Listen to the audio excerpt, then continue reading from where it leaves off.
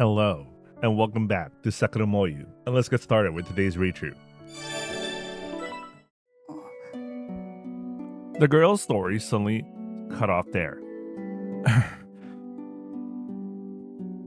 My own feelings also cut off, just like that. My palm, clutching my ketai, denwa, was clammy with sweat for a reason I couldn't understand. How am I supposed to understand everything she's told me so far? Tomohito's face goes to white. Yeah, when you find out that your dad was Tomohito.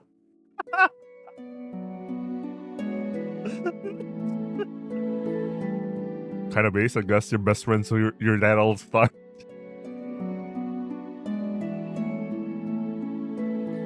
Why is this so hard to rap if you think about it? It's really hard to rap when you put yourself in Tiger's shoes. My hero, the one I've been searching for. I haven't heard that name from the girl on the Denwa yet, so why is his face coming to mind? I was confused. By the way, how did it turn out that two blonde people end up making like a black-haired kid? I guess it's genetics, you know.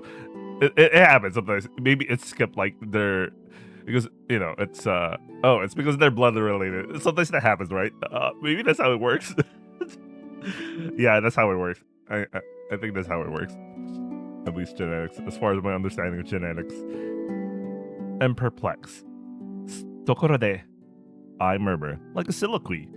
Now that I think about it, I don't really have many memories of my parents. No, not many, but none at all. I, Kanade Taiga, have missing memories concerning my father, Otosan and Okasan, but I've been able to live without issue, so I never bothered to think about it. All I remember is the smile of someone who always prepared warm meals for me every day in this house, in the Yume no Nedoko. But that was the Kyoku of my Okasan, not of the Otosan I'm searching for.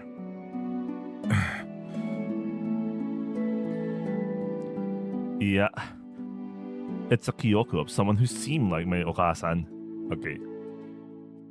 I don't know if that smile truly belonged to my Okasan. The mendo isn't whether that the someone who smiled at me was my Hontono Okasan, but rather that there are no memories of my Otosan anywhere. I finally realized that I should be feeling confusion and perplexity about that instead. Orewa. I look at my palm. It's the hand not gripping the device. I stared at it, as if searching for an answer carved in tiny letters there. I had no memory of my Otosan. It has to. Or so I thought, but the Uta I heard in this story being told to me now, it sounded familiar. Tomohito. It was the Uta he made for the Gakuen Sai. And it was the Uta that Haru, my Osana Najimi, whom I could never meet again, had bravely sung in front of many students. The me within the story called the person who made that Uta his Otosan, and the story breaks off there.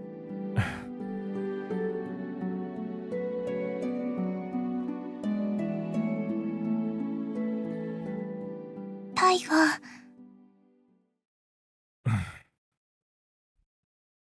Taiga.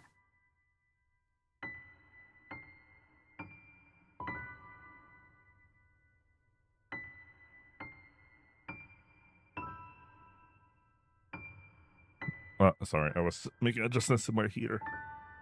So cold today. Oh, yeah, go in. I tightly clenched the palm I've been staring at. I'm listening. I'm really listening. A question. Nani? How can you, who weren't present when Mashiro or that girl and I talked, tell these stories as if you saw them? By asking such a detailed question, I was trying to calm my confusion and bewilderment. She probably then sensed my intention. The girl, the shoujo on the Genwa, answered briefly, in a tone that clearly showed she was unsure how to respond. それは Well, I understand if I hear the rest. 頑張る。 Huh? 分かってもらえるようにって。頑張るよ。 From the other end of the denwa, I heard a faint ringing sound. It was a sound I often heard during the stories the girl told me, and it seemed to be the same sound I often heard next to me who appears in the story. It felt like my questions had only increased, but I nodded and smiled. You're not good with words and bad at explaining things. 恥ずかしがり屋でもあるよ。すっごく。 So even on the denwa, she can't quite speak well. Soka. I say arigato. Even though you're bad at it, even though you're so shy, you're trying your best to talk to me. Gomen, can you tell me the rest? I heard a rustling like clothes brushing together, and the faint chime of a small bell. Then I sensed a presence, as if she was taking deep breaths. 1, then 2. こっちこそごめん。ごめんなさい。 I'll do my best. She'll do her best. あなたのことをできるだけ傷つけないようにって頑張って話すよ。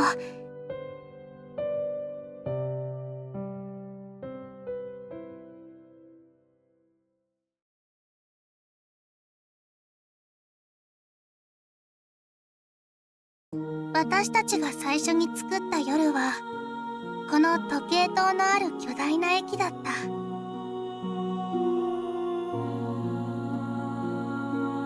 Mashiro said. The shoujo traveled to the Ikimai to the Kako. The ota that arrived connected the Kako and the Mirai with a single track. Mashiro, left all alone, was apparently thinking about her Yume in the small control room. The Dad's shoujo traveled to the Kako and fulfilled her Yume. Do I have something I can call a Yume, like Dad's shoujo? もしもどんな願い事でも叶うとしたら I listened to the ota that arrived from the Kako and murmured, Do I have anything I can leave behind like this ota? Kangaeru. Kangaeru. I tried to think. I felt as if the me, before I became Mashiro, had also lived in this town at some point. But I got a little tired from thinking, and just as I was staring to doze off within that small yoru, the shoujo returned from the Kako, and in her arms she was holding a baby. It was said. ほら見て私の夢叶えられたよ。 I wonder how that worked, but anyway, I'm not gonna think about it too deeply. Mashiro felt a shukufuku, along with a touch of envy for the smiling girl. She wondered if she, too, could someday make such a kawaii no yume come true. That's right. The akachan that the shoujo held was a very kawaii, cute boy. The person she met in the Kako she returned to. A child born between her and that person. For some reason, after conceiving the child and until its birth, the shoujo repeatedly never traveled to the Kako, even when she fell asleep. Maybe she became an adult. It was a happy year. The shoujo smiled. It was a love that would never be blessed by anyone. On the contrary, it was a love despised by all, but one that should never have been forgiven. So their life together was one of constantly having to flee from the eyes of many harsh people. But, well, it worked out in Yasunagasora anyway. Anyway. それでも確かに幸せだったよ。 Well, to be fair, they don't have like a friend group like, the kind of friend groups you have in Yasunagasora. Anyway. The friend group in the VN, not the anime. The anime is like a whatever friend group. The VN made me realize how much them being friends was super useful for acceptance of the relationship. Anyway, let's go back to this VN. The girl said said so and smiled. I felt that the baby possessed some special power. That's why, until the girl gave birth to this child, perhaps the illness didn't act up, allowing her to stay by her beloved's side. If that were the case, I thought, what a thoughtful child he was to his Okasan, even before birth, truly a filial child. その子どうするの？ I asked. もちろん育てるよ。 She said, この子のお父さんはずっとずっと遠い過去の時間の中にいる。だからこの子にはとても寂しい思いをさせてしまうかもしれないけれど。 Okay, so now the question is what happens to Asusa such that Taiga doesn't even know Taiga doesn't even know like his Okasan. But you know, she said and smiled. でもこの子には私とあなたがいるんだもん。きっと大丈夫だよ。そう。 You know what? You know what? I think I finally understand the whole Chiwa soul and Nahato thing. Okay, I get it now. Of course, I replied. Let's raise this child together. This child has 2 Okasans, so he will never feel lonely. That's how Mashiro reportedly answered the girl, had jokingly. Yeah, this is a parallel to the whole Chiwa situation. After that, Mashiro made an effort to always be by the baby's side. Raising a baby in the Yoru presented too many inconveniences. だから女の子は赤ん坊を抱えて自分の子孫たちの家を訪ねた。彼女は過去の人物で、それも夜の国を作る者として一族の中では有名だったからね。すぐに受け入れられた。 Wait, so she went back again in the Kako? Because, I mean, in their present time, I mean, sure, like, I don't know, man. I don't know how this works. Like, the quote-unquote present time, humanity is dead, right?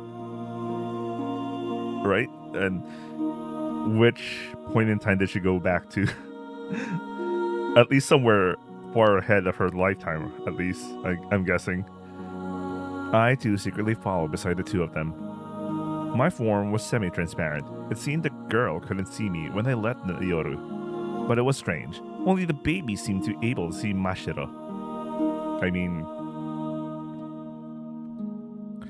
Wait, no. I can't say that she became an adult, because if she became an adult, she can't go back to the Yoru.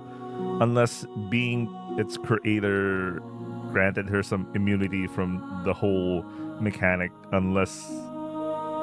Yeah, that's gotta... いつもそばで見ていた私に可愛い笑顔を見せてくれていた。とってもね。嬉しかったのを今でも忘れず覚えているよ。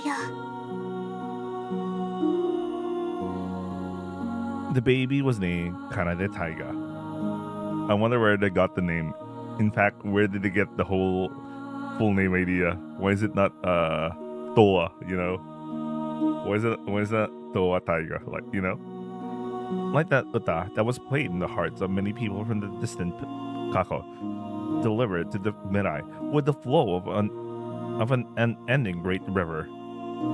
May his life be colored by many wonderful feelings. Maybe his name is based on like how his name is written, and of course, since I don't know Japanese, I can't do anything about like figuring that out unless they have a line explaining that, unless this is the actual line. What does Kanade mean? Because give me a second. Kanade meaning Kanade is a Japanese name meaning to play music, perform. Okay, I understand now the song connection. What does Taiga mean? Meaning Japanese.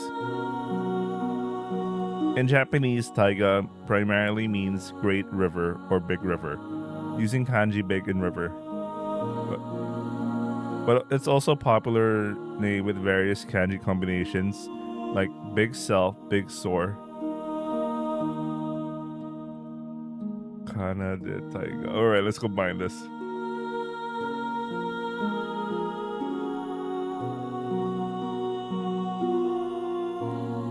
I did not know there's a character in Naruto whose name is Kana de Taiga. But I'm not looking for that right now. Okay, let's see.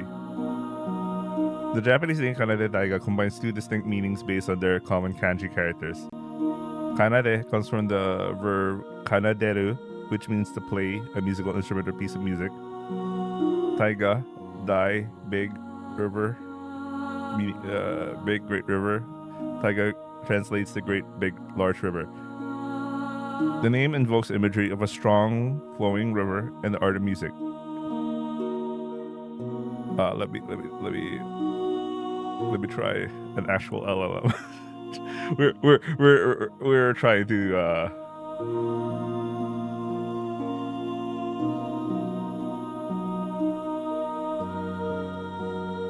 there's a character in the story named Kanade Daiga. Japanese story.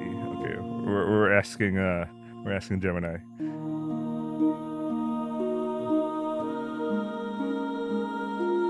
What could his name mean? Okay.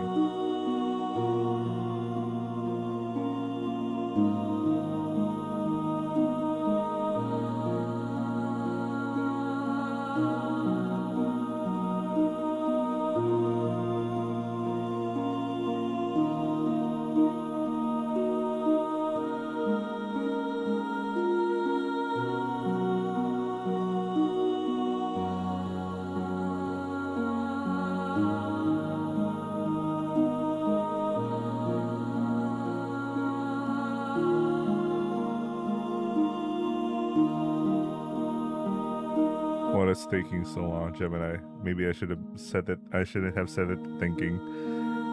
Well, that's the disadvantage of using a very strong LLM. Okay, here we go.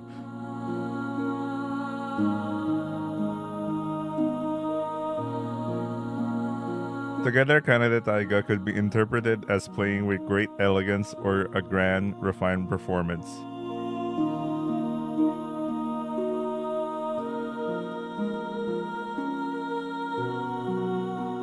So basically, he is a great performance.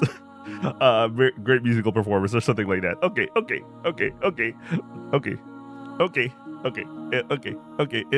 It's making sense to me. Okay, it's making sense to me. It's making sense to me. All right. Well, we'll stick with that. We'll stick with Gemini's explanation. It even had like context that it came from Sakura Mori, so probably it works. It knows that I was talking about Sakura Mori. Anyway. Hirokawa-san's prayer was imbued in it. The surname Kanade was coincidental. A branch family of the Ichizoku I visited happened to have that surname. Of course. The girl's family had died out, and because her name was given by small coincidences, it felt like it had held a deeper meaning. The baby's name should have held that kind of nagai from the Okasan. でも私は不安だった。 Would this child be able to live a happy life? 幸せ人生。たった一人でいることの多いこの子の未来を私は案じた。 The shoujo could no longer return to the kako. Wait, so this is the present then? Huh? I thought humanity died. I'm a little confused. Perhaps she poured everything she received from the kako, something like the Uta no Chikara, into this small, adorable life she had given birth to. But even then, the illness wasn't cured. As the baby grew, the frequency of her jumps through the mirai increased, and the distance of those jumps also grew longer. The Oha-san, could only hold the baby occasionally. Oh, don't tell me, Azusa ended up going to the future again. But now she's stuck somewhere that she couldn't go back. Okay. Maybe. Toto-san lived in the distant world of the kako. The baby was all alone. If Okasan jumped into the mirai, then we quietly let time pass. The baby and I would eventually catch up to the time she jumped to. But at this rate, Okasan would soon be unable to stay in the here where the Akachan is. Eventually, Okasan would jump to a future far, far beyond the baby's reach. So she's alone. The baby is all alone, just like me. The baby began to cry at night, more often, as if searching for its Okasan. It seemed to calm down as someone held it, but no one in this house paid any attention to the Akachan. Everyone who claimed to be an artist was only interested in giving form to the sozo inside their own heads. That's because they truly believed that doing so would save the mirai. They probably didn't even notice the baby's mood or loneliness. 私が可愛いあなたを抱っこできたらよかったのに。そうすれば、あなたの寂しさも、私の寂しさも、半分くらいにはなるかもしれない。だけど私は、半透明だから。I'm sorry. I can't touch living beings like you. The next time our timelines aligned and I met the girl who had jumped into the mirai, I made a suggestion. 夜を作ることはもうやめにしようよ。 The Hyushu Sakura that colored the Yosara in full bloom. It felt as if the tree was speaking to me. あなたとこうして会えた時、その時はまた二人でこうして語り合って夜のディティールの細部を想像し続けてるけど。I feel that the existence of Yoru might be causing your illness. This is just a premonition. Because I couldn't help but feel that way. お願い。赤ちゃんのためにも、もうやめよう。 It's said that Mashiro pleaded as if clinging on. I would later learn the premonition Mashiro had at that time was about half accurate. No, it might be more precise to say I remembered it here. Anyway. Indeed, the Akachan's Okasan's byoki was caused precisely by the Yoru the two of them were creating. But whether Mashiro or the baby's Okasan created the Yoru no Kuni, the fundamental cause was beyond their control. Knowing that or not, or perhaps they sensed it instinctively in their subconsciousness. Instinctively in their subconscious. それはできない。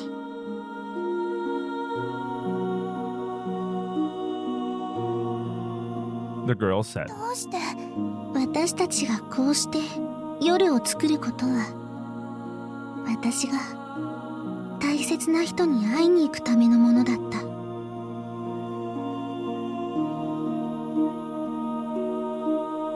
そうだね。 I thought such a yume was wonderful. I feel we made the yume come true together. That's right. Since the yume has come true, no need to imagine this place growing larger.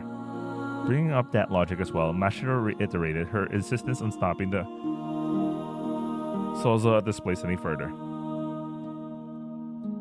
But the girl shook her head. どんな理由があったとしても、ここを作ることは最初、意地悪な大人たちの思惑通りみたいですごく悩んだけれど。でも結局は、その道を私は選んだ。確かにあなたの言う通り、もう夢は叶ったのだから、これ以上ここを大きくする理由はないはずだよね。But the girl said, だけど今は、あの時とはもう違う。 without even a hint of confusion, she wished to create the Yoru herself, because it was all for this child. In the eyes of the girl who spoke like that, I felt like I saw a sharp something. What's wrong? Completely unlike her. The girl had once seen the world of a distant mirai due to the mirai flying sickness. That was back when she could still return to the Kako. Adults on the verge of losing their minds due to the moon's influence. Children forced into terrible situations by the hands of such adults. What she saw was even further beyond that. 遠い未来。でも、それほど遠い遠い先とも言えない未来の世界。人類は危機的な状況に陥るも、滅亡することだけは免れた。The Okay, let me think about the timeline thing again. Okay, so she got to that distant future, and for a while she did get a temporary ability to go back to the past. Okay, so that would explain why when they're referring to the present, they're able to meet like the present family and all that. But the past that she could go to, which is quote unquote the present right now, is somewhere still far in the future. Then Tomoe's already dead basically at that point. なぜなら一部の者たちがこの星を捨てたから。 Bro, this is rewrite all over again. Maybe. 月は確かに落ちては来ない。未来永劫。そんなのはただの噂だった。だけどこの星はいつか焼け野原になる。きらめく月の光に心を真っ白に塗りつぶされてしまった大人たちの手によって。 The girl said she had seen such a mirai. 一部のお金持ちや偉い人、何らかの理由でエコひいきされる誰かたち、そしてね、光り輝くような才能を生まれ持った者たちは危険地帯となってしまったこの星を捨て旅立ってしまった。 At the very edge of the universe, they found a planet with an environment similar to this one, and they set off on a journey to make it a second Earth. Only those chosen to preserve and advance human culture and history were permitted to board that ship. For every living creature on Earth, one pair was chosen. The colossal ship named after a myth couldn't take all humanity. Naturally, they never intended to return. Left behind were the weak humans deemed not worthy of preserving. They accomplished nothing. They sought no ideological light. They generated no great profit. Ordinary people, Bonjin, possessed no special talents. 船はそういった人類の多くを切り捨てた。 Of course, this included many innocent boys and girls. The adults of this town who live in the Kako learn of such a mirai through some catalyst, and they wish we want to help. Oh, okay. I wonder what's the catalyst, but that's very interesting. 過去の大人たちが多大なる犠牲を払ってでも夜の国を維持させたいと祈った理由は大きく分けて2つある。 First, one thing. 月の光によって心をなくした自分たちが愛しく可愛い子供たちを、人生の宝物をこの手で自ら壊してしまう。だから現在の子供たちの命をもってして夜を未来へ維持させていこうと考えた。ええ、そうだよ。大人たちはもうすでに心を狂わせてしまってる。そういう呪いにかかってる。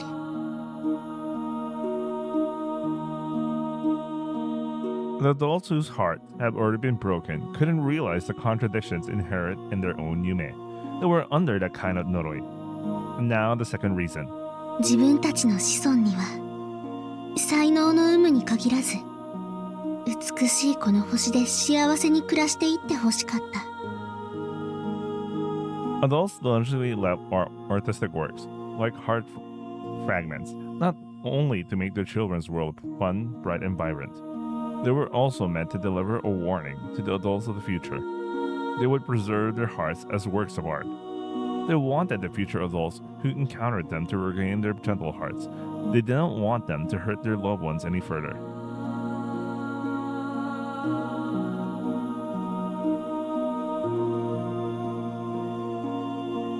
Oh, okay. The whole thing about I'm starting to get it. So for some reason, the people from the past were able to see the future. They felt bad about what happened to those who remain. And then they heavily worked on the performing arts, being artistic, so they could leave behind stuff that could help the people who were left behind, and as a way to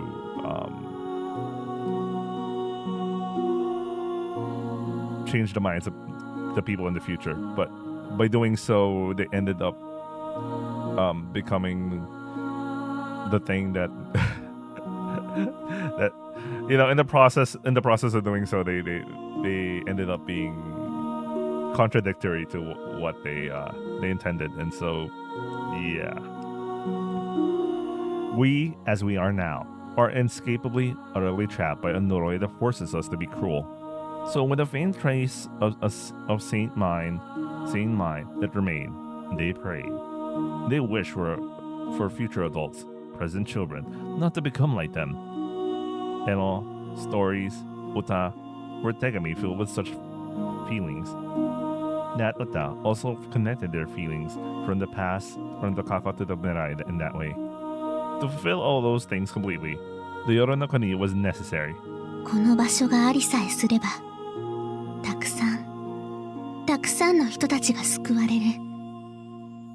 ほんの少しの犠牲はあるだろうけれど、未来の子供たちも、この星に取り残された人たちも。The girl declared emphatically that everyone, absolutely everyone, could be saved. 夜の国で未来の子供たちや取り残されてしまった人たちを助けたい。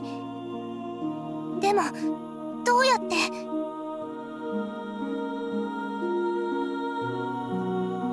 死ぬことだよ。The girl said. 取り残された人たちはそのほとんど全員が凄惨な死を遂げる。何の価値もない命だと見向きもされないまま、多くの子供たちも同じだよ。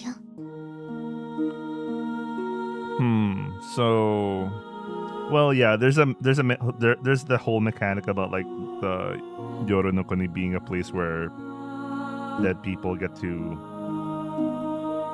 interact or something like that.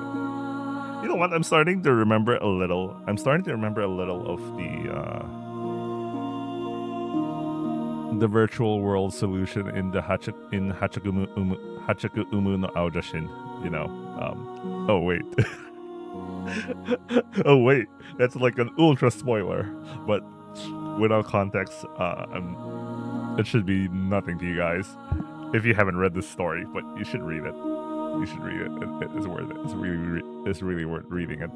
Well, it is a spoiler, but not like the ultimate spoiler that I felt like that's important in the story. It's there, but like it's anyway. Just go read that. That's a very good VN. Anyway,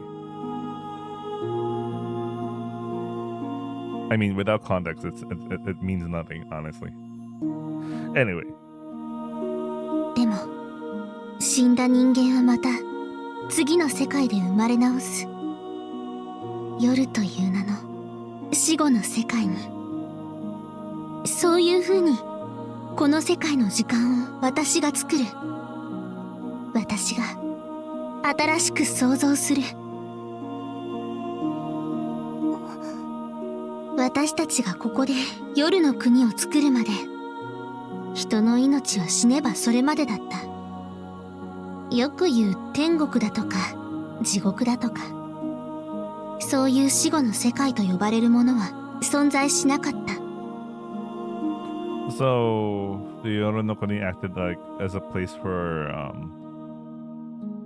it developed the concept of an afterlife and also the concept of reincarnation, or rinne, in case you not familiar with that concept, which is also the song of the second opening, by the way. Anyway. だけどこれからここはそういう世界に生まれ変わる。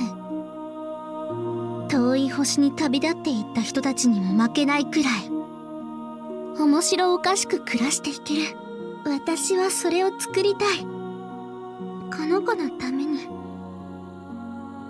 この子がこれから何の不安も心配もなく幸せに生きていける世界に私がするの。I hate how for 私の愛したあの人のためにも。I hate how for a second I also thought of Tsubehebe just now. Like, no, it would be rather correct to say both Tsubehebe and Suinosora remake. because there's this opposing ideas about like what's the term for it? I forgot the specific Latin term for it, but like it is the philosophy that's being represented by the live happily in Subahibi, while Suinosora goes for the opposite direction and gives like the disadvantages if you live like if you try to live like in a world of endless, in a state where everything is just resets, you have a happy life and all that sort of thing. So I'm guessing that this BN will have that dialectic conversation about this, because if the Yoro no Kuni represents like this world where they can just live happily without worries and from now on, it's I think it makes sense, because there's a lot of things, as we can see from the events of like the previous routes, like we see that it's not the Yoru and the Yoro no Kuni aren't something that fully satisfy. It couldn't complete, like it couldn't be something that fulfills all their wishes and desires. There's always a price being paid for having something like that. So something's paying for this world, for having this kind of world where they live happily. So something, I wonder what's the price. I mean, they did introduce that they always introduce that as a fundamental principle of the Yoru, that for every single thing there is a price associated with it. From the stuff that Taiga does to get his Mahona Dangan, to going to the terminal station, a time where people had to live a meaningful life with hardship, so they could get access to like coins, currency, and the more painful their life was, the more they're able to buy more stuff. Particularly we're talking about the silver coins, and then when they go board the train to the Sugi or next,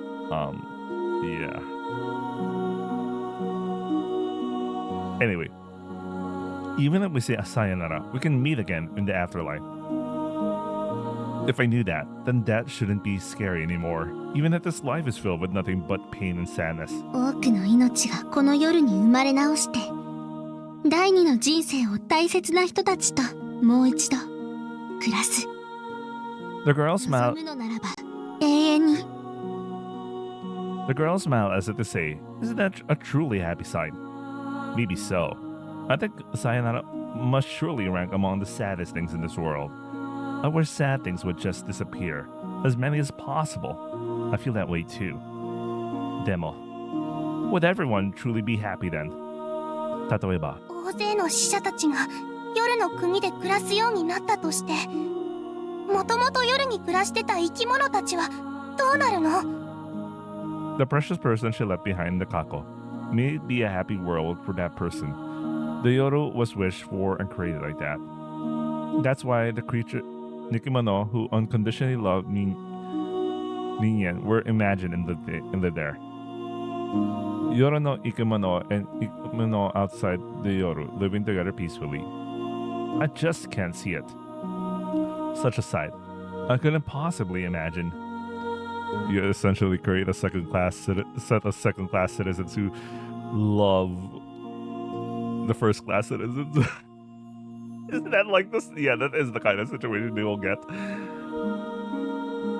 Wouldn't conflict eventually break out even within the Yoru? If that happened, the Yoru no Ikimono, who unconditionally love humans, would willingly give up their place to humans, even sacrificing themselves. If that happened, they would lose their place and have no choice but to vanish. To ensure our own eternal survival, we would steal their home, just like discovering a new continent and driving out the indigenous people living there. ダメだよ。Mashiro said. そんなこと意味がないとまでは言わないよ。 Only the important, capable, wealthy are saved and happy. Those without nothing remain unhappy forever until their end. そんな世界はあってはならないことだってわかるよ。 The rich get richer, the poor get poorer. Even if those words are true, I believe they would never be true. So if that's your motivation, I can understand. 命のない私にもそれくらいはわかるよ。でも But you know, 多くの命を救う代わりにまたたくさんの子供たちを犠牲にしなきゃならないのなら it also leads to taking away the home of the kind-hearted Yoru no Ikemono. それはもう正しいことじゃないよ。 Life is a jinsei. Yume. Jinsei is a yume. My brain. This is the world of ended lies, the land where the dead reside. Here, any wish is sure to come true. Just picturing it makes everything real. To somehow maintain such a world until the Mirai that needed it, many child's lives were required because... Now look up at the sakura tree, standing in the center of town. Because Yoru truly exerts its functionality when those sakura are in full bloom. どうしよう。 Mashiro trembled. I can't do anything anymore. I can't stop that girl Sozoruku. Beneath that sakura tree, many children sleep. The Yoru is maintained by heavily barring their Suzoriku.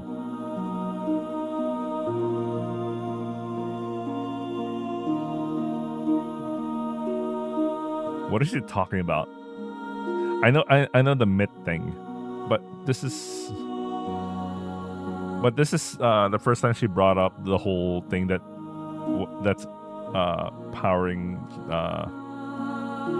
the Sakura. I mean, it's from the whole myth about like in Hiyori's realm where they sacrifice children. And of course we know that eventually some of those children felt they hated the adults and all that.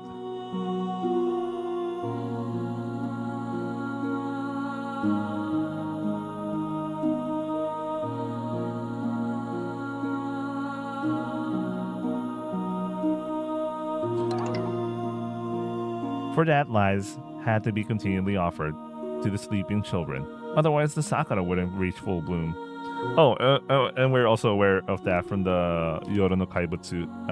That's their role, that they exist to kidnap children who are suffering. And in exchange for their suffering, they get to live an eternal life. They become a Yoru no Kaibutsu themselves. At the price of their lives, they offer it to the Sakura so it could bloom. Okay. Now, those of the Kako who lived in this town learned of these circumstances for some reason. To save the Mirai no Sakai, they imprisoned many girls' lives, shoujo's lives, sacrificing them to the Sakura tree, continuously sacrificing ordinary, untalented shoujo. It's strange. Don't they realize? The way of maintaining Yoru is almost no different from the method chosen by the adults of the Mirai that you hated. トロッコ問題みたいなものだよ。 The girl says, as if embarrassed to even mention such an overly famous topic. 暴走するトロッコが走る線路は2つに分かれていて、片方にはたくさんの乗客を乗せた列車が停車している。もう片方には数人の作業員たちがいる。 Neither side notices the trolleys present. It's me. Only in my hand is the switch. I can decide the trolley's direction. Sate. Which do you choose? Do I save the many or sacrifice the few? Whichever I choose, the guilt will remain. Deeply. Deeply it will gnaw at my heart.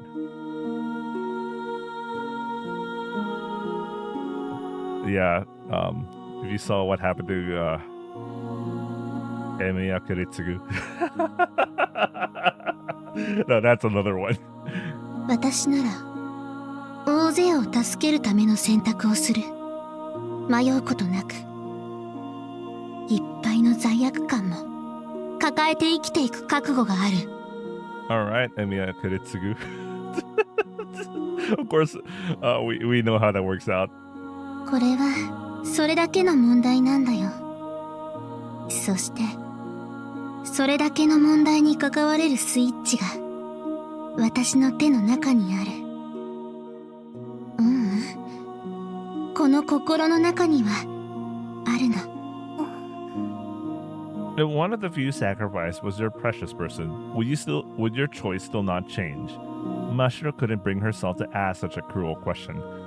I had realized. Ever since she returned from the Kako, the girl had gradually begun to show a sharp, never-before-seen light deep within her eyes.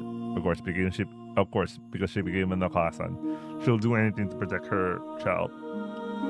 She was born into a family of artists, a descendant of the girls whose lives were offered to the Sakura. Because of their high Suzoruku, family members immerse themselves deeply in it, and sometimes fall mentally ill.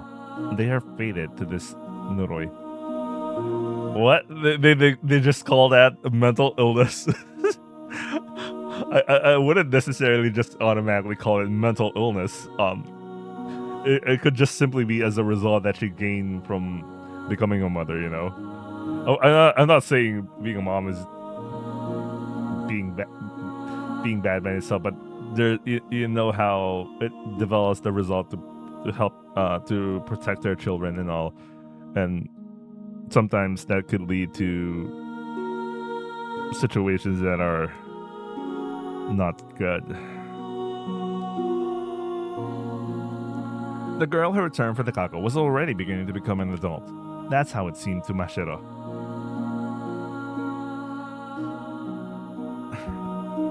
Mashiro looked up at the sakura tree. It is a great tree.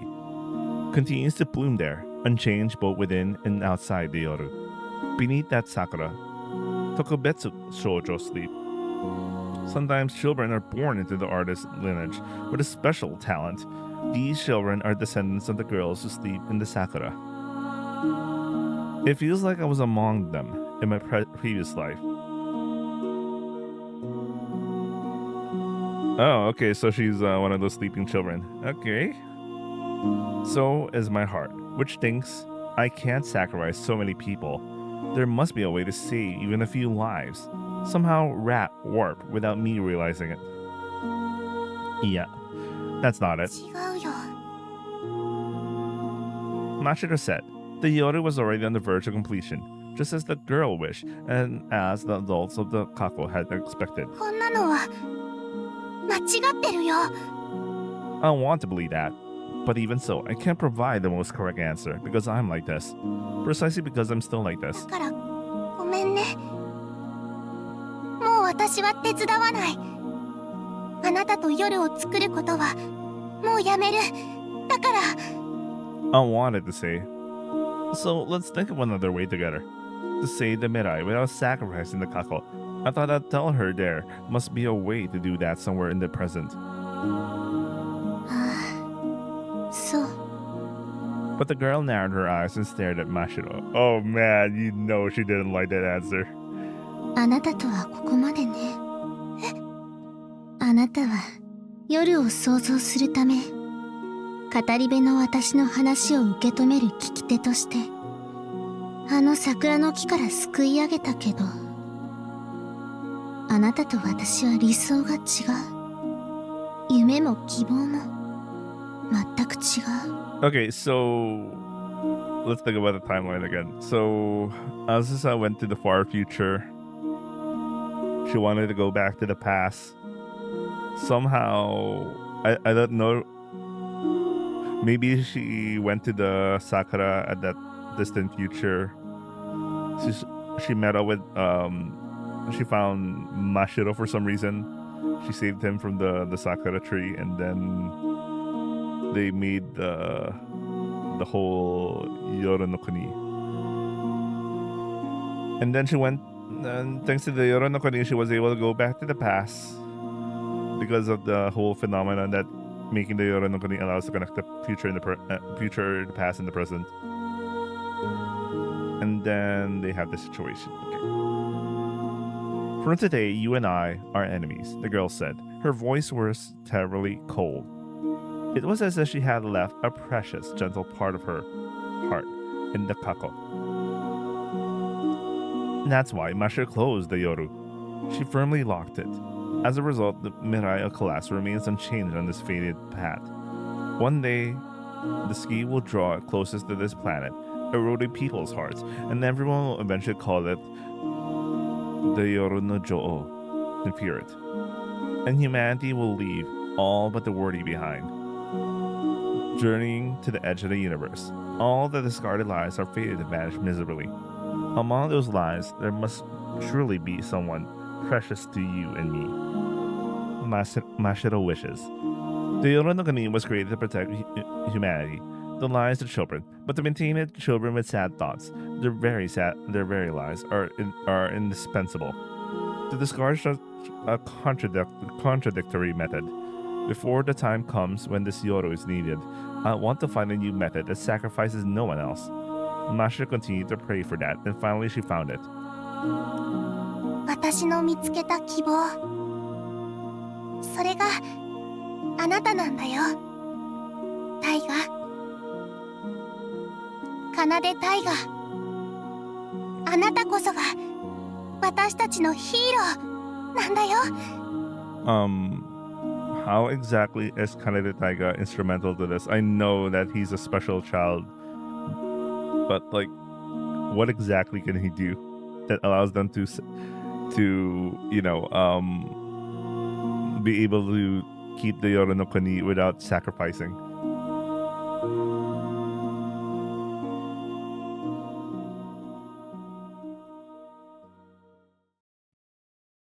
Man, that one chapter alone is so jam-packed. なんだかちょっと照れちゃうよね。I never thought it would turn out like this. The Yoru no Jo'o, shining Mashiro, walked beside me, a ready smile on her face as she spoke. How many Yoru has it been since I met her, counting tonight? Stories of mine, I forgot already. Delicious oishi no treats, and the various tales I wanted to hear. Exchanging those tonight in a different place than usual. Yeah, like talking while walking through the Yoru no Kuni. Sometimes that's good too, isn't it? Because last night, Mashiro smiled and said so, as if deflecting my proposal. So the two of us left the small room in the Tokito side by side, which was fine, but yeah, this isn't exactly a quiet place to talk. The night dwellers passing by would always stop abruptly when they caught sight of Mashiro. Someone with a surprised look, someone smiling and waving, someone bowing deeply, others rushing over as an impulse, uttering small greetings like konbanwa one after another. Among them, I felt like I heard words of things like arigato. You're the Jo'o, loved by so many people, aren't you? I mean, she is their creator, so you know. そうかな。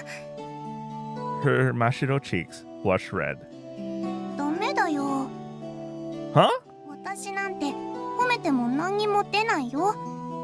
あげられるのはそうだな。今夜もあなたがいい夢見れますようにってそんなお祈りするくらいだよ。 By the way, the whole situation with Mashiro right now is also reminding me of Nana-chan. Man, they have so much set up for this route, man.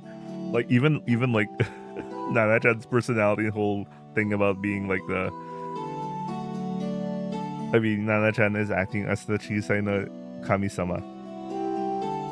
Wait, how does this work? Then what the hell is Mashiro? A god? A Kami-sama above the Kami-sama? What the hell? Anyway. She fidgeted with her small body, but でもね、 suddenly the shy smile she had been wearing softened into a troubled expression. 愛されてれば愛されてるほどそうじゃなくなってしまった時のことを考えると辛いよ。 It was a voice, smaller than a whisper, so quiet that it wouldn't have been strange to miss it amidst the crowd. But I, with my keen ears, couldn't help but notice. And once I noticed, I couldn't just leave it at that, so... Do you? I found myself tilting my head. これじゃお話できないよね。 Mashiro quickly flashed her usual smile. I couldn't press her for any further. Everyone, you and me too. We all had things we can't easily talk about. It's only natural. Even without a light, there's still a heart there. So I'll just pretend I didn't hear those words from earlier. Well, that's certainly true. We can't really talk here. Mashiro nodded with a weary smile, surveying the gathering crowd. 場所を変える？いつもの部屋に戻ろっか。I too looked around the bustling crowd that had gathered. No, it's okay. I shook my head and smiled at her. Yesterday, I told you, didn't I? You told me where my hero was. As a prize benefiting that information, tonight I'll grant one of your yume. And so I took her small hand to have the small, dazzling Mashiro, Yoru no Jo'o, whom everyone here loves, all to myself again tonight. Is that a way to say you're flexing? He's like, hey everyone, your creator. I'm with her, man. I recall a little bit about last night's Yoru. In a small room where I always talk with her, I learned the whereabouts of the hero I've been searching for all this time. At the same time, I also learned that person was in a distant place I could never find them again. And then I heard a story that felt like the beginning of Yoru. That story, Hanashi, concluded with a grand word saying that my existence was humanity's kibo. All I feel is confusion. What can I, of all people, possibly do? Even so, what fills my heart now is still the story of my otosan. I can no longer ask the hero for help. As for despair regarding that, I'll wonder. To be honest, it would be a lie to say I felt nothing at all. For us still just children, not only can we not solve the problem standing before us on our own, but it would even be impossible to completely escape them. That's precisely why I relied on that person, my own otosan, and came all the way to this town. And to meet you. Clutching both Kibo and Setsubo, I came to this town. That expectation fell true. What should we do from now on?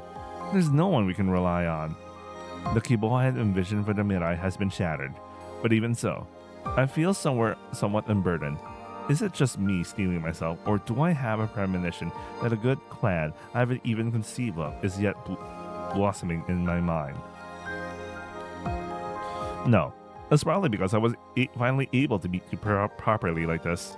I like that feeling about myself, that only when I spoke with you in my yume, I wanted to be someone who never broke down and cried. Is there anything I can do for you? As thanks for letting me hear your story? That's what I asked you last night. If you have some kind of yume you'll want to fulfill, if you do, then I want to help make that yume come true. お礼なんてどうして？ She tilted her head, looking truly puzzled. Because it's the hero's whereabouts. It's the very source of my life. You told me such important information. A story about chocolate alone couldn't possibly be enough. Even if you, Mashiro, smiled and told me it was fine, I could have accepted that myself. But just as I thought, Mashiro said it was fine anyway. 叶えたい夢なんて私にはない。だってさ、ほら、私自身が夢みたいなものなのに。だからね、そんなのはないよ。本当だよ。Because you don't have a life. You don't have yume. そうかも。うん、きっとそうだよ。Even without life, if there's a heart, yume must be there. Someone sang, what is life if not a yume? What is jinsei without a yume? So what is a heart if not made of dreams? Mashiro just twisted her head, looking troubled at me, pressing her so intensely, but だったら、 as last night's Yoru was coming to an end. だったら、ちょっとだけ付き合ってもらえたらいいなって思うこと一つだけあるんだけど。 After saying that much, Mashiro fell silent. What's wrong? どうしたの? 笑わない？ she said, glancing at my expression as if gauging my reaction. 私の夢やっぱりあったけど聞いても笑ったりしない？ No, I won't laugh. Absolutely. 本当？本当。でももし嘘だったら？ Let's see. Someday I'll let you eat sweet treats until you're stuffed. About 1,000 of them instead of needles. そんな甘い嘘ならね、いっぱいついてくれてもいいかもね。He's so cute. Oh my god, that's so cute. Finally yielding to my persuasion, Mashiro told me her somewhat dreamy dream. Gomen. Gomen. I'd already lied. I couldn't help but smile, because the Yume that the Yoru no Jo'o wished for seemed so incredibly cute. もう笑わないって言ったのにひどいよ、大河の嘘つき。 Mashiro pouted, as if to say 1,000 sweet treats wouldn't be nearly enough. なんだか急に恥ずかしくなってきちゃった。まあ、でも。 I sighed and gave a wry で smile. もね、そうだよね。こんな夢笑われるのも当然だよね。すごく子供っぽいし、夢の中で夢見てるんじゃないよって感じだよね。だからやっぱり。 I get it, Inception. I'll stop asking. I quickly cut her off before she could continue. No, I get it. I'm sorry. I wasn't laughing to be mean. I want to grant your Yume. No, I want you to let me grant it. Because I had always wished to meet you like this. I buried those last words deep in my heart for now. ね。 Glancing at my expression as if trying to gauge my mood, Mashiro spoke as if steeling herself. 物語のヒロインみたいにね、一度くらいはなってみたいなって思うかな。 That was the Yume Mashiro spoke of last night. それもね、とびきり素敵な恋するためのお話のヒロインみたいに。 You know, when you think about the context of the entire whole story, the story that she just told about like the whereabouts of the hero and all, the origin story, the Yoru and all that sort of thing. She was supposed to be your mother figure, right? Your second mom, but now she wants to be your. Oh, that's why they introduced the whole storyline. Oh, the story about the mom and the child. Oh, fuck! I finally realized. Well, to be fair, they kind of introduced a similar story in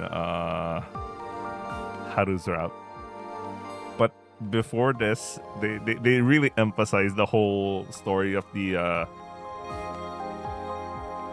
Wait a second. That story didn't turn out well. What happened was the boy died first, and then the Okasan died. Wait.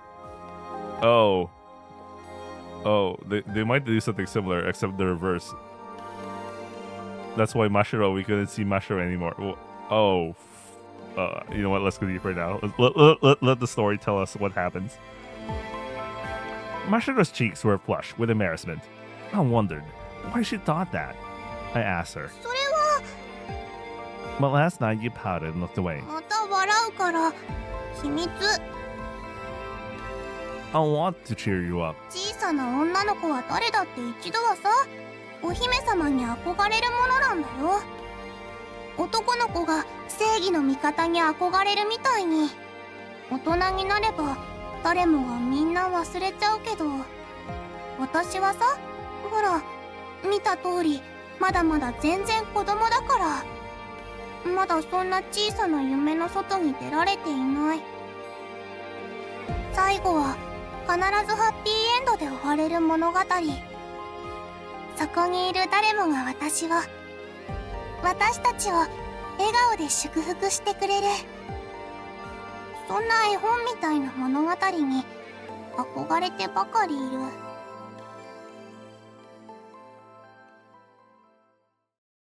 So tonight I'll treat this girl, not like a Jo'o, but a Hime-sama. Or so I thought. Such childish thoughts were what I, still just a child myself, holding her hand, was thinking. But... Gomen. What? Last night, I got carried away and said something like, then I'll invite you on a date, but うん。 Mashiro smiled, saying, you did say that, didn't you? She then added, I felt a really big flutter in my chest. タイガ、かっこよかったよ。いつもよりずっと。 When she suddenly said that, we both gave an embarrassed smile. I thought about where we should go together from here, but Gomen, I don't really know. I'm still a child, just like Mashiro. Until now, I never even held a girl's hand like this. Tonight is my first time. Everything is a first. But I was trying to look cool for you. Because I wanted you to smile, even just a little. I wanted to help you. I wanted to tell you that I was on your side like this, but... Adeto. I don't understand it. To say something like this after inviting her myself is really... uncool. That's how I felt. But I thought that once it started, it would probably work out somehow. It might be fitting to take her hand and lead her to a secret, sparkling, mabushi, beautiful place only I know, and try to surprise her, but... And you probably know the Yoronokuni better than I do anyway. そうかもしれないね。それにさ、あんまり夜の街はデート向きじゃないかもだね。Mashiro smiled and said, だってほら、デートってさ、大好きな人と一緒に甘いものとか美味しいものとか食べながら歩いたりするんだよね。Mashiro said she's seen many such situations in the pages of stories she's turned. だけど残念だね。本当に残念。夜には甘いものも美味しいものもあんまりないし。All there is are sugar cubes for ocha. そうだね。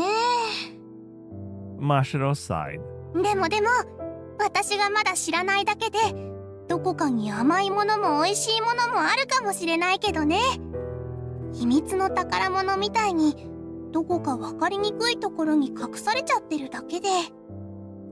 Hidden? Sugar? Like in a takaramono? 甘いものを食べると幸せになれるよ。That's right, I get it. だから秘密の場所に隠されてるの。Happy things are always hidden, somewhere difficult to find. That's why everyone searches for them so hard, Mashiro said, crossing her arms and nodding. Her profile looked proud, as if to say, I'm saying something profound right now, and it was amusing. そしてね、やっと見つけた宝箱の中には。Along with Shiaose, there's amai and oishi choco inside, right? Chocoleto. Mashiro smiled, and then she said, but you know, I don't really need anything sweet right now. こうしてあなたと並んで歩いてるだけで、なんだかちょっと不思議だけどね。ドキドキしてきて、むにゃむにゃしてきて、胸の中がね、不思議な感じがするんだよ。Even though I haven't eaten anything sweet, I feel so sweet inside. That's what Mashiro said. I walked beside Mashiro as she smiled bashfully. That's right, just walking. It's not like we have anything we want to see together, or anything delicious we want to eat together. There's probably not much here that's necessary for I. But just walking side by side like this, Mashiro was right. Something strange was happening inside my chest. I want to spend more time like this with you. Am I the only one who feels that way? I don't know why you feel that way, but for me to feel this way wasn't strange. I understand why. I can fully accept it. Because this is why I came to see you. I even came to the Yoro no Koen. I sat down on the bench. From here, I had a good view of the Mabushi Yoro no scenery. It was a little different from the view through the small window of the Tokito management room, and I felt a hint of freshness. ねえ、タイガー。 Oh, this is a nice CG, man.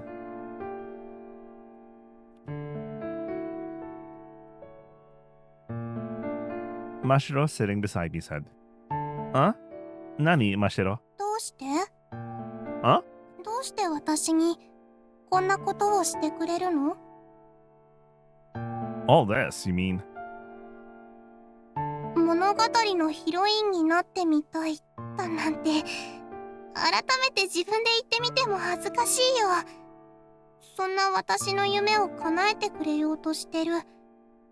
それはどうしてなのかなって。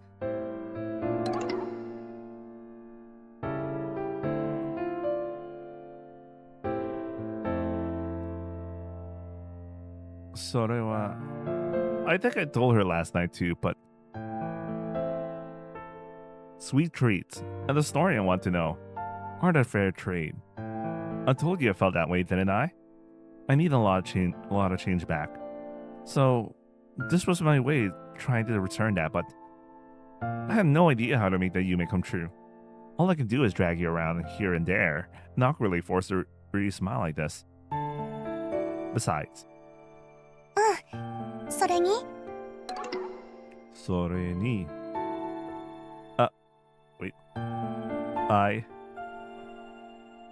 wait. Wait. I want to zoom out. I keep pressing the wrong thing. This time, it's not something I want you to teach me, but something I wanted you to know from me. Oh, did I read this? I haven't read this. Keeping my gaze fixed on the sparkling, shimmering Yoru, I paused for a moment of silence before speaking. This time, it's not something I want you to teach me, but something I wanted you to know from me. 私に知ってもらいたいこと？ Ah, Soya. I nodded. For some reason, in that room, I just couldn't bring myself to speak my secret. And that's why I wanted to change the pace. How to convey these feelings, a limited understanding of a young heart. I thought desperately, and spoke a single word. Mashira, I knew you. For a long time. Since way back. Since I was much smaller than I am now. Always. It's strange, but I remember things from when I was much younger than I am now. It was when I was a baby, so young I couldn't even crawl yet. I was bawling, wanting my Okasa to hold me, but no one paid me any mind. My Okasa wasn't even nearby. I must have cried even more. It was almost a cry for help. My small heart was about to be ripped apart by the loneliness that welled up. A loneliness I felt for the very first time. And a smiling face that gently soothed me was always by my side. Translucent. A mysterious person. I could never touch them though. My voice wouldn't reach them either, but I could only see their form. When I was a baby, couldn't bear the loneliness and cried. That person would show me a smile by my side. Sometimes they would make funny faces for me. Sometimes they'd use the fingers of both hands to make shapes like butterflies, usagi, or neko. Chocho, usagi, and neko. They'd show me those shapes. That was all. Even though it was just that. They didn't stroke my head.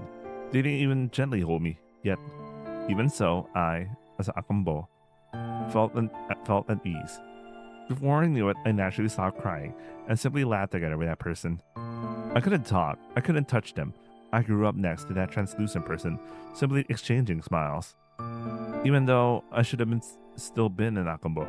It's strange, but I still vaguely remember that Kyoku now. Surely I must have felt it somewhere. I'm never alone. Every time that translucent person smiled next to me, I understood it deeply without words. そっか。 Why don't you just raise your own husband? Oh. Wait, I'll be right back. I need to grab some water.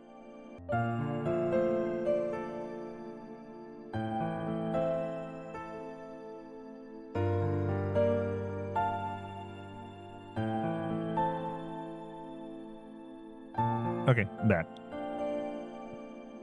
I should have let out a small smile. やっぱりあなたは赤ん坊だった頃も私のこと見えてたんだね。 After all, うん。だってね、赤ん坊だったあなたがいっぱい泣いてる時、私が笑ってほしいなって思って変な顔して見せたらさ、すぐに泣き止んで笑ってくれてた。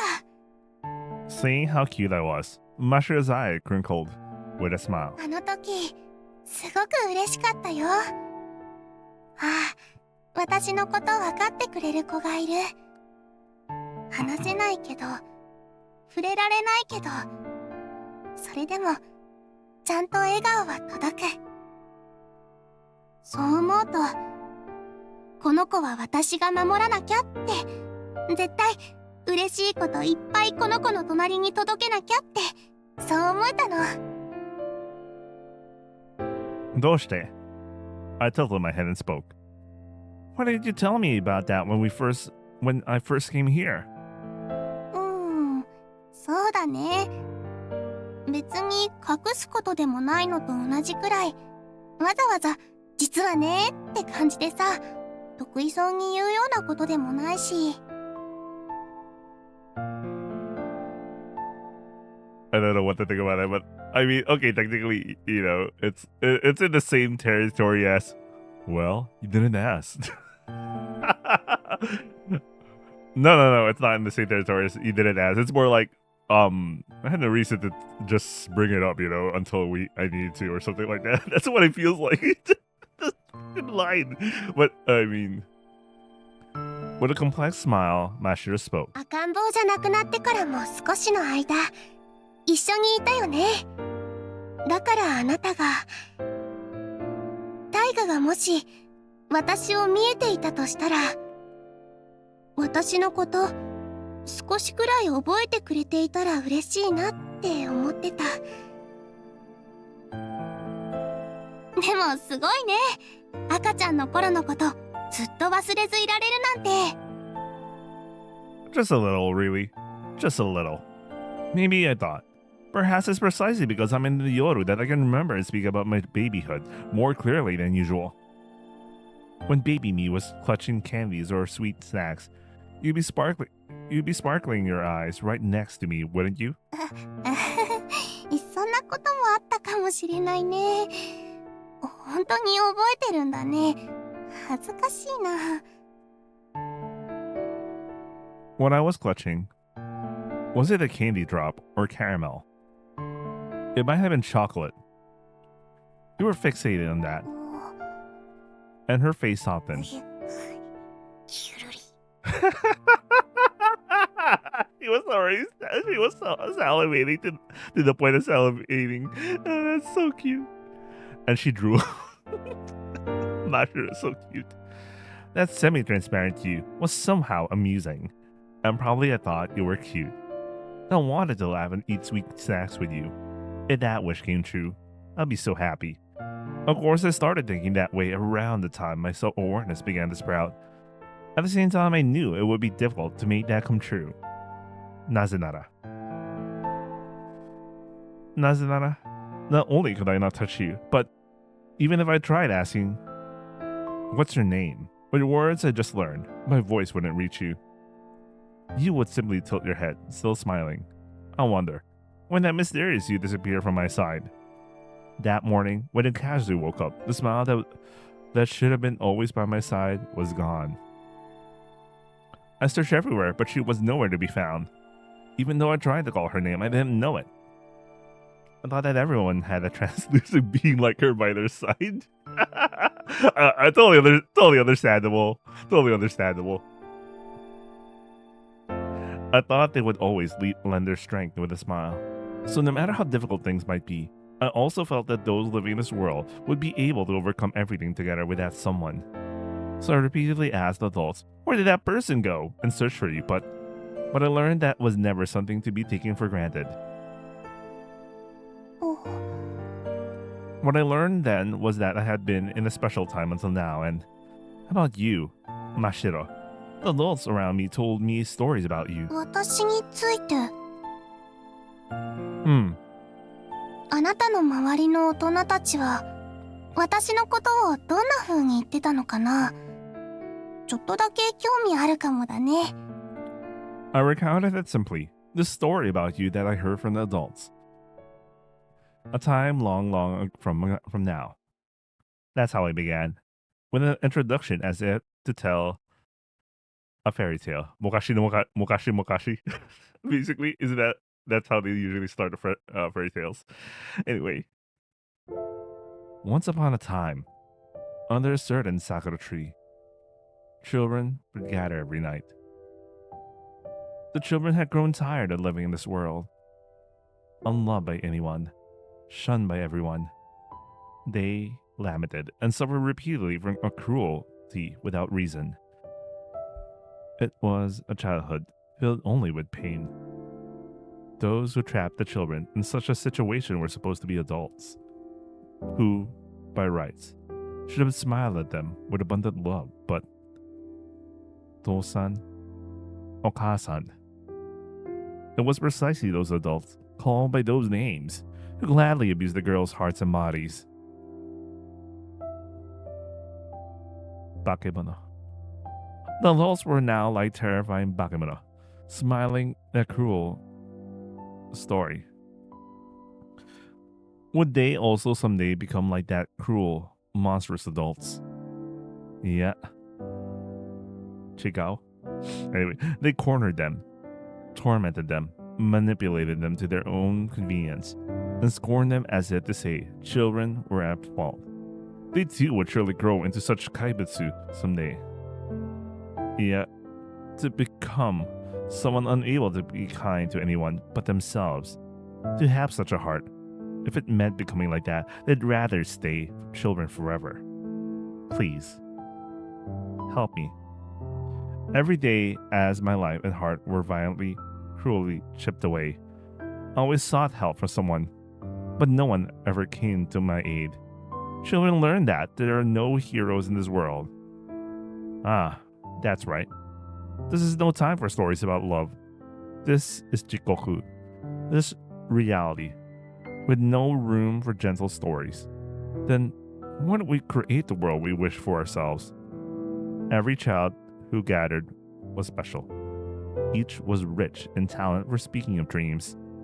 Every night, escaping painful reality for a moment, they talked, sang, and drew their ideal world, imagining a gentle, sparkling world in their hearts. That's right. It was nothing more than Sozoruku. Sozo. It was nothing more than a fantasy for the children to avert their eyes from the harsh reality and protect their hearts. The worlds of art created in this world are often like that. A sad fate of being crushed by painful reality, or having to say sayonara to a loved one. Words, melodies, colors will gently envelop and comfort hearts, coalesce in great sorrow, and sometimes become a light to help them rise again. Seeking such an invisible power, human hearts must seek stories and songs. They wish to create a world that can never even be touched.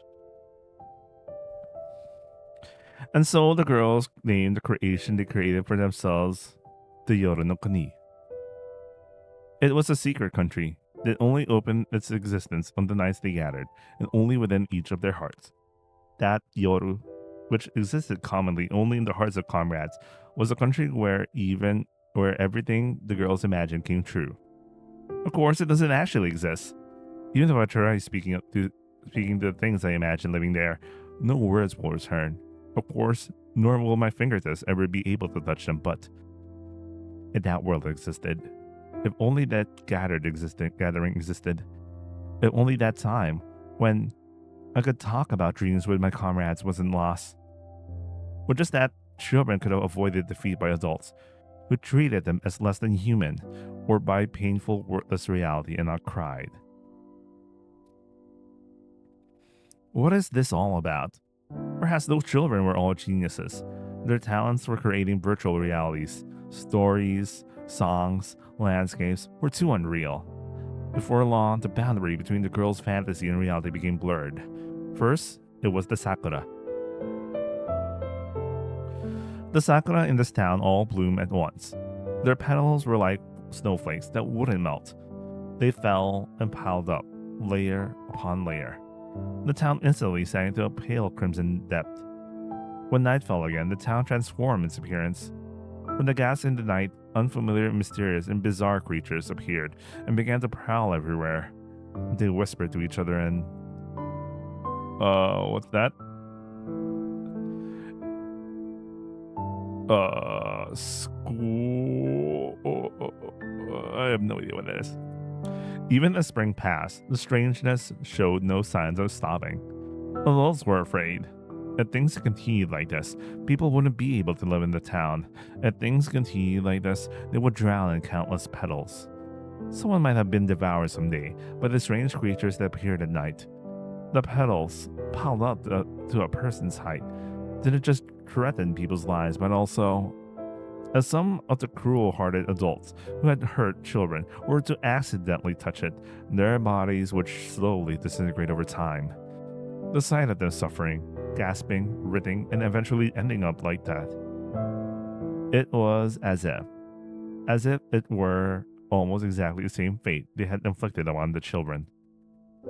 If they had violently whipped someone, countless welts would rise on their own backs. If they had tormented someone with heartless words, their own hearts would crack coldly, sicken, and perish. This is a noroi. Even though there was no basis for it, they blamed everything on the children. Such adults had forced inhumane treatment on the children. Now they selfishly believed this was revenge against them. Adults forcefully believed offering the lives of oppressed children to the blooming sakura would appease this mystery. This is unavoidable to protect the town. Having gained such justification, the cruel adults gladly made the girls their prey, one by one. Since they had always been looking for reasons to do from the start, there was no hesitation. Or their usual cruelty towards girls, they buried their lives, shred by shred, at the sakura tree's roots. You are Mashiro. One of the girls were sacrificed at that time. That's what I've heard. You, standing before me now, would be that child's yure, wouldn't you? Someone awakened you, who had been sleeping in the sakura. That's what I've heard. It's a legend passed down through generations in my family. I don't know if it's true or not. It's just continually passed down. We're talking to a ghost.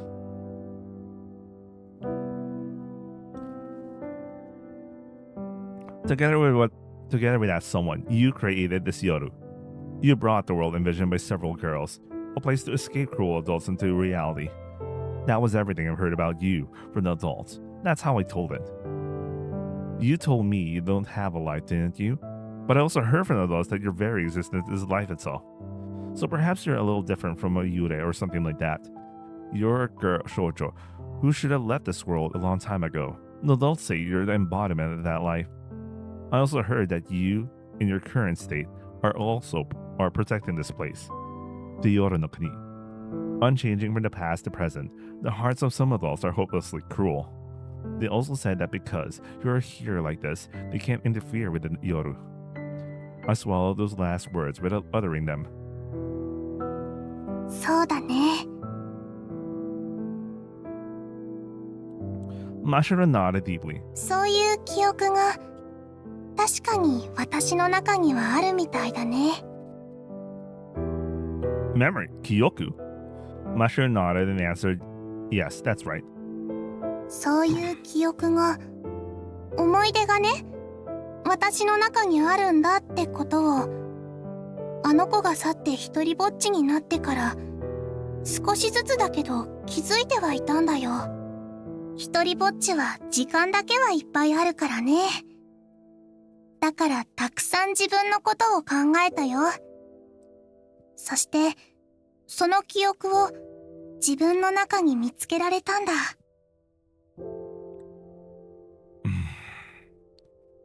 私はね、きっと誰でもないんだよ。ただここにいるだけの何かでしかない。A girl who was once sacrificed for cruel adults, sacrificing her heart and her life. The memories of someone like that, conveniently taking form here through the Yoru, or perhaps through the talent of someone who awakened me. Perhaps it could even be said, the girl's talent itself. だからここに本当の意味での命はないの。自分は何者でもない。だから真っ白。ここで生きる生き物たちの中で、そういう存在は珍しくないから。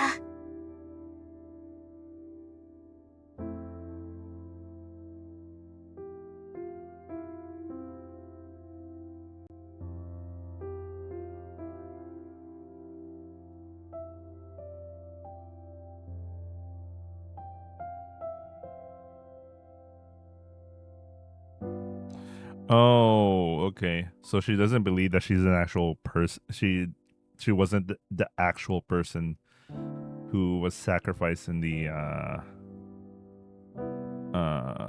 Sakura.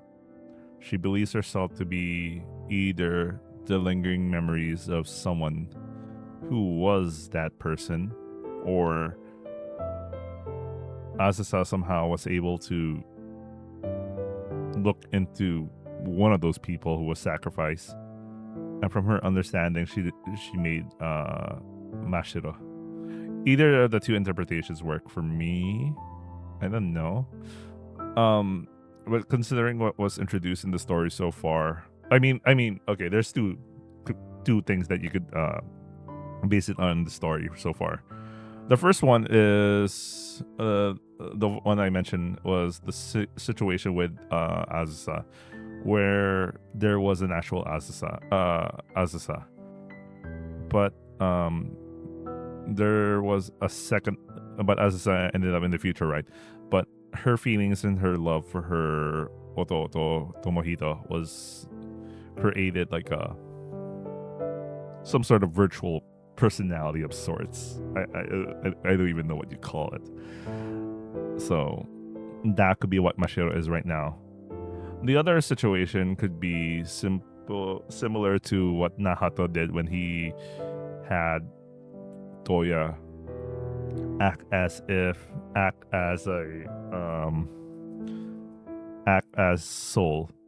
But in this situation, it's more like from Azusa's understanding of the person or persons that she gleaned, she saved or whatever, created Mashiro. Of course, there's also that situation where we think about Nana-chan, where she could. I'm still like unclear about like whether she's an amalgamation of like personalities that went through like the whole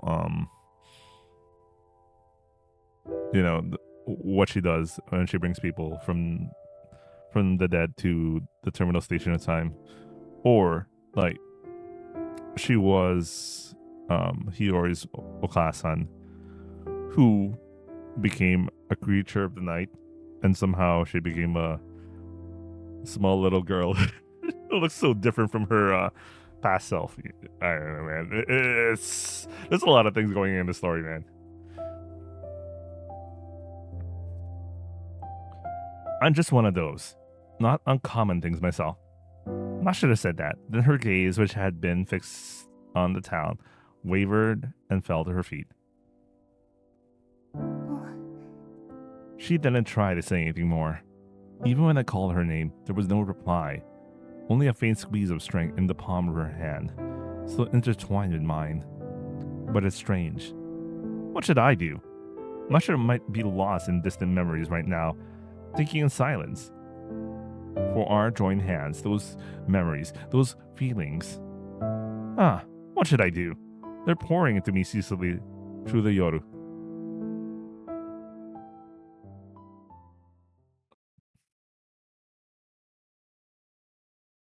Oh, we're gonna get a flashback. Wait, so the ability to... Oh, wait, are we back to the adult taiga? Or did we cut the story for now? Because he was about to describe, like, he's starting to see Mashiro's memories.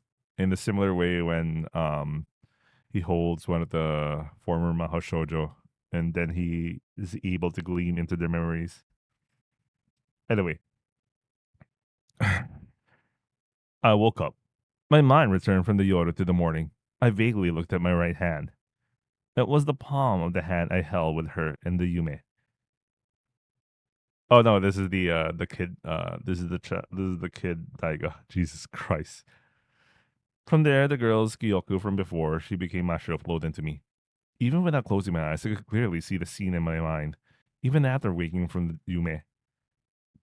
If I were to dare to give it a name, Akumu, I'll let it out like a sigh, or perhaps a restless groan. Inside my clasped hand, images of someone's heart were still ceaselessly overflowing. It was a girlhood filled only with suffering.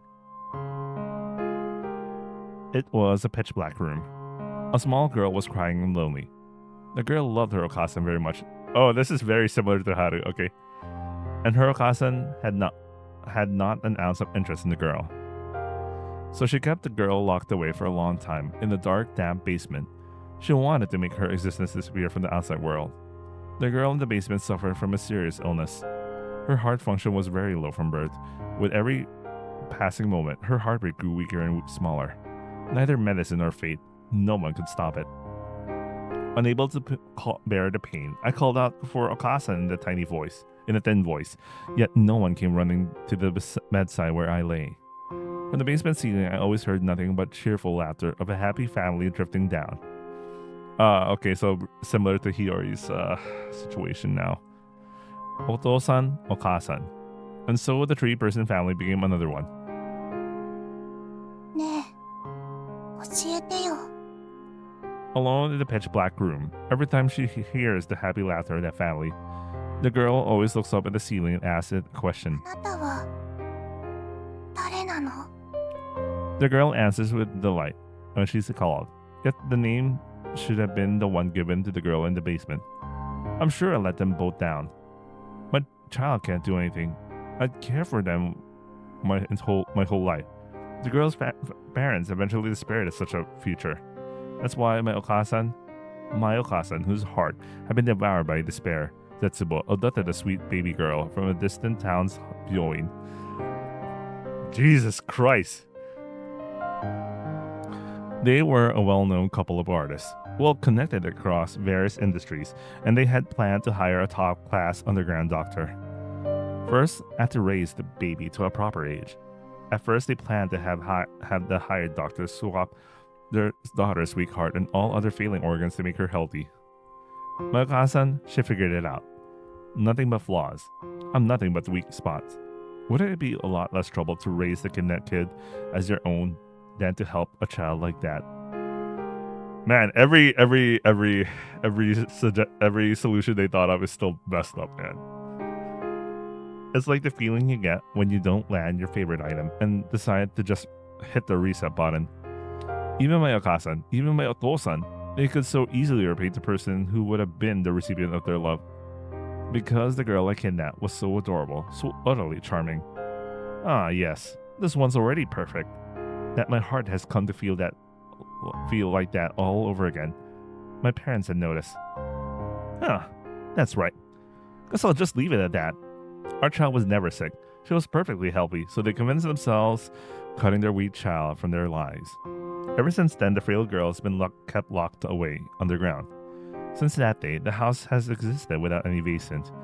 The new baby has come to become their real child. I no longer exist for the two of them. They gave me almost no food or water, and eventually they even forgot me for days. I grew thin, wasted away. それでも, the girl in the basement had believed. それでもいつかお母さんもお父さんもこれまでのことは全部ごめんねって言って謝ってくれて前みたいに抱きしめてくれて You know, I feel bad. Like, all the girls so far, when I think about it, they had terrible parents, and yet these girls yearn for their parents' love. Anyway, just like before, all three of us would go out together a lot, and she'd dress me up in pretty clothes. This should be So very kind to me. They should let me eat lots and lots of sweet treats. Oh, what was it again? My favorite. That ame. 甘くて真っ黒。ペロペロ舐めたらあっという間になくなって、なんだかすごく幸せになれる甘いやつ。What was the name of that ame? I can't remember. My heart and mind are already lacking nourishment. But it's okay. Someday, Okasa and Dosan should let my mouth full of that sweet favorite. They should envelope me in smiles. Imagining such a future. せめて今は夢の中だけでも。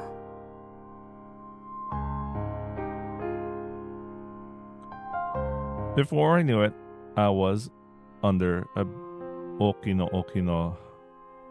sakura tree. The sakura tree soaring in the center of town. I immediately understood it was a yume. Petals fluttered and danced through the night, and then I stood there simply gazing up at the scene. There were several children there. All of them uniformly looked up at the sakura, blooming in full glory at night. Irashai. Those children smiled at me. Welcome to our sparkling world, the Yoro no Kuni. Now, shall we dream only happy dreams together? And so I gently took the hand that was offered.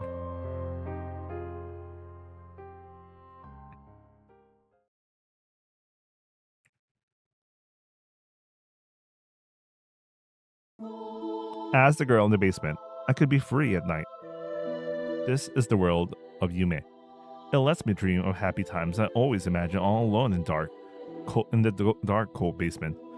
Of the light that could have been as if it were reality. お母さん、お父さん、そして私。 What I wished for was the days when the three of us laughed together long ago. We held hands wherever we went. Endlessly high, deep blue sky. Warm wind on my cheeks. Slow snow, rain, light. Flower petals falling from the sky. Sparkling fragments. The world always seemed to shine brightly. To match that brilliance, on my birthday, my small body was adorned beautifully and cutely with sparkling dresses. But in my heart, from birth, a little bit of peace of mind was missing. Truly being disliked was what I feared most.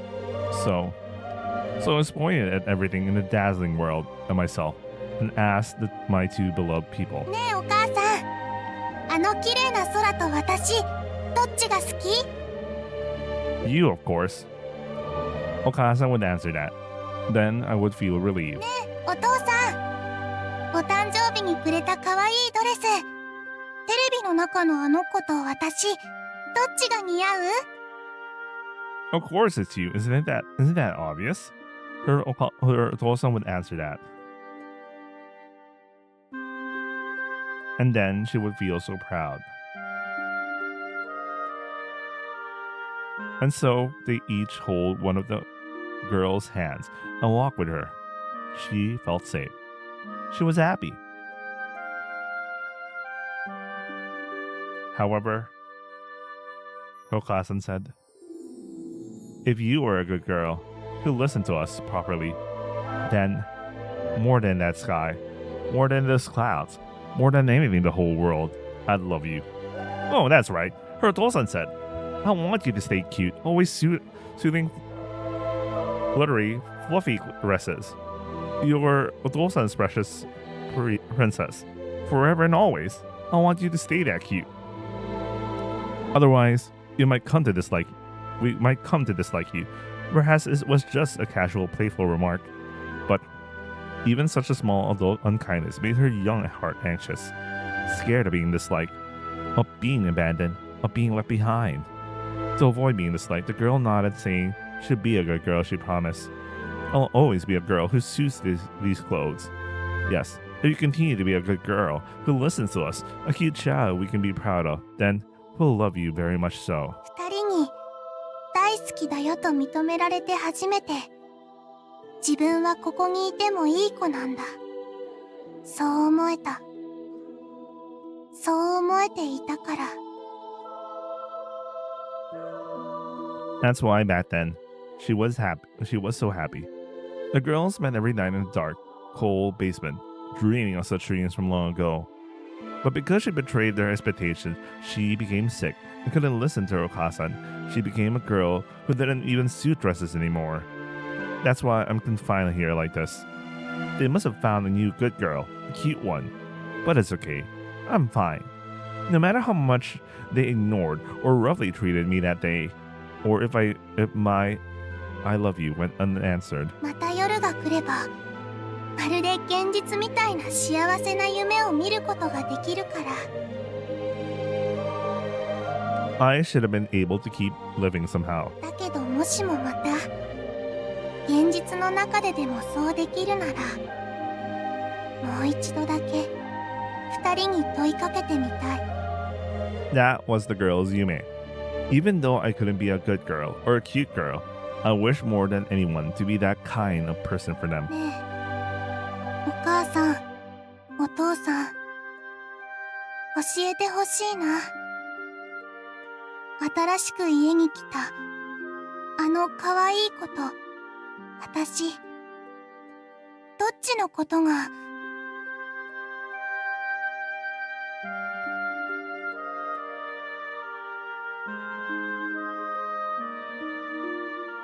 She closed her mouth there, and then she quietly closed her eyes and her heart. And so tonight too, she would Yume. Ever since she woke up once in the Yoru, the girl had been able to freely come and go together. 始まりはいつも桜の木の下からだ。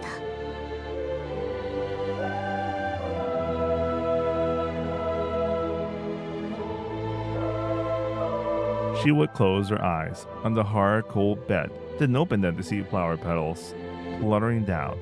That was the start of Yoru. From there, I freely imagined the content of the Yume I want to gently embrace my heart tonight. Just by doing so, my own Yoru is born within the Yoru. Just by doing that, a kindness greater than I imagined sprouts for me. もうね、これ以上は何もいらない。現実もそうでないものも、この夜さえあればそれだけで。 But how many nights has it been? ここは一体何なんだろう。 Only now did a sudden question spring to mind. この桜の木はね、生きているんだよ。 A voice answered the girl's question. The Yoru began. It was beneath the sakura. Who's that random person?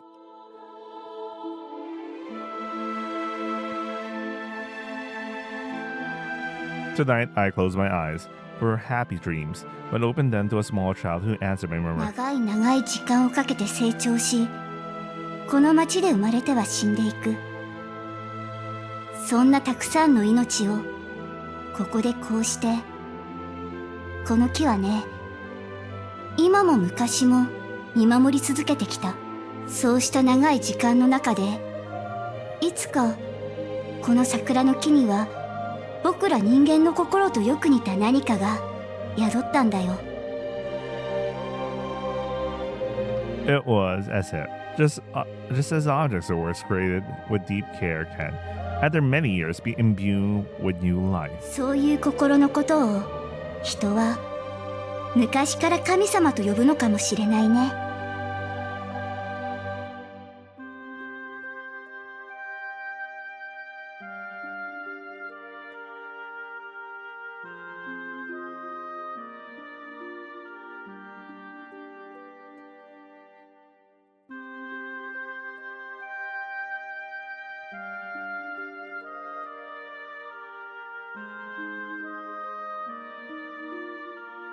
Okay.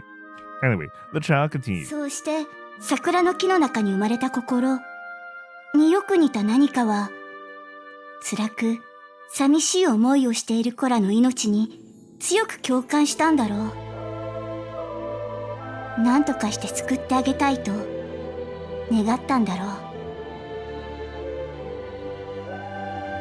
So that at least within the dreams, they could find peace, so that they could believe in the tomorrow filled only with happiness.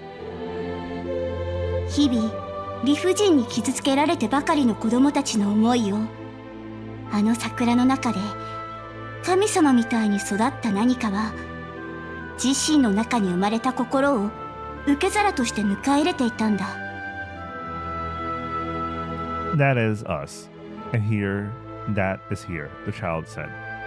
What kind of sadness are you in right now? Though she was asked that, the girl couldn't answer anything and simply blinked her eyes. 心に思い描いたすべてが叶う場所。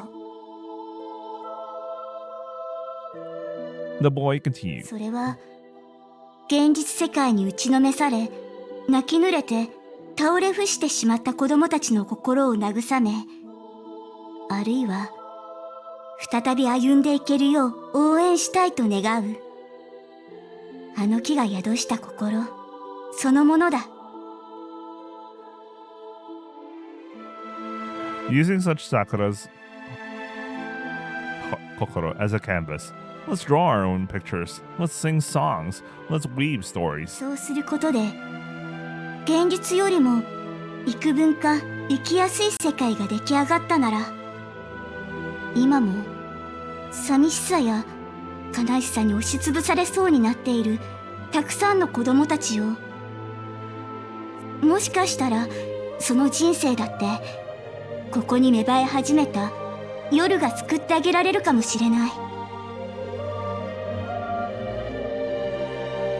For that purpose, we, who were called by the Sakura, are imagining a special night, special Yoru no Kuni, special Tokubetsu Yoru no Sekai every night. However, not everyone can skillfully control their own Sozoruku.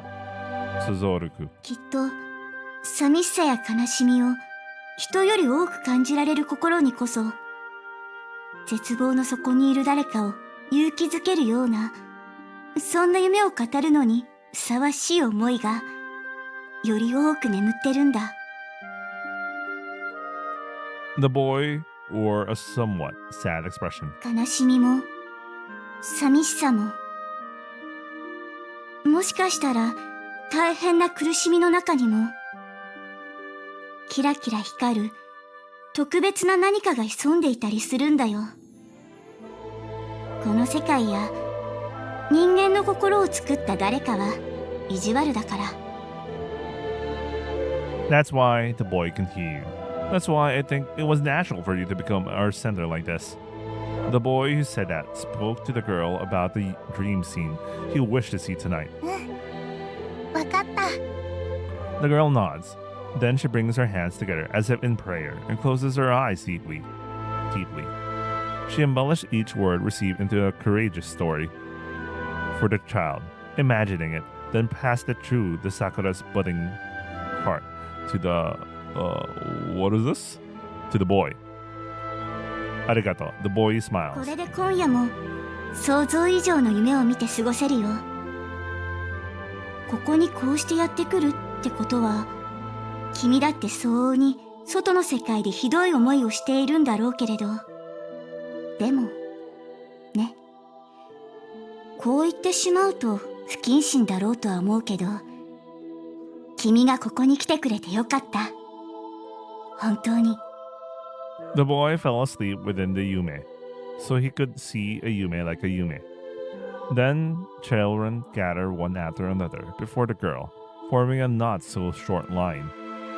For each of them, beneath the Yoru no Sakura, in the full bloom, the girl imagined the dream beyond imagination on their behalf and presented it to them.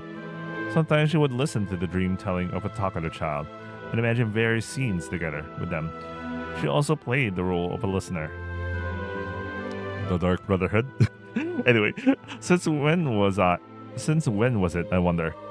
Just as the boy said, the girl in the basement became the center of it all. She began to speak as if representing their dreams, while the children gathered here and thus passed them into their hearts. Not everyone can grasp the true nature of their own happiness. Then, not everyone can freely control their own imagination either. Just like how you can't stop unpleasant images of the future even when you don't want to. So the girl helped the children imagine their own happy times. Why was the girl able to do such a thing? まだ幸せだった頃、 Perhaps every night, until sleepy, she and her Okasan told stories of princesses and prince holding hands. Perhaps because every morning, she and her Otosan wondered what the characters drawn on toast with ketchup and mustard were thinking. Perhaps it was because they would laugh together, hiding from her Okasan. You know, Chigao. Or perhaps お母さん、お父さん、二人はどんな風にして出会ったの？互いのどんなところを好きになって、二人は私のお母さんとお父さんになってくれたの？ Perhaps it was because she liked to ask such questions during idle moments, hearing how they met, how they fell in love, and how I was born. Perhaps it was because the girl likened to hear such stories, up to the present, told by the two of them. After hearing the story of their meeting, that night, she would imagine her own future. Someday, like her Okasa and Tosan, she would meet someone she wanted to cherish, fall in love. So she's a very inquisitive kid who was also imaginative. She is very, that's interesting. Could she bring such a tiny life, more precious and beloved than her own, into this world? Whether it was a boy or girl, she was sure she could love them. Her young heart also likened herself for being able to think that way. At any rate, the girl was a storyteller, or a listener. She was rich in that talent. But perhaps it was because that girl from the basement became the center and began to color the yoru. And the heart that budded in the sakura tree, only children who wished for their okasan and tosan to always be kind to them began to gather. They say birds of a feather flock together. But children forcibly trapped within lonely feelings and sad thoughts all by themselves. Or rather, only children who can find the story of a love that could never be. Or its fate, within their small chests dreaming of it. All agreed to end their lives here before adulthood, never returning their lives to the cruel sun, to reality. They swore to keep a happier dream than they could imagine in their hearts, and to live in this night yoru together forever. 今もたくさんの子供たちの命が、その心がこの桜の木の中で眠り続けてる。 It was another night, sometime in the past. That boy said い so. つか僕らも大人になるその前に、この桜とともに長い長い永遠にも等しいくらいとても長い眠りにつくんだろう。 Wait, I'll be right back. I'm getting thirsty again for some reason.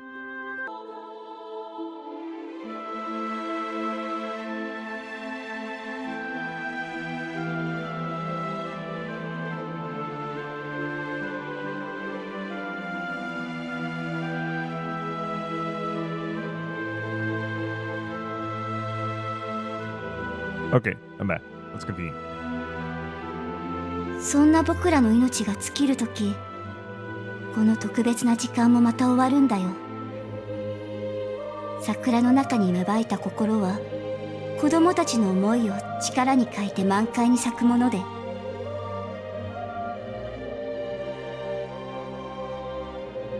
それをなくせば花は咲かない。桜は自身の心を維持できなくなる。この町の神は死ぬんだよ。その他大勢の普通の桜に戻ってしまう。だから Therefore, to maintain the yoru for a long time, I had to continue dedicating my heart, and sometimes even my life, to this sakura. だけどそれは決して怖いことではないはずだ。Because most of the children called to this night, yoru, were already tired of living the real world. きっと僕らにはここしか生きる居場所なんてないんだよ。弱い僕らはそういう生き物。現実世界を傷つかずには生きていけない。だからそんな僕らの命の結末なんてそれでいいし、それ以外の最後なんて僕らにはどこにもないんだよ。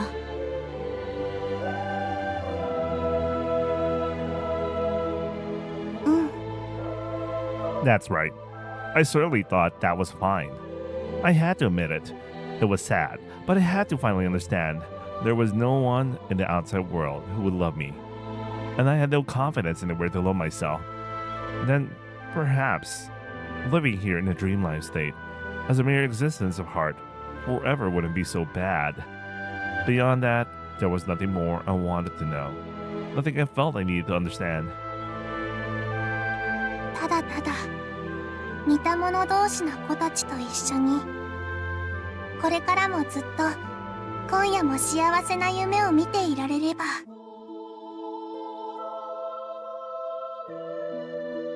At the very least, so that lonely children like me could spend happy time for even a little longer.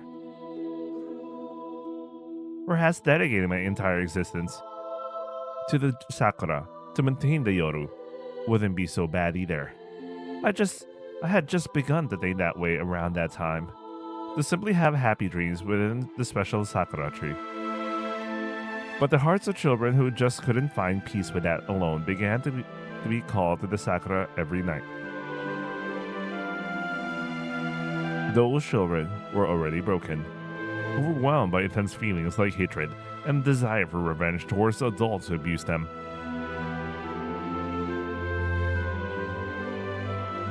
This is a mysterious place where everything you can imagine comes true. Then, with that power, let's get revenge on the adults. The broken children envisioned and desired such a future.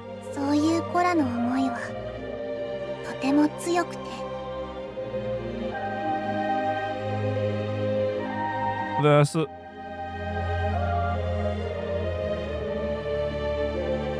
Sazoriku started spelling out even beyond Yoru. First, the sakura. The sakura all over town bloom in full. Ah, that's right. It would be good if those petals covered the whole world. And then it would be good if they slowly drowned. The child with a broken heart wished for that. It would be good if they lived in fear every day of such imaginary creatures that no one knew, no one had ever seen. No matter where they fled, the presence would follow them. The child with a cracked heart, yes, prayed for that. Perhaps the special heart in the sakura also harbored anger towards adults who selfishly hurt children. It was over in a flash. In an instant, Yoru covered the town. The sakura bloomed wildly. Horrifying monsters ran rampant through the night. And then, what should I do? 私の思い描いた夢まで外の世界にこぼれてしまった。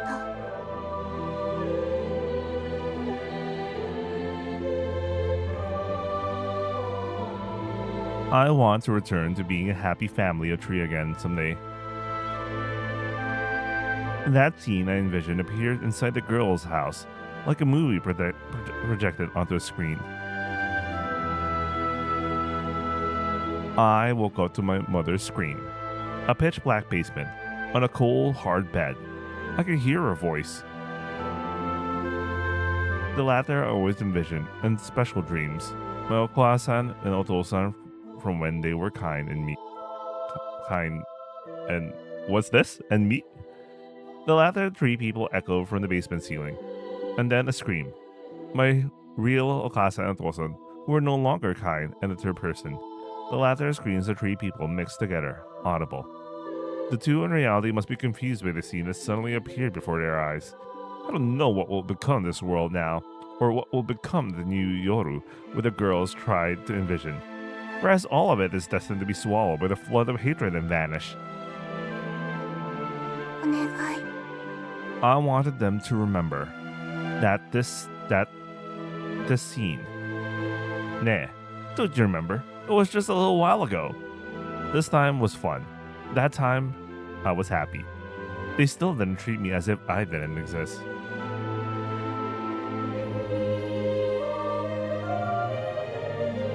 They gave me lots of delicious things and sweets. They even dressed me in cute dresses, didn't they? Just like they're surely doing for the child next to them now. 幸せだったんだよ。本当に。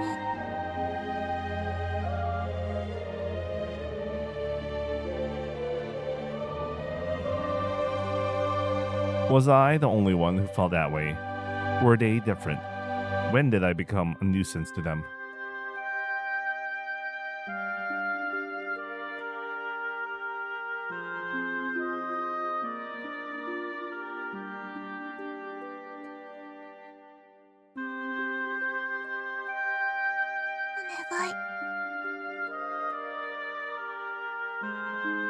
Even though it was a small voice, almost worn out, I begged. I wanted it to reach them both. 思い出してよ。私はここにいるんだよ。 At the bottom of the basement no longer existed for them. The girl mustered her last bit of strength and whispered, ねえ、お母さん、お父さん、教えてほしいよ。 I closed my eyelids, along with a heart that had just woken from a dream. 二人の隣にいる可愛い子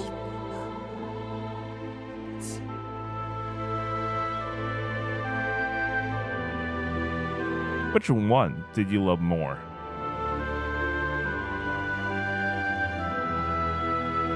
That question didn't spill from my lips, but faded and vanished. As for me, Okasan and Otosan, even if you never smiled at me again, even if you never hugged me again, you two were precious to me, and I loved you so much. Onegai. Doka.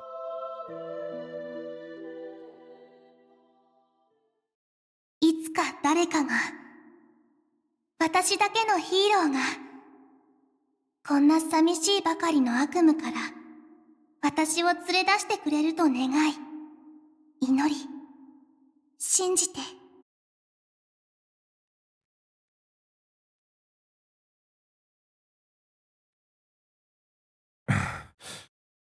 There, the Yume ended.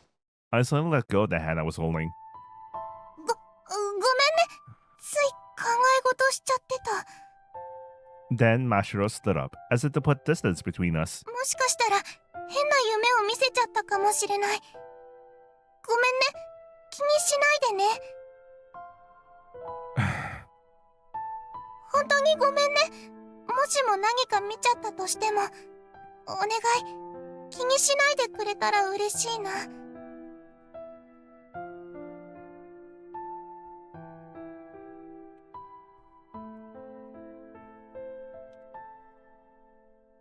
Mashiro turned to me with a weary smile.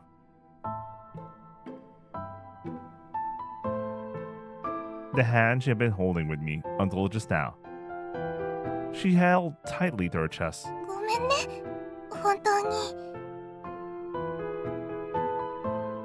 多分ひどい夢だったと思う。嫌わないでくれたら嬉しいけど。 Hate you? No way! Why would I? As I said that, it dawned on me. The girl in the Yume I just saw was extremely afraid of being hated. At least that's how it seemed to me. That's why she always asked those close to her, "What do you think of me?" Desperately trying to reassure her childish heart. Somehow that seemed like a very, very lonely and sad thing. I couldn't say anything. I bit my lip and looked down. This world is not only what you imagine. What you fear also becomes reality. The girl was just as she was. In that basement, forgotten her name, placed in existence stolen by a pitiful child, she quietly died. That life, with a heart full of lonely thoughts, was embraced by the sakura tree's yoru, falling into a long sleep, a painful lonely life. So she should sleep peacefully forever, in a happy dream time her heart desired. The sakura's gentle heart thought so. The place was a cradle, not just for the basement girl, but for many boys and girls to sleep, healing their wounds. With the girl who stood at the center of the yoru and played the role of a storyteller falling asleep, the Tokubetsu Yoru first came to an end there. 今この場所を、新しい夜を作ったのは、さっき話した通り、あの子だよ。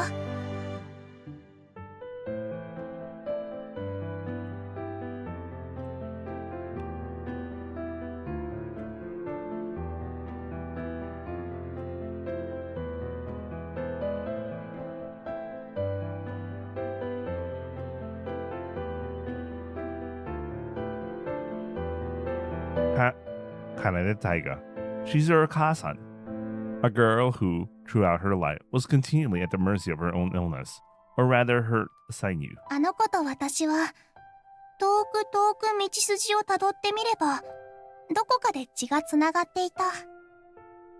あの子の成果はこの街を根城にする芸術家の家系。私もそうだった。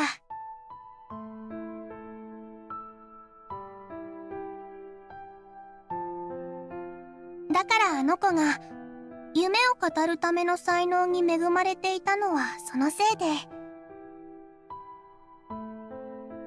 現実世界はあんまりにも厳しくて、心の中の地獄に飼い殺されるかのような苦しい時間の連続だ。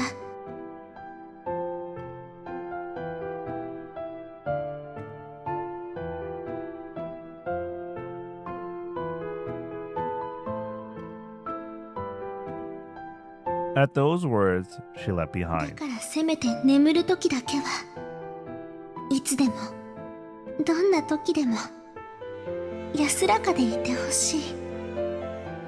愛おしく思う誰かと過ごせるようなそんな時間であってほしい。 At her nagai. 眠ることは死者の世界で生まれることだ。 My heart, which cherished those words I've seen somewhere, was awakened from a long, long dream by her word and her feelings. あの子が思い描くままの新しい夜を夢の語り部としてあるいは聞き手として想像することを手伝った。あの子はかつて私たちが桜の心の中で思い描き作り上げた特別な夜のことを知っていて、夜に咲くあの桜の木が悲しい子供たちの思いを叶えてくれることも分かっていて、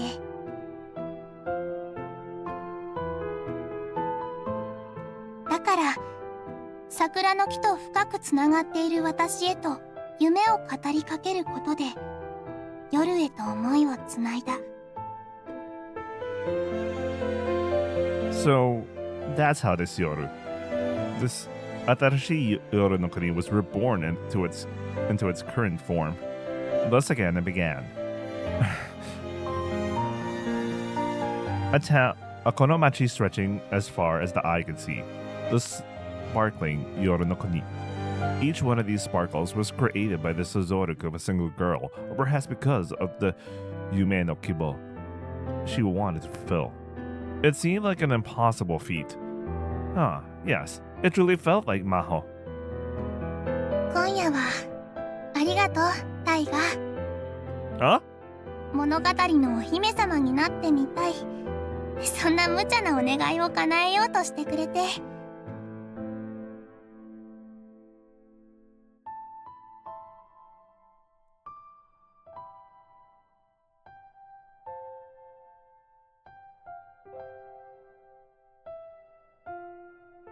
And for not laughing too much at such an embarrassing request. ほんの少しの間だけれど、デ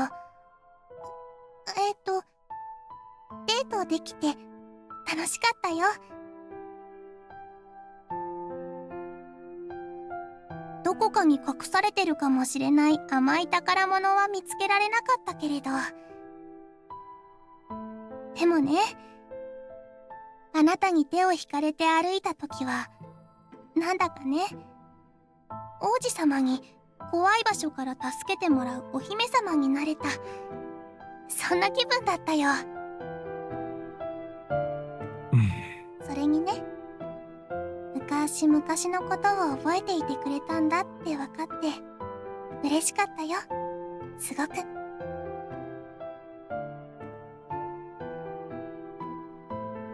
Arigato. Mashiro had said it many times. Thank you for keeping me away from tonight's bad dream.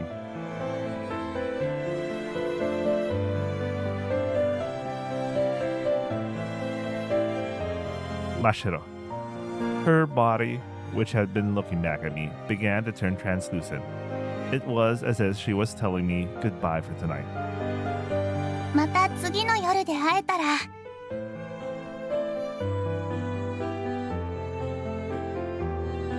Mashiro said that. Then she would tell me everything. あなたの力がどういう風に私たちを救ってくれるのか、それを伝えられればと思うから。ごめんね、今夜はちょっと疲れちゃって。先に戻るね。 I hope you'll come to see me again. Even if you don't learn your lesson. Tell me lots of stories about sweet treats. Having said that, Mashiro softly and quietly vanished.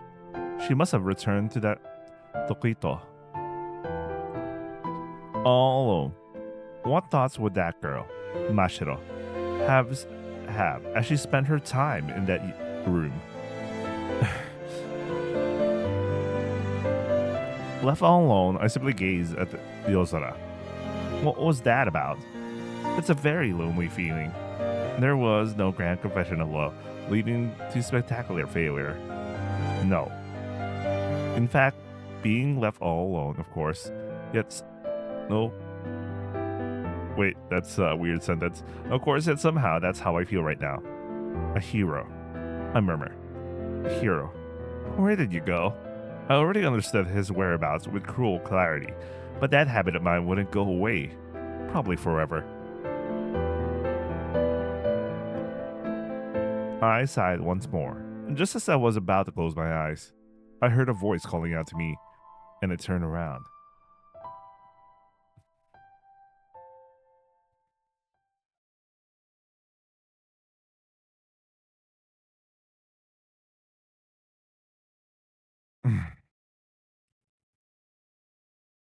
Awakened from the Yume, I stared at my right hand. Hidari de, bigi de. Hidari is left, right is bigi. Anyway. Doshite. Why did I let go of this hand back then? Kyoku then flowed into my kokoro through the yoru from the hand I held with Mashiro. Those feelings. I gasped. My heart was probably on the verge of stopping too. I had probably thought this all along. I am the unluckiest person in the entire world. And that thought had been somewhere in my heart. That's why only bad things happened to me. Thinking that, I must have had a part of me that was somewhat sullen and resentful. Wanting the kind of light to be saved. Wanting that kind of heart to be treated gently. And I came to this town, searching for such a convenient hero. I was an idiot. Far too much of a child. I learned this by peering into that girl's heart. Mashiro's. It's not just me who's suffering, but it's far too easy to conclude that. Suffering and sadness are unique to each person, and situations of distress vary. Nothing is truly the same. Even so, I've always thought, somewhere deep down, that I was the only one suffering.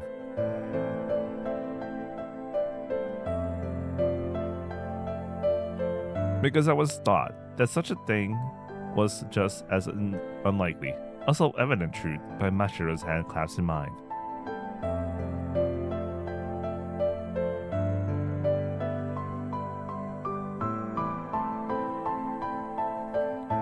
That's why tonight, my heart matured just a little. I felt ashamed of myself and couldn't say a word.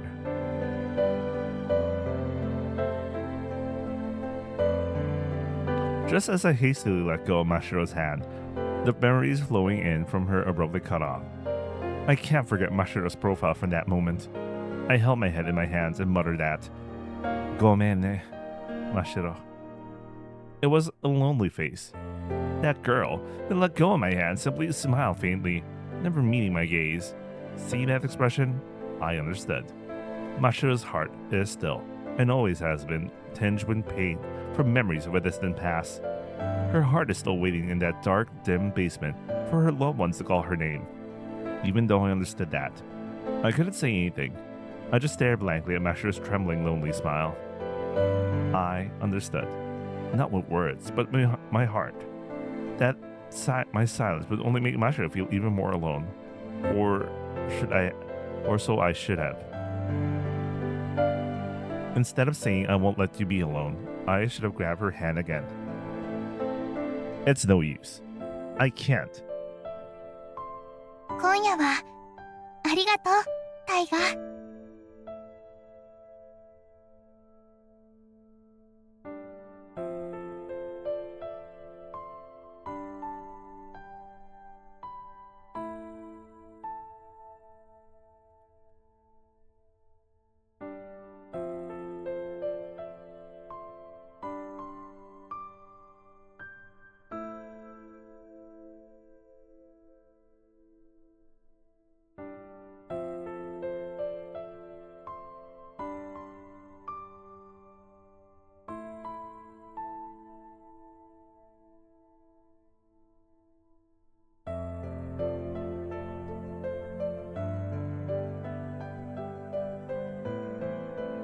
I couldn't even chase after you as he said that and smiled. A hero, I muttered. A hime-sama, trapped in a sad story. Always alone, listening to beautiful songs, waiting for someone to come for her, to come save her. And the hero meant to rescue her. Where in the world? Where in the world did he go? At the part of me, Mashiro, I just hung my head, able only to pray for a miracle.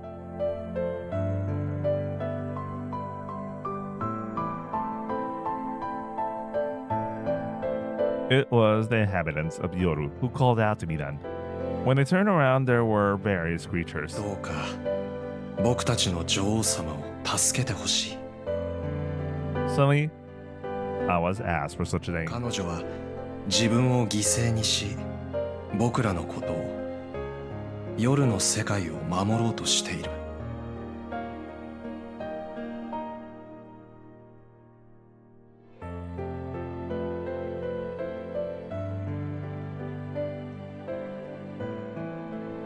What do you mean? I already knew the answer, even without asking. Because various memories and feelings were flowing into me from the hand I held with Mashiro. I wanted an explanation for a third party, whether what I learned was truly real, not just a dream. The creatures of the night told me, one after another. ここはいつか訪れる崩壊の未来から無価値な人たちの命をも平等に守るだけの価値があるのだと願い、救うためにと脈々と過去の大人たちが思いを重ね維持してきた場所だ。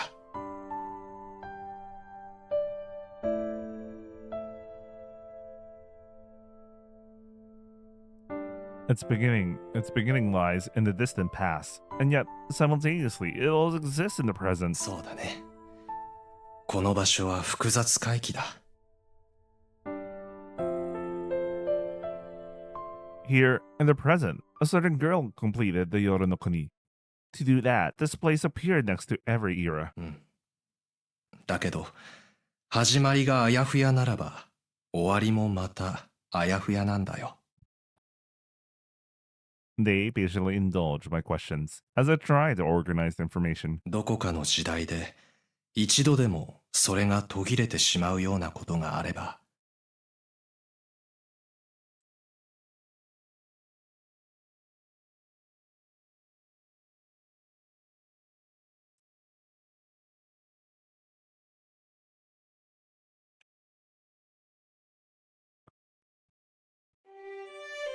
The Yoru no Kuni would vanish forever. Of course, even from the next to future times that need it. And those who pitied such a future are desperate to maintain this place, no matter what, by any means, sometimes even selling their souls to the Akuma. そうだね。救いが必要となる未来まで、夜の国を。死者の世界を維持し続けるには、たくさんの子供たちの心や命を、あの桜の木に捧げ続けなければならない。 If you gain something, you need to offer something in return. その通りだ。それは生贄として捧げられた子たちにとってはまさに悪夢だっただろうね。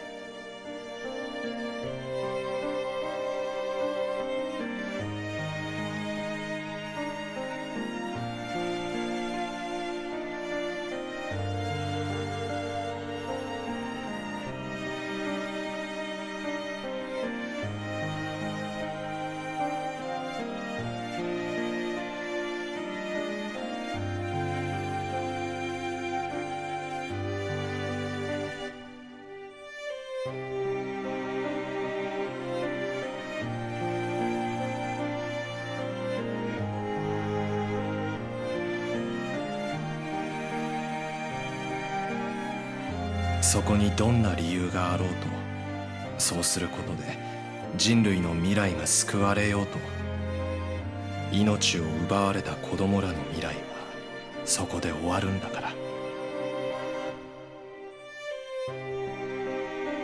Even so, someone continued. それでもいつか未来で犠牲となる無価値な人類の全体数を考えればそれは微々たる犠牲なのかもしれない。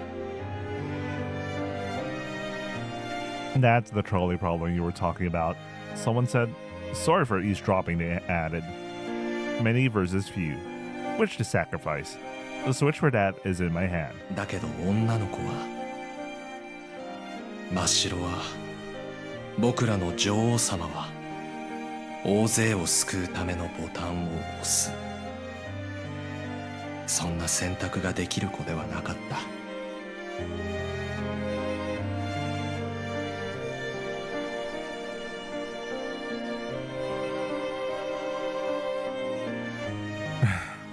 真っ白はね、三つ目の選択肢を想像できる子だったんだよ。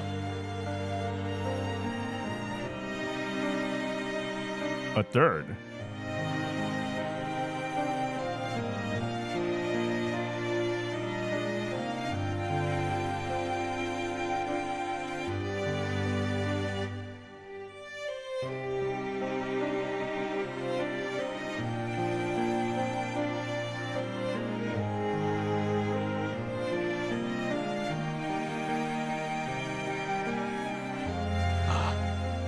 Sacrifice the many to save just a few lives, or choose the exact opposite.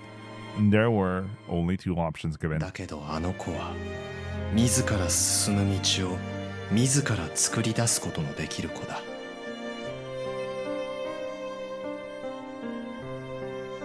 The creature who said that, as it repeating it, suddenly looked up at the sky.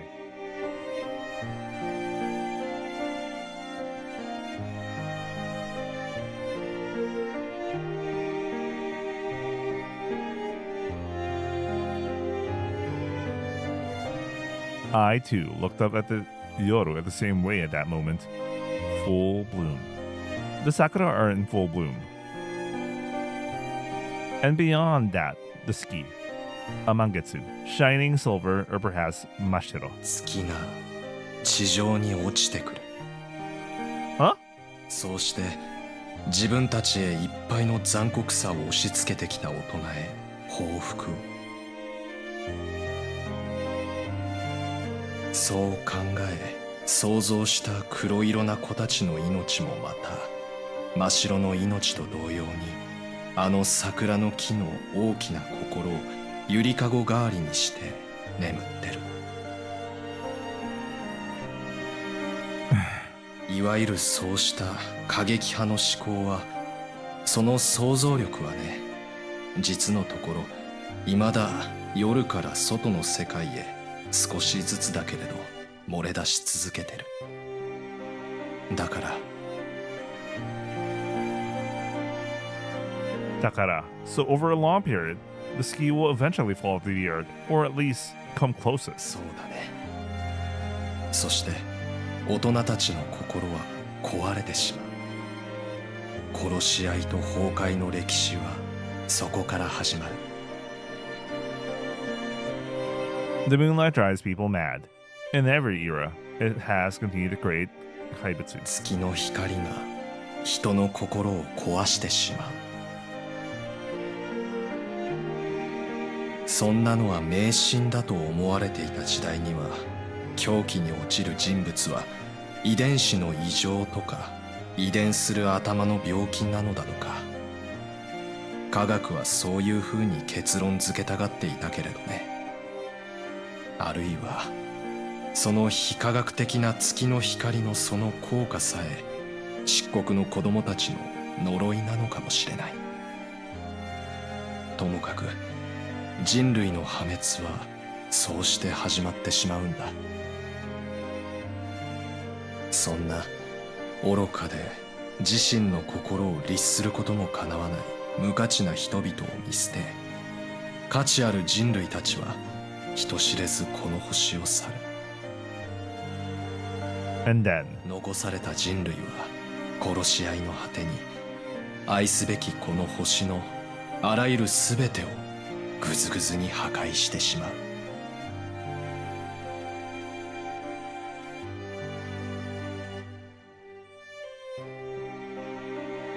that kind of Mirai, the hearts of dark boys and girls, continue to envision it forever and ever. The ones who once oppressed the boys and girls were mainly adults of a certain family living in this town. And it's the same ones who continue to sacrifice the lives of boys and girls to maintain the Yoru. なぜその大人たちが残酷な行為に及んだのか。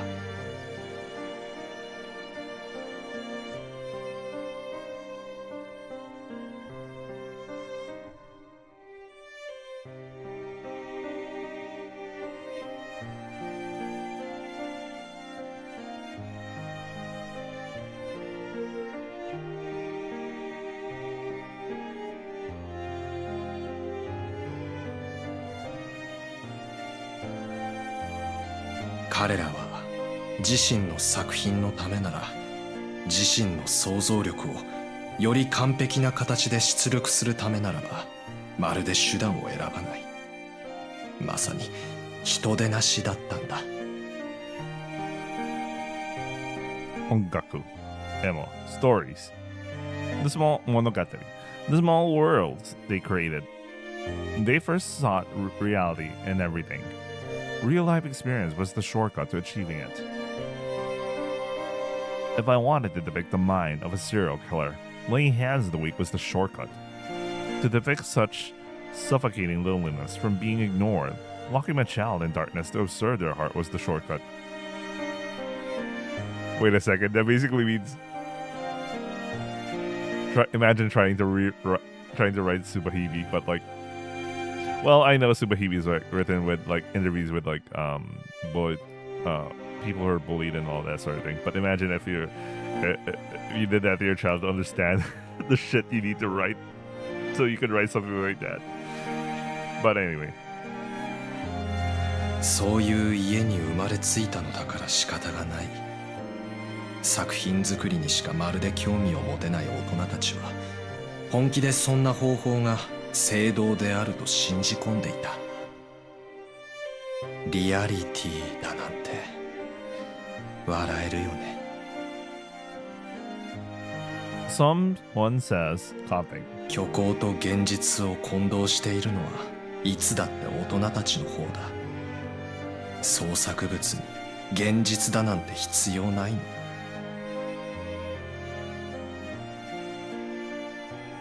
必要なのはそれがリアルなのだと錯覚させてくれる高純度のフィクションだ。それを得るためにはいくら現実で実体験を積んだところで意味なんてどこにもないのに。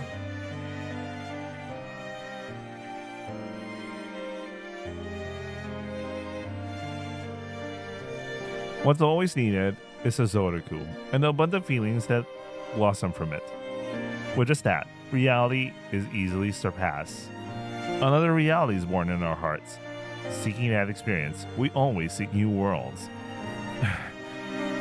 Anyway, someone continues, moving the conversation forward. 過激な復讐志向を抱いた黒色の子らはその血筋を深く憎んだ。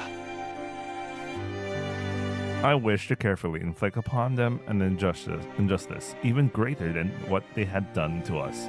However, しかし即座にその血筋を根絶やしにするのではなく、生かさず殺さず真っ暗な苦しみの底へ長い時間をかけ落とそうとした。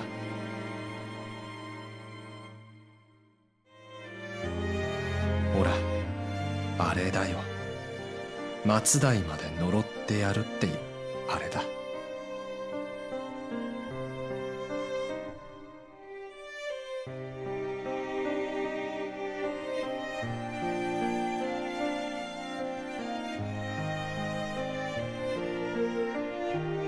Noroi. ああ、それはね、自身には到底扱いきれないような不思議な才能だったりという形でその血筋の人間たちに現れる。So basically, due to their hatred, they develop the thing that makes it so that they. Oh man, I'm thinking that it worked for the favor of the adults. Anyway. 例えば、眠りにつくと未来へと飛んでしまうというものだったりね。あるいは大人になって大切なものができた時、幸せの絶頂にいるその時に、またはもう少しで幸福を手に入れられるかもしれない。そういう時に限って。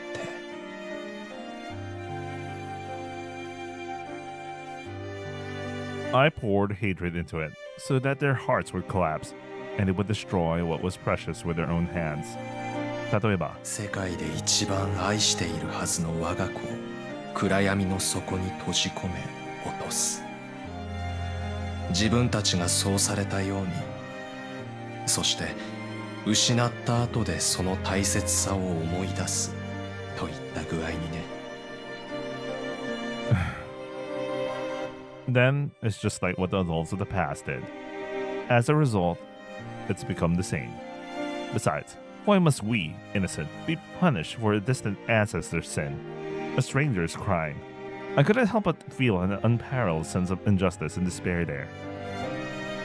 Is it irresponsible to think that way? Both sin and punishment, and responsibility. Is it a sin to wish to live my own life completely? How should I voice feelings akin to such helplessness? What word should I use? My young self doesn't understand. Even if I pretend to be wise, I'm still hopelessly a child. No answer comes. 月が地上に接近さえしなければいい。真白はそう考えている。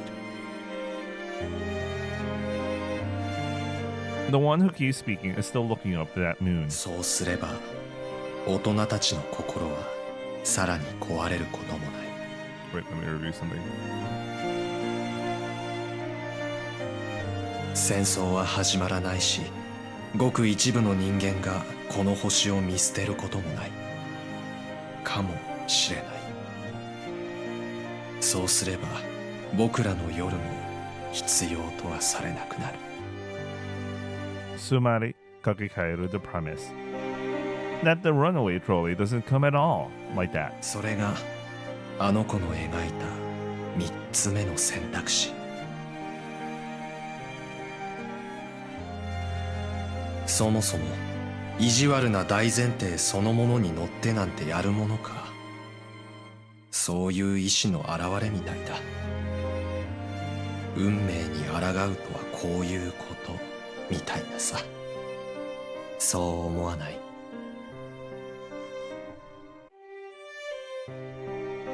どうか。No, yeah, maybe so. I smiled and nodded at the creature of the night, whose eyes sparkled like a child's. So, what does Mashiro plan to do to rewrite that premise as she wishes? I know without asking. Mashiro's heart, connected hand in hand, told me no. Perhaps it's more accurate to say I just speak into it on my own. Anyway, I know. Mashiro is trying to overwrite the Mirai. Staring intently at my right palm, I muttered to myself. A room in an abandoned house I snuck into. On the floor where I had just woken up, my partner was sleeping next to me.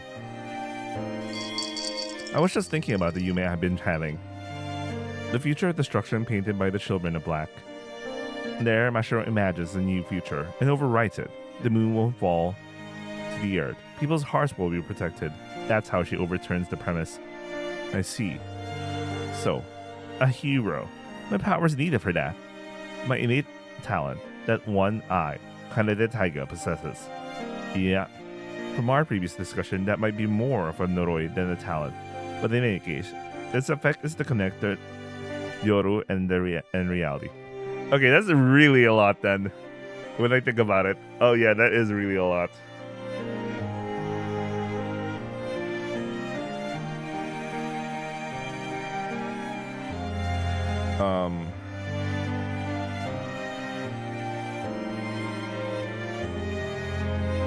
I've always conveyed feelings and the words of unseen things to those left behind the real world until now.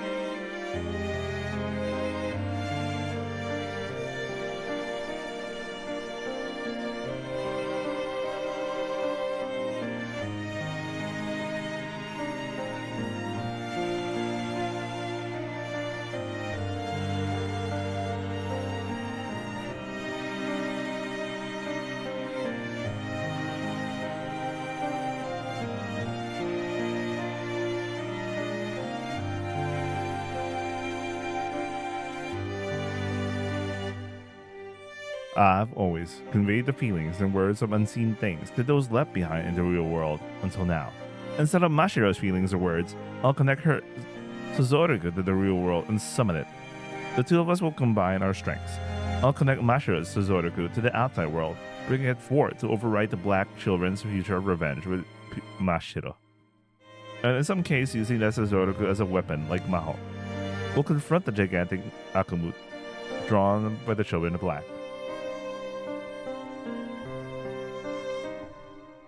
The ski in the Yozora, which will be named and feared as the Yoro no Jo. To destroy that scene, she calls me a hero.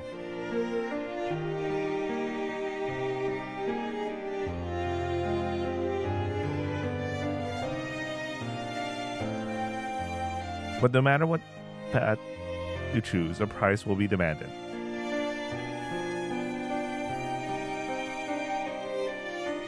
To gain something, one must pay something equivalent.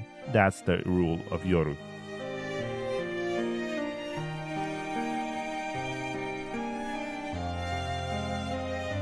Wait, give me a second. I'm really distracted by something.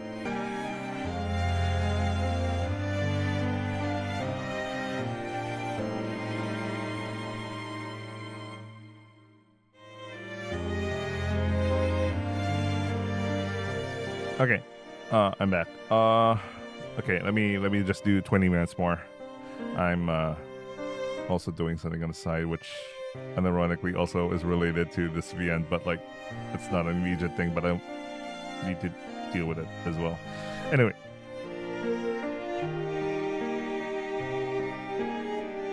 Okay, let me read this. To be hated forever and eternally by the loved ones I wish to save. That is the price she envisioned in her heart, which I connected with my hand, told me so. Once she was a child who feared being hated more than anything else. Unable to meet someone's expectations, hatred, despise, shun. She was always anxious about being alone. Mashiro tries to save both the Yoru and the outside worlds, fulfilling her role. She does this to avoid being hated again. Doshite? Why is Mashiro trying to save the Yoru and the outside to that extent? I don't know. It's not that I don't know. I know the reason. Because it peeked into her heart. I just can't understand it. If her wish comes true, Mashiro won't be tanked by those she saved. Instead, she'll likely be met with a torrent of hatred. The enemy of humanity. The Yoro no Jo. She'll be ridiculed like that and alienated both within the Yoru and outside of it. It's the complete opposite of now. A girl who fears being hated more than anything else. That's why now, in this Yoro no Sekai, she lives loved by everyone. For her, as the price to grant her own wish, there's nothing more fitting than that. There really isn't. I suppose I hold the power to grant that wish.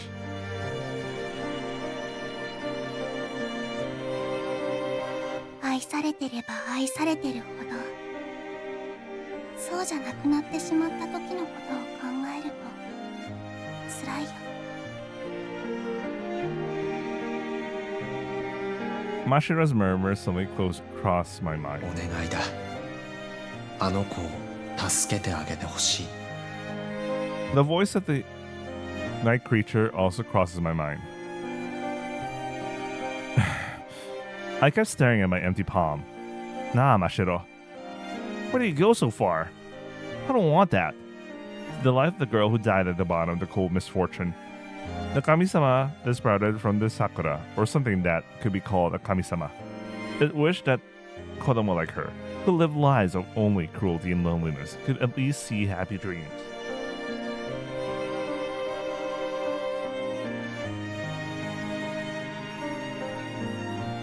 The Yoronokoni, where everything imagined comes true.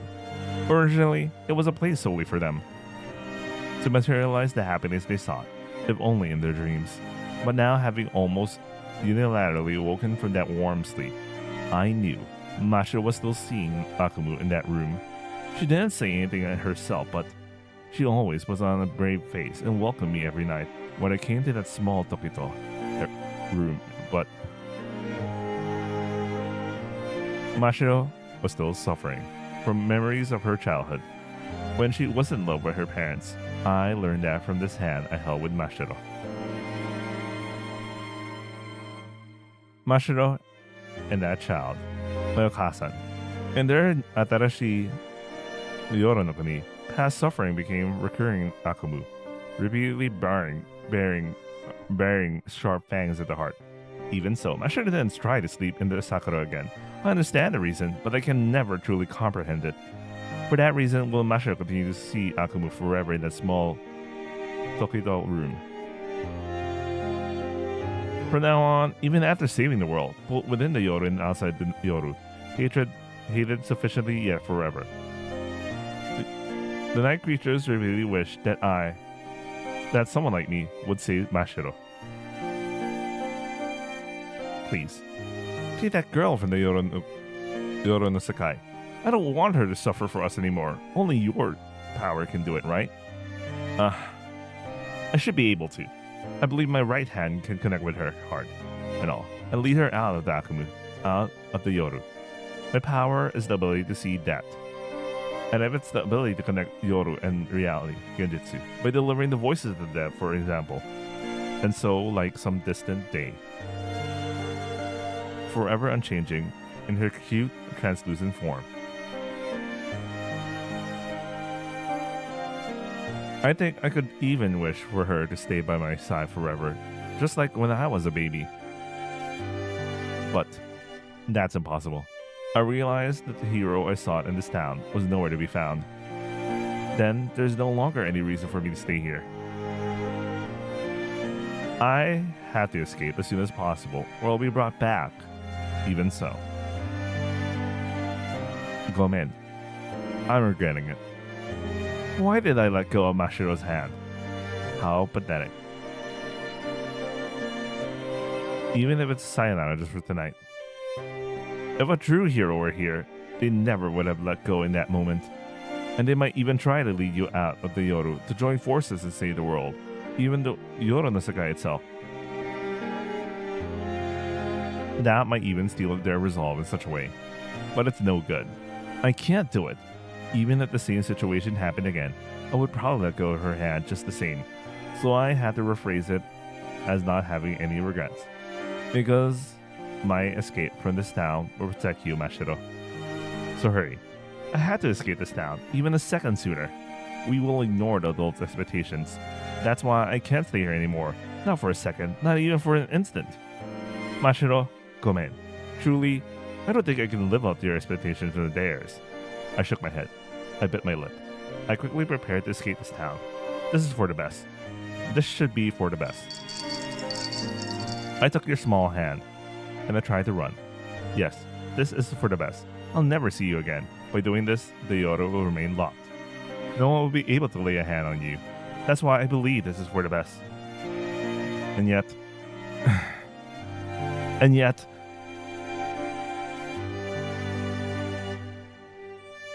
No. Doshite? I can't escape. Even though I have a partner I need to protect. My Kazuku still right here beside me. Mashiro, I can't help but think. Are you still in the Yoru all alone, tormented by a lonely Akumu? To protect everything else besides myself. To protect my Mirai for that very reason. Thinking that, it's no good. My feet stopped. It's Uta. In my heart, a nostalgic Uta I once heard echoed again and again, and again and again. Whose Uta is this? The one who created it was my Oto-san, my hero. So once again, I asked myself, is this okay? This is fine. This is fine. It can't be. No way! Clutching the Kenju, I cried out softly. Where is the hero?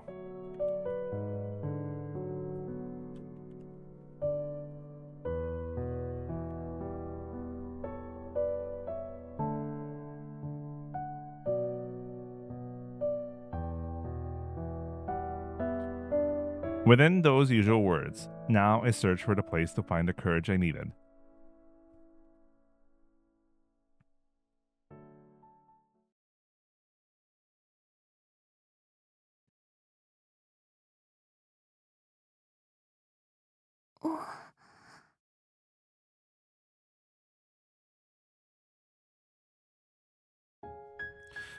I suddenly wake up. I hear a song. It's a small but powerful song of love. From the kako to the present to the mirai. It's a beloved song that many people have layered their feelings upon and passed down through generations. I wanted to live like that song. この歌みたいに大切な誰かへ力をあげられるような、いつもそばで涙を拭いてあげられるような、そんな生き方がしたかった。I vaguely believed that would become my story for falling in love. I'm always just dreaming. Whether I live or die, this heart of mine will always be a child's. My chest ate sharply.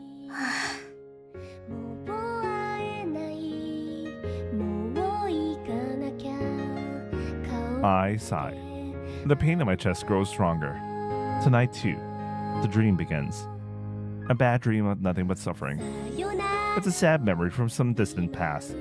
As long as I wake up here, like this, I will forever continue to see this dream. 助けて。 A voice echoes from the darkness of the night. 誰かお願い。 Notice me. It's a voice echoing from the bottom of a deep basement. A lonely memory from some distant past. Tonight, too, is the beginning of Akumu.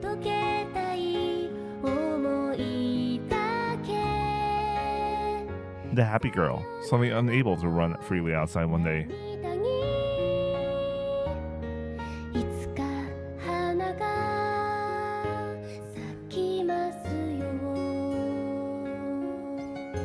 A severe illness slowly began to erode her body, her life. She was shuffled from one hospital to another.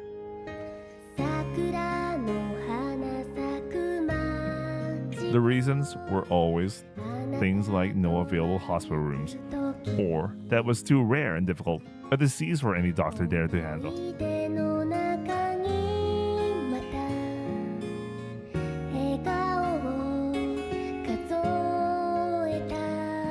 They were all just excuses. No one wanted to take responsibility for the girl's life, so they simply offered common excuses. Her parents decided they would cure their child themselves. The house basement was arranged like a small sick room to sustain the girl's life. Starting today, this is your room. A smile accompanied those words. That was the last time the two of them smiled at the girl. Jesus, it's like oh man.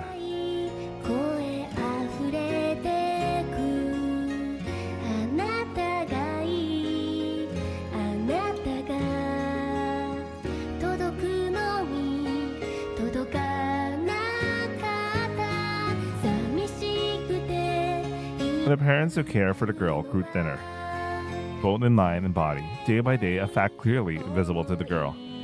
Every night their arguments were ceaseless. As shouts and cries echoed through the basement, the girl covered her ears. It's me, it's my fault. Because I ended up with this incomprehensible illness. Even though we were supposed to be such a close-knit family. あんなにいつも笑っていられた私たちだったはずなのに。 But now this place is Jugoku.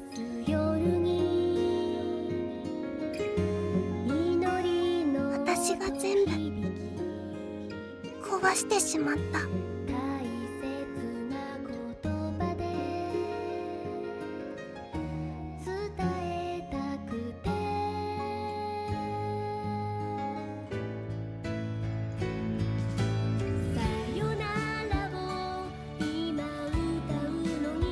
Give me a second.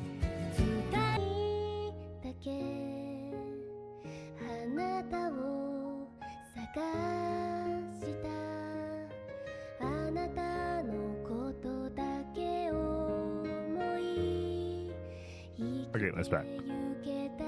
I'm back. Every night, one would hit the other, raging, even screams echoing. There was no happiness anywhere, not a single fragment. 神様お願い。I prayed and prayed. どうかお願いします。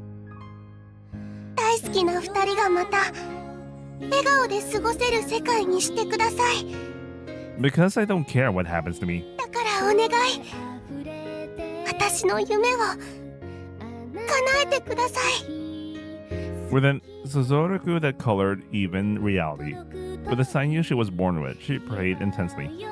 Sorrow deepens and strengthens a person's Suzoraku, and in some cases can even drag them further into the depths of despair. Perhaps that feeling caused a mysterious heart to sprout in the Sakura. Her sorrow's talent created the callous. But while Kami-sama might be able to rewrite fate as he pleases, he cannot repaint a person's heart. A lonely heart stays lonely forever, and sad feelings remain sad, no matter how much time passes. One day the girl's dream suddenly came true. Their argument stopped abruptly. Instead, I started to hear laughter of a small baby. A child came in her place, and the two people she loved were able to smile again. Oh, okay. So, man, that is so bad. Damn.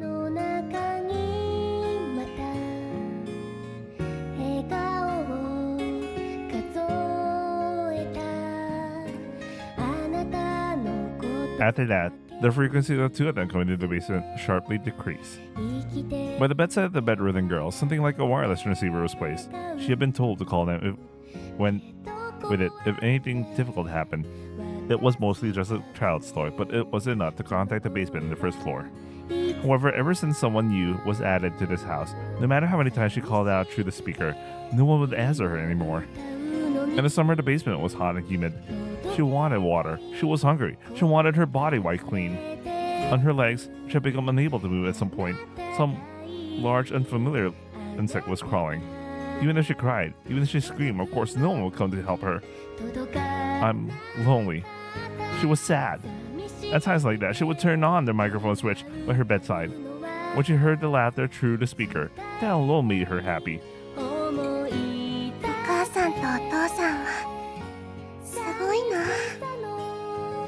Listening to their laughing voices, she found strange peace, despite her fear, helplessness, and body's pain. It was like a lullaby. Those voices felt like a song sung only for her.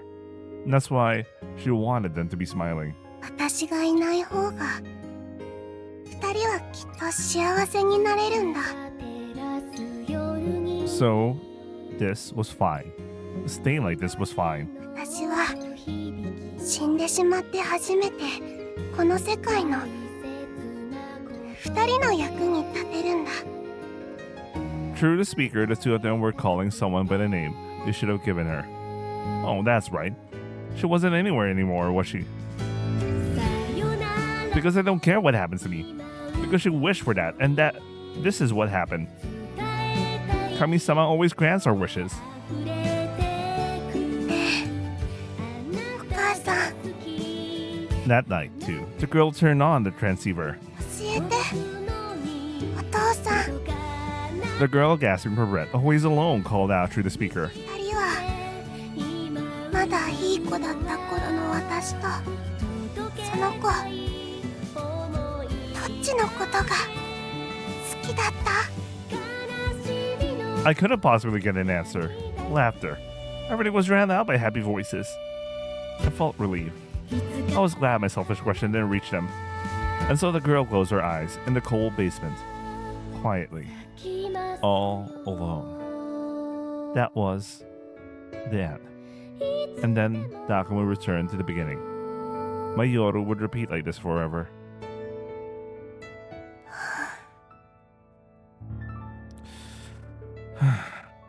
Christ, Mashiro. I sighed. For a brief moment, I was freed from the Akumu. Even so, many words clung to my heart. It doesn't matter what happens to me. It's a lie. In truth, I wanted to be loved. I wanted them to say I was the best in the world and hold me.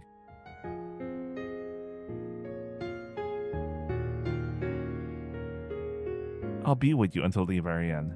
I'll stay by your side. I wanted them to say that and hold my hand. 一人で歩く日は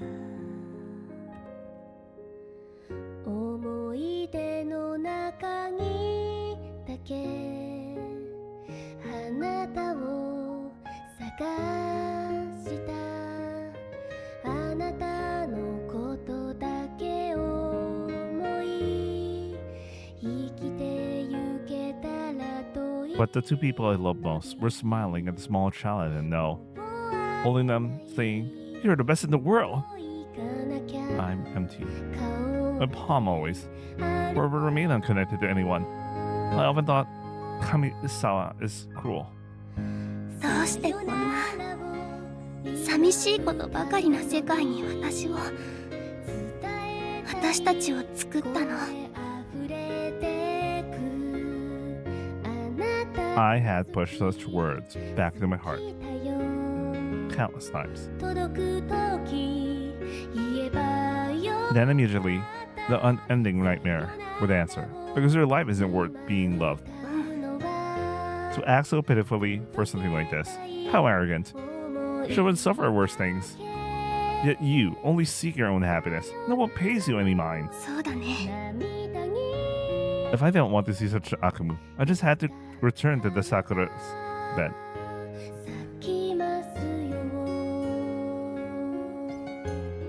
Then I could forever continue seeing a Yume that was too convenient for me.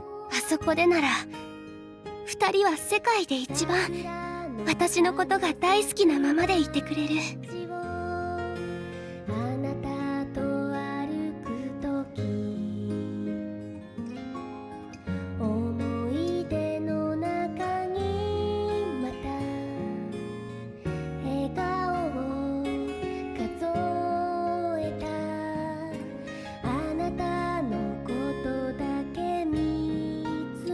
That kind of thing could never happen in reality though. だけど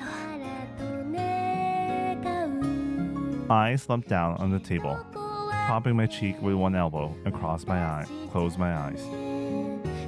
I cleared my heart and ears, listening to the song flowing from the phonograph. だけどねタイガー、あなたが会いに来てくれるとね、その時だけ私悪い夢を全然見ないの。不思議だよね。 Taiga was surely special. Even as a baby, even now that I've grown a bit. When I'm by that child's side, I wonder why. My cheeks just loosen and I can smile. Only then could I completely forget my Akumu that never fades. Just for a little while, I can become a kinder me. 私はきっとあなたの隣にいられる、そんな私のことも好きだった。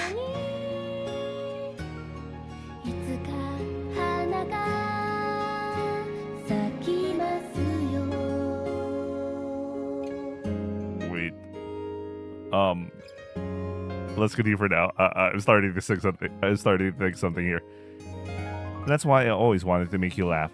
Wanted to become that kind of me, and felt like I could do anything for that. なんだかね、私あなたのお母さんになれたような気がしてたんだよ。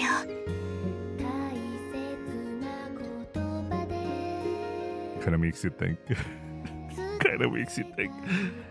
Because it was so presumptuous, I could never have said such a thing to them directly, but 命のない半透明な私にはあなたに触れることだって叶わないし、あの頃はまだあなたにはこの声だって届かなかったけれど、 even so, I was surely happy to be by your side. まだ私に優しかった頃のお母さんが私にいっぱいの笑顔と幸せをくれたように、私もあなたに何かできることはないのかなって祈ってた。 Even though I couldn't touch her, even if her voice couldn't reach me, her form was visible. Her smile reached me. The power to connect the Tokubetsu Yoru and Genjutsu. That is, the Tokubetsu you were born with. That's why you can see me. That's why someday, the translucent me and you will be connected more deeply. That day will come. I believe that too. 今の私が一人ぼっちで寂しいあなたにできることいっぱい考えたよ。 Like making funny faces or hand games. though it was only things like that. Of course, it probably wasn't meant as a thank you for that, but 時々あなたの持ってる甘そうなお菓子に釘付けになっちゃう私に、あなたはまだまだ赤ちゃんだったのに心配そうな顔をして私にそのお菓子を差し出してくれてたね。 I was happy. Truly, 本当に。And had to bring tears to my eyes. この子はきっとこんな意地悪な世界の中ででも負けずに折れずに腐らずに優しい大人に育ってくれる、そう信じられたから。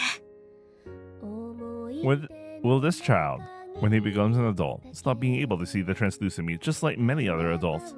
Or because this child is special, will her form always reach him like this? いつもそばにいられたらいいな。 I thought that. もしもあなたがこの先何か困ったことに出会ったら、その時はどうにかしてあなたの力になれたらいいのにな。 I even dream of such a someday. On a pure Mashiro Mangetsu no yoru, a lullaby I sang beside you as you slept all alone.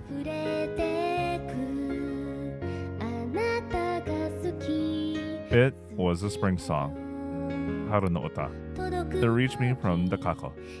Humming it, I also imagined a mirai, where you and I could live together. A mirai that would surely never come to pass, but the welcoming party arrived. Toka. We asked that you lend us your power. They were the night creatures. According to them, this world's nearing its end. Both inside the Yoru and outside the Yoru were adorned with the Suzoruku at the end. They wished for me to help them think of a way to avoid such a mirai. Like that distant night somewhere, when you talked about Yume with many children, this time we want you to imagine the future with us. I nodded to that wish and returned to the Yoru from your side, actually. 本当はごめんね。そういうことはどうでもよかったの。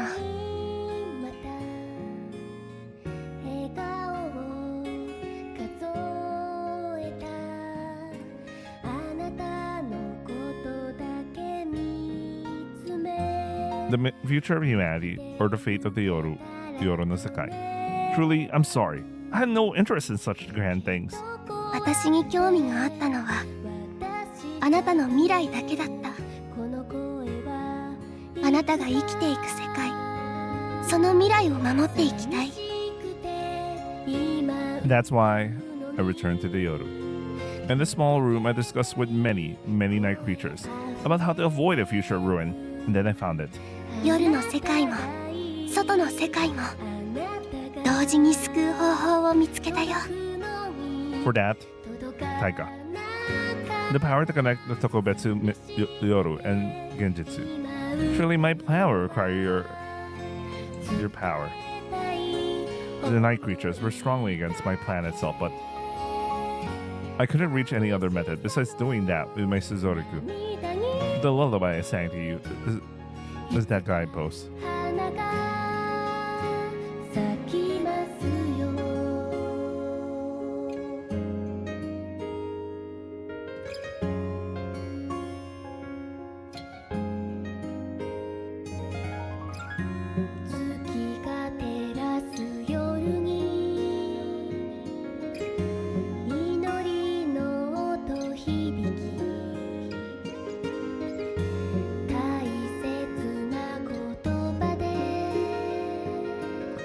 'The Haru no Ota' I sang in a voice that would surely never reach you. もしもあの歌がいつか成長したあなたへ届いて、 If something like that were to guide you to me, if we could have such a fated connection, その時はね、タイガ、私が選び覚悟したこの道は正しかったんだって思えるはずだよ。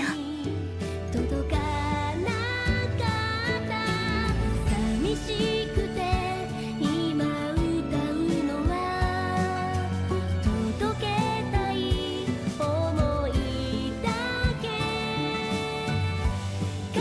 That's why I shut myself in this room and put the lock on the Yoro no Sekai. So that from the outside world, never. Taiga, Kanade Taiga. The little child I arbitrarily cherish. So that no one but you can ever enter the Yoru. 外の世界の大人たちはそれにすぐ気づくだろう。 Among them, there are many who remember the Yoro no Sekai, even as adults, never forgetting it. Now, those who attack us night creatures are an ancient artist family in this town, likely my descendants. Their way of life keeps boys and girls in their hearts. For to sign you, Yoru is a beloved quiet neighbor. きっと何かとても意地悪な方法で私が夜にかけた鍵をこじ開けようとしてくるはずだ。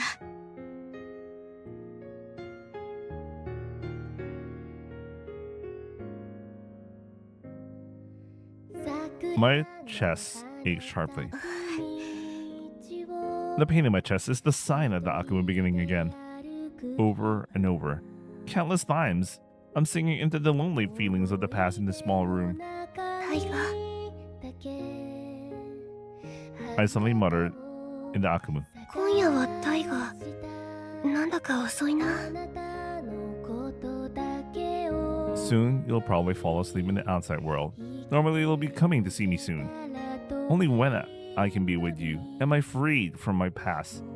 The lonely feelings disappear from here. Instead, a slightly gentler me is born. Those moments when I could be that me, the time I could talk with you was happiness. But tonight, the door to the room still isn't opening. Only time passes by. Dota ends. The Akuma also began from the start again. A lonely, bad dream. I find myself thinking, Sabishi. I find myself wishing, Onegai, tasukete. And I was calling your name. ダメだ。 Even if I couldn't be your Okasan, I at least wanted to be something in her place. お母さんが自分の子供に助けてだなんて、そんなこと言えないし。 I don't want to become such a weak me. I want my Okasan to always be a role model in life. I want her to be that kind of person. That's right. 誰も助けてくれないのなら。 There's no other way than to help myself. Tonight, it seems I can do something different from usual. I suddenly thought so. The Akamu begins again. Always the same dream, Yume. Over and over again, I keep seeing. The end of the Yume, the beginning, the process in between, and the loneliness.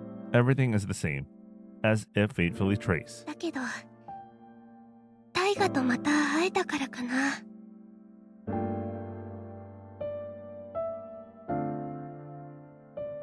Or maybe it's because I'm praying. I can see you again tonight. いつもと違うことをしてみよう。 Such courage wells up within me.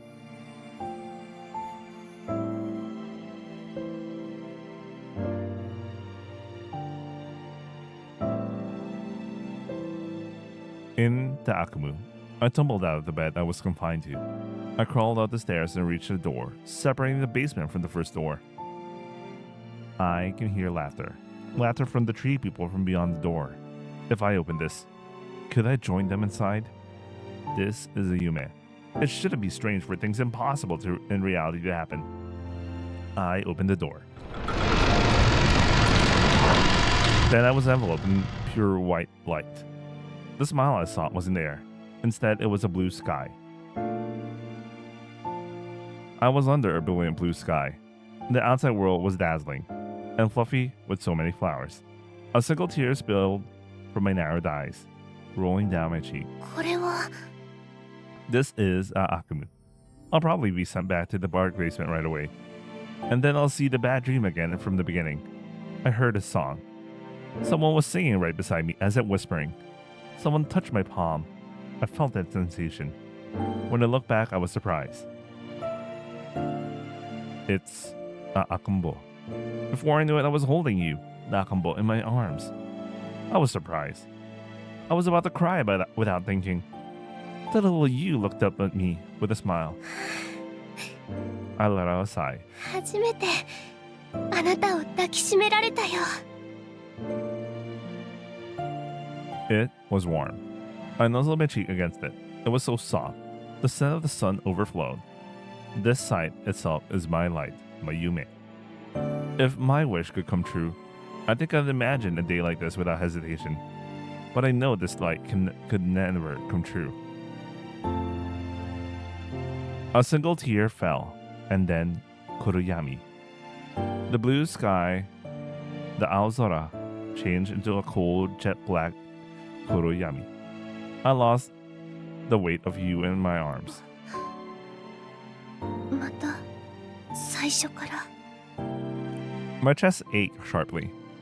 I see Akumu all alone. Overwhelming loneliness pierced deep into my chest again and again. I hear the sound of the door opening. I sense someone entering the basement. お母さん、 The night the Akumu is always the same. The exact same scene unfolds, unchanging. First, Okasan always comes to the basement. Then she just checks on me and goes back upstairs to the first floor. No matter how much I talk to her, she doesn't react. I felt so lonely because of that. But I'm sorry, Okasan. Can I ask you a question again tonight? 血のつながらない同士でも親子になれる。 Oh, I always thought they were blood related.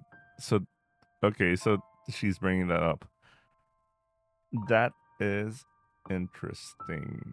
Very interesting. Maybe that's why they were so totally fine with like switching their child. But then again, like maybe the whole practice about like I don't know, man. It's so crazy, man, that I don't know. I reached out my arms that had just held a precious weight. Now my palms were empty.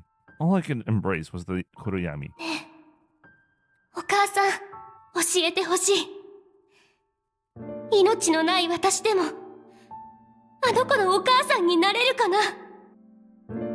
There's no kind person to answer that question. Okasan turned her back and closed the basement door. That's right. I'm not even here anymore, so this voice, this heart, will never reach anyone. Powerlessly, I lowered my outstretched hand, but gently someone touched my hand.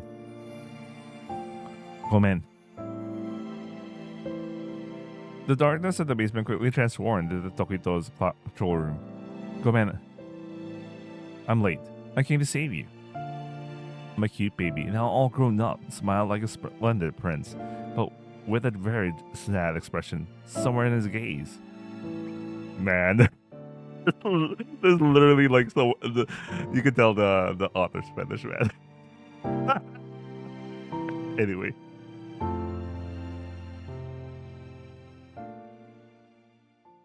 I actually want to keep reading, but I need to eat dinner. But I'm starting to develop a headache.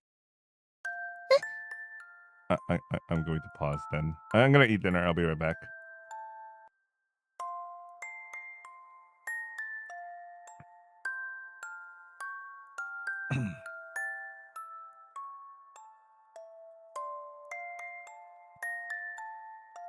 Okay, I'm back. I can only do 30 minutes more. Let's go. I'm actually feeling really tired for some reason. I take her hand. Then Mashiro woke up and looked at me in surprise. 私を助けに？ I answer, that's right. But but not knowing what to say next, I drop my gaze to my hands. Tonight I came here again. Before I ran away from this town, there was something I absolutely had to confirm. Because I just couldn't bear to let go of this hand.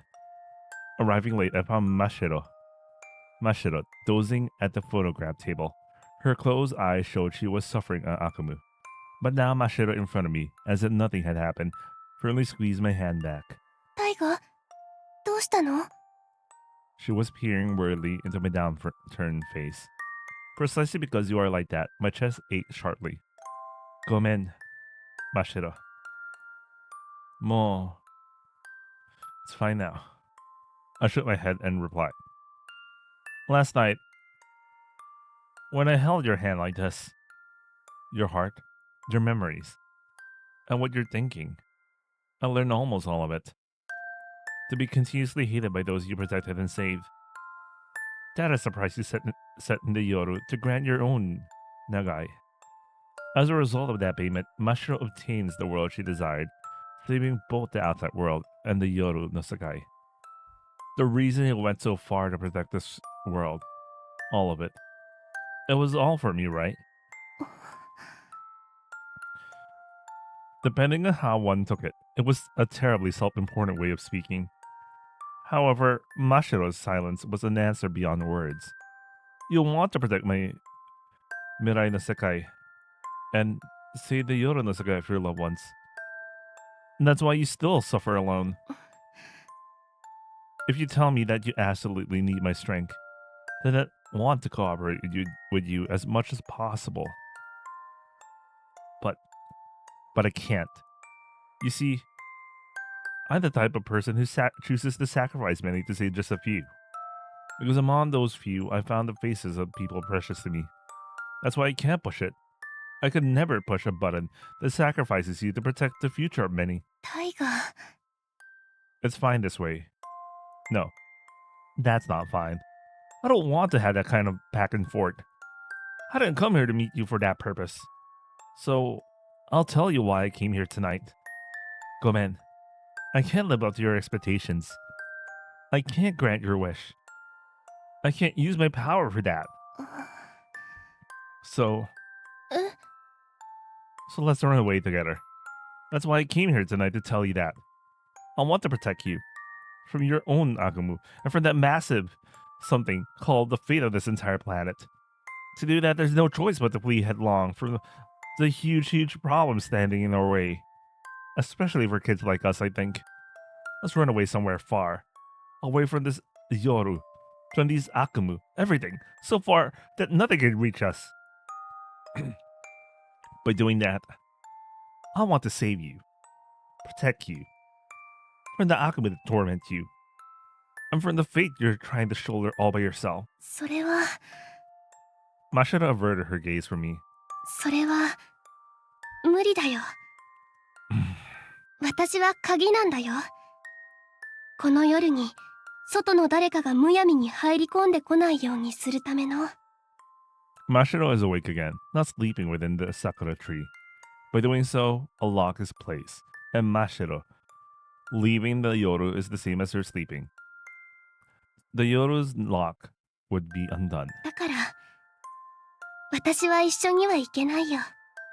私がいなくなってしまったら外の世界の人たちが意地悪な心を持った大人たちが夜の中になだれ込んでくる。そのはずだから。Cruel adults might master night creatures, believing they gain eternal life by devouring their flesh. And then, the Yoru would no longer be a land of Yume.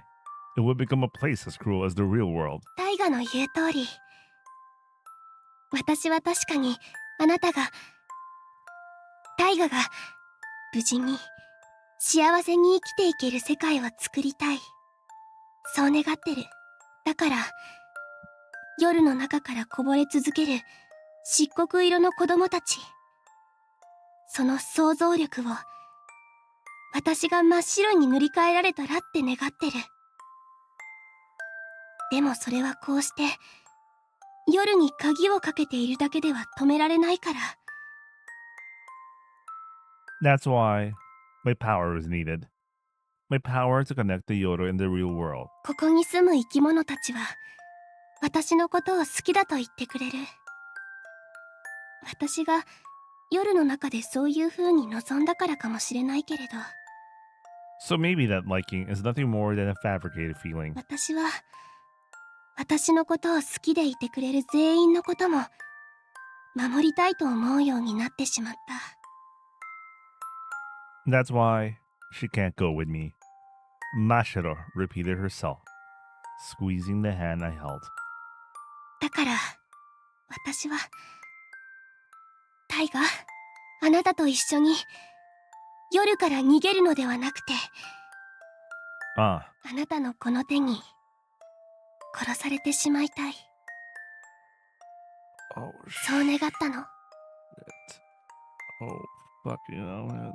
Oh fucking hell, man. Oh shit. Oh man. Oh shit. Oh man. Ah, that's right. I know. I squeezed the right hand. I hell with you. That's why. That's why I thought about running away from this town. No matter the reason, no matter the mistake, that must never happen.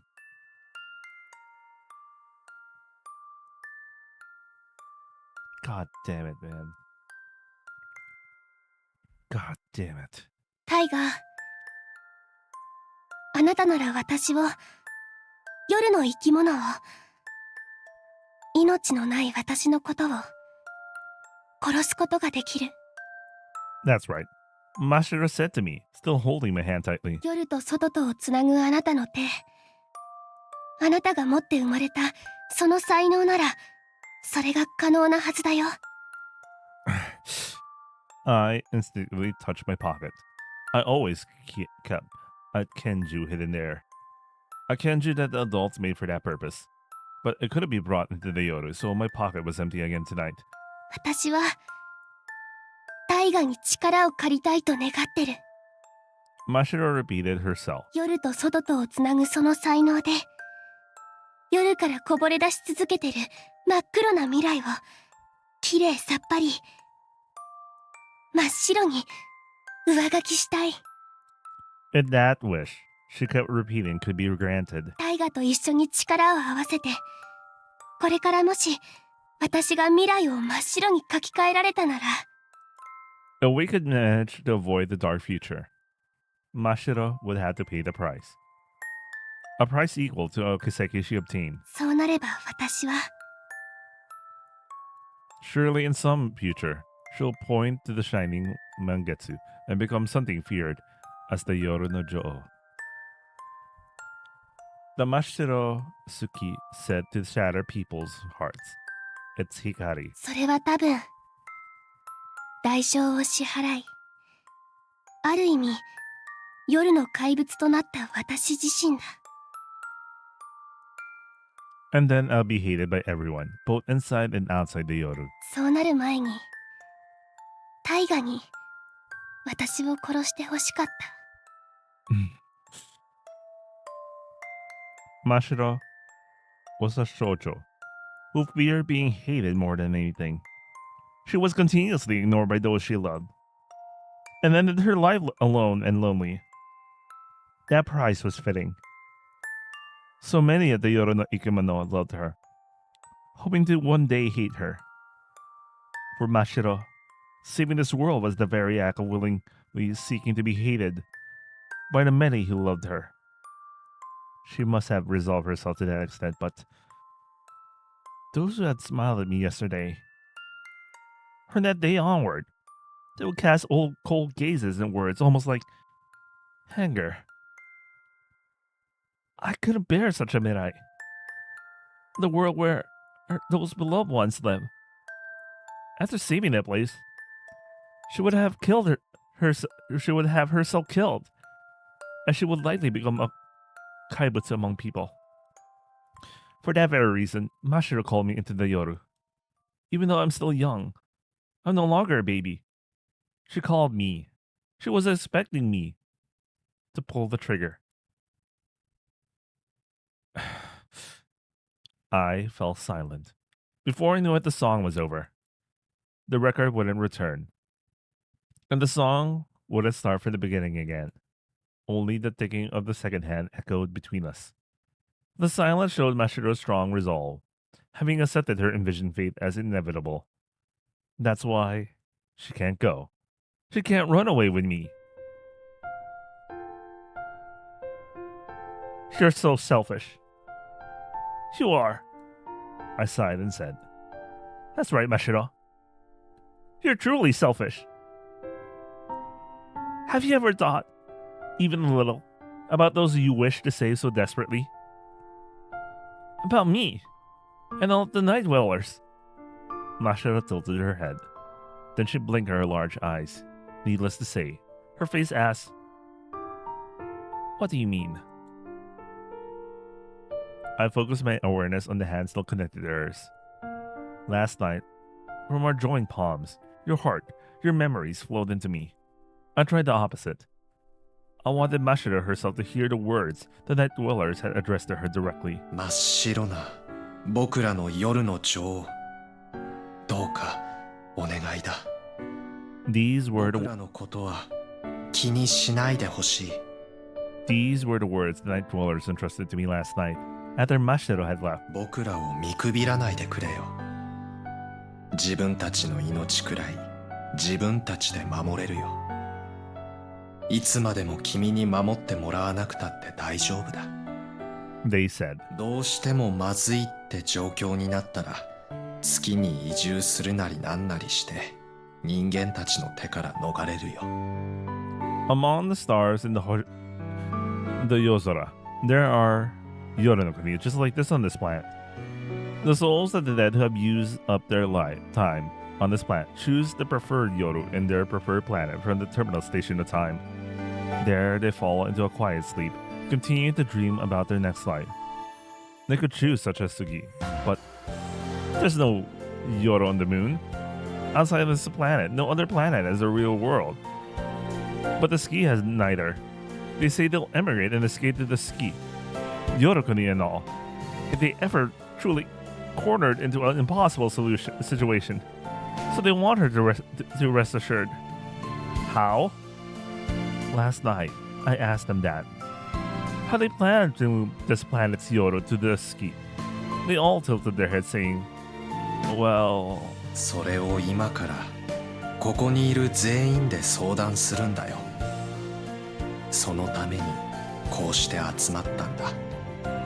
They said this with a smile. 真っ白。いつも僕らのことを見守っていてくれた夜の女王。君は僕らや僕らの居場所を作ってくれた母親だ。母親の一人だ。そんな君にいつまでも守られていたいって気持ちも確かにあるけれど、でもさ、分かってほしい。そろそろ僕らは独り立ちしたいんだ。いつまでも母親に守られてばかりの子じゃいられないし、そんな自分たちではごめんね、いたくないんだよ。お願いだよ、お母さん。そんな僕らのことを見送ってほしいんだ。そして今度はどこか遠くからあなたはあなたの幸せを生きながら僕らのことを見守っていてほしい。どこかで僕らが僕らなりに生きていく道を応援していてほしいんだ。 They all, in unison, said this. だからお母さん、お願いだよ。これからは僕らのことじゃなくて自分の幸せだけを想像してほしいんだよ。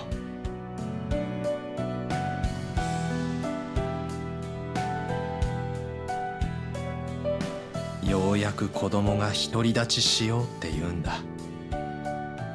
子育てが終わったらさ、あと親が考えるのは自身の余生をどう生きるのか。まさに第二の人生だ。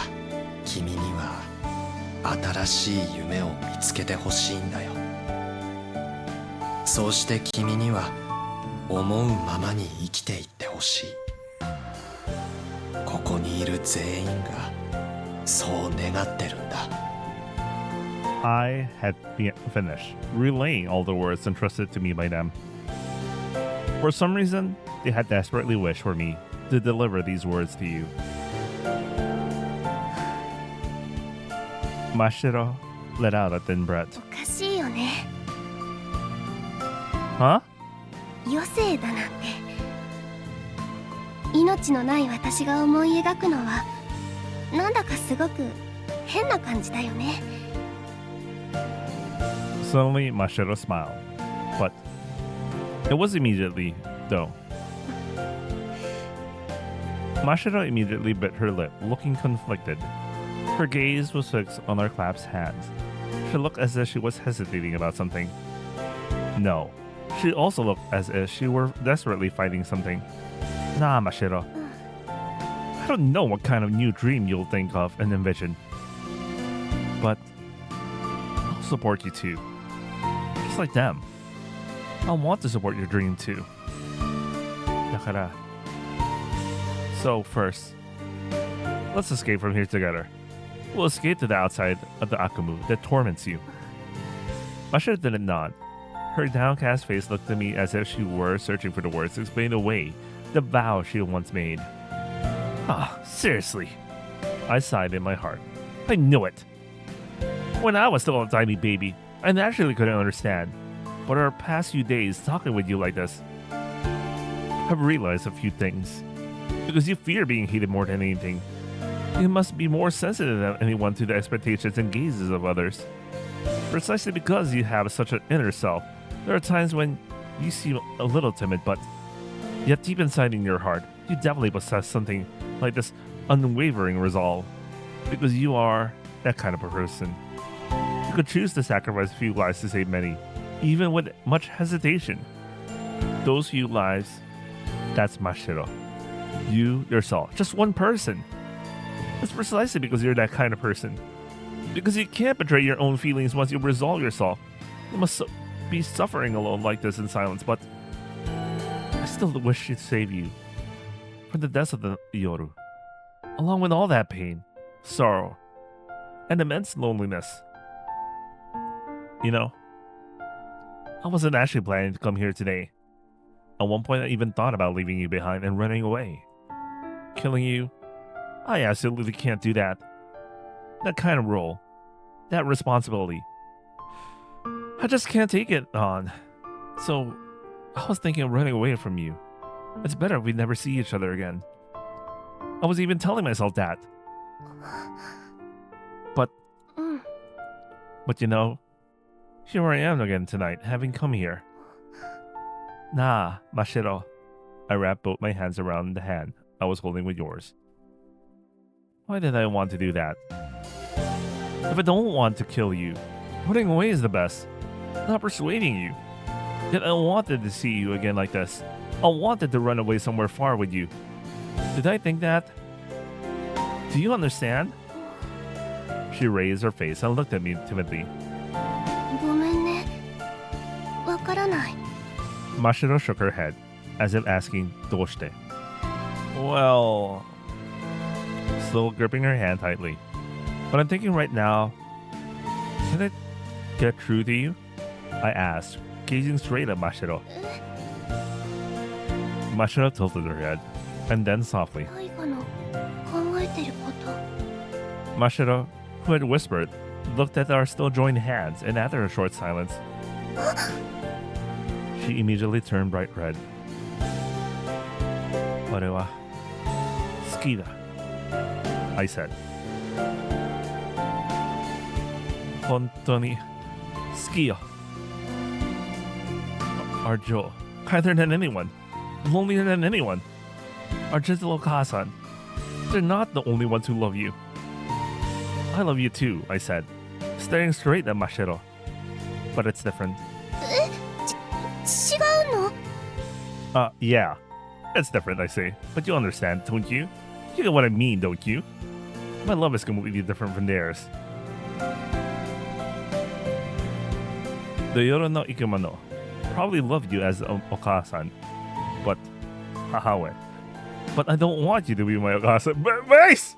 I mean, we had to set up. Alright, here we go. Base words. I, Kanede Taiga, have loved you for a long, long time. Since way back, I thought of you as just one girl. Talking to you these past few days about my feelings, I finally accepted it. Just as I thought. I, Kanede Taiga, love you very much. One reason I came to see you was to figure out the true nature of my feelings. I told her that repeatedly, but first love had already begun before I could even remember. I loved you when I was still a baby. But yeah. Man. By the way, I laugh not because I think it's funny in a way that's it's dumb. It's more like, damn man. Damn man, you really did it. It's got a base, I guess. Damn, Taiga, holy shit. When I was lonely, when I was sad, when I was hurting for no reason, your smile was always by my side. I was still too small, knowing nothing of the world or even myself, but I could never forget the sense of security I felt then. After you disappeared, those feelings strangely grew and bigger within my heart. I kept wondering what these feelings were. If I were to name these feelings, loneliness. Alone isn't enough for this emotion. I felt that way, and I thought if I could meet you, its true nature would become clear. And just as I expected, I understood. It became clear. No, actually, I think I might have already realized my feelings even before I was able to meet you again like this. どういうこと？ I nodded at Mashiro, who tilted her head and said, before I met you again like this, I met a semi-transparent man. That person, you see, said it when he conveyed his feelings to the one who had been like a mother to him for so long. Thanks for the inspiration. Random mom, formerly child, formerly son. When I touched that emotion, I realized, me too. Mashiro, I don't want you to be my classmate either. I'll say it as many times as it takes. Mashiro, I like you. That's why I want to save you no matter what. Killing you is out of the question. I can't do that. Just like you tried so hard to make me little me smile. This time, I want to make you smile. That's how I want to live. I know that me, being so small, saying something like this won't be taken seriously. But I am serious. More than serious, I'm earnest. When I told her that, Mashiro just shook her head without saying a word. I admire that person. My Oto-san, who is said to have loved only one person in his entire life. My hero. The ideal image I've always sought. I see. Okay, it runs in the family, I guess. I want to live that way too. I'm sure if it were him, no matter the reason, he wouldn't abandon the person he loved and leave this town. Mashiro, I want to be your hero. I want to save you from this Akuma that torments you. I might be laughed at, a kid who can't even protect himself, but that's my Yume. The Unme of the Sekai. Gomen, I don't care about the Yoru no Sekai either. I want to protect you. If I can become a hero who can keep protecting only you, that's all I need. Please, I beg you, let me fulfill this dream. でも Mashiro, you said it, didn't you? A story for love. That you wanted to live like its heroine. Isn't that your new Yume? Atarashi no Yume? As I said that, I was scared. I was probably scared of being rejected by Mashiro. So almost forcefully cutting out Mashiro's voice, I continued. So please, let's run away from here together. Mashiro, if you'll accept my feelings, I'll want to be by your side and dream the same dream as you. Let's escape from the Akumu together. And I want you to live in the outside world. Putting strength into our class hands, I told her that. Your Atarashi no Yume. Could I, who just told you I like you, be allowed to fulfill that dream for you? I couldn't voice that much, and I tightly pressed my lips together. Then I looked down. A tiny bit of weakness had emerged, hung in my mind, heavy. Mashiro spoke, her voice gently stroking my head. 私 Ah? 私ねあなたのお母さんに憧れてたんだよ My Okasan? Falling asleep meant leaping into the future. A girl born bearing that talent, a noroi. あなたのお母さんのために歌われて、たくさんの人たちが歌い継ぎ、遠い未来の現在にまで届けられたあの歌だよ。 Mashiro said she admired the feelings poured into that uta. 生涯たった一人を思い続ける。たとえ誰も祝福してくれなくても、たとえ世界中が敵になってしまったとしても、 You. To believe only your side and keep searching. そんな思いが過去から届いて、夜の中で魔法となった。 And so the two of them crossed thousands of nights. They held hands with their beloved. They surely smiled at each other from a place deeper than their hearts. そんな二人の愛の結晶なんて、そういう恥ずかしいことを言うのはやっぱり恥ずかしいけれど、それがあなたなんだよ、タイガ。あなたたちの人生を多分一番近くで見つめていられた私だから、私もあなたたちみたいに、あの歌みたいに生きたいと思ってた。 Mashiro said that, smiling somewhat awkwardly. とっくの昔に命をなくしたこんな私だけど、あの子みたいにたった一人のことを大切に思い続ける、そういう風に私は生きていけないかな。 To live despite having no light. Such a completely contradictory expression left me dumbfounded, because Mashiro was always so consumed by dreams like this. だからあんな恋するための物語を生きてみたいって、そういう物語のヒロインになってみたいって。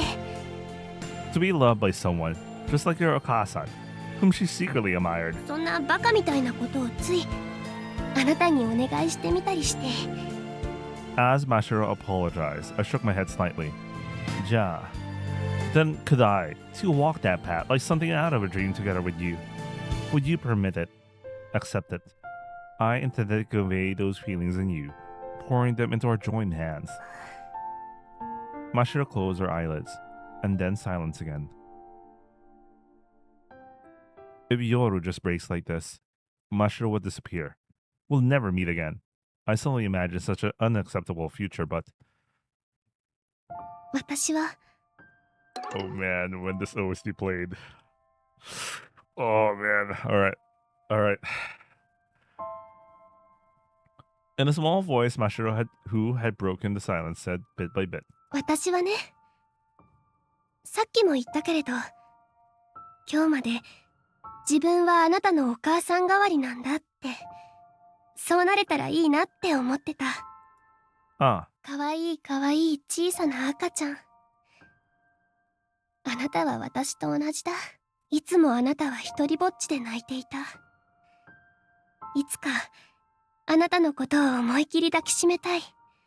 それが叶えば私は幸せ。あなたといるときはいつもそれだけ祈ってた。だからあなたもタイが私と同じように感じてくれたらいいなって、私のことをお母さんみたいって、そう感じてくれてたら素敵だなってそう思ってた。ずうずうしい話だって分かってる。だけどごめんね。心の中で秘密だったけどね。そう思っていたの。ずっと祈っていたんだよ。だけど but that wasn't the case, Mashiro said. The expression in her face was a bitter smile. あなたは私をお母さんとしてじゃなくて女の子として見ていて、だから私を置いてはいけないって思って、俺と一緒に Huh? 俺と一緒に外の世界で暮らしてほしい。I like the expression change. With the look of her mouth, it's there's that shyness. Mashiro repeated my words. And then after another short silence, それって ah, あのshe mumbled and then fell silent again, but I cannot believe it could still evolve. それってプロポーズってことになるのかな。 Well.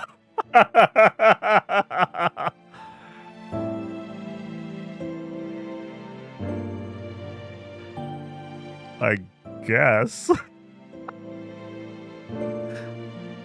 She was bright red. She averted her gaze and looked down. My joined hands was trembling slightly. It was. I love you so much. From here on out, it's hopeless. I can't live on my own anymore. A future without you beside me is darker than the bottom of the night. I wanted to tell you that, but it's no good. This is bad. I guess I'm still just a kid. Even if I spoke of love, even if I swore my love right there, there's still something frivolous about it. No matter how serious I say I am, only an inescapable childlessness, an inescapable thoughtlessness remains. That's exactly why I can't imagine it like that. That frustrates me. I was biting my lip. なんだかおかしい。 Huh? ほら、タイが伝わらないかな。 On our joined hands, how many times now? Mashiro squeezed them tight. 私ドキドキしてる。こんな気持ち変なのかな。おかしいのかな。だってあなたはずっとね、私にとって小さな赤ちゃんのままだって思ってた。 Yes, and?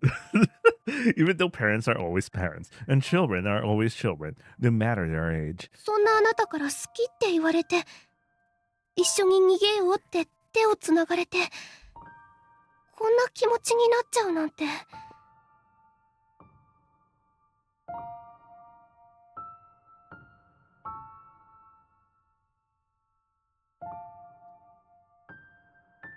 I thought she might be feeling strange. 命がないと心も普通じゃなくなっちゃうのかな。ねえ、タイガー。 Even someone like me is okay with you. Mashiro asked. I looked up. Mashiro's face, Kao, smiling with a hint of complexity, was there. Her cheeks were flushed bright red. That's fine. I nodded. It's precisely because you're like that it's fine. I've fallen in love with you. そっか。うん。 Thank God they really got Fujita Akane for Mashiro. Wait a second. Why does Mashiro have the same VA as Kuro? Mashiro said, her eyes darting slightly. でも私 A single flicker of unease wavered in Mashiro's eyes. 私夜の外ではずっと半透明だよ。 She's basically saying, are you totally fine with a ghost wife? I mean, you can always get one of those ghosts. Never mind. タイガー、あなたがこれからもっと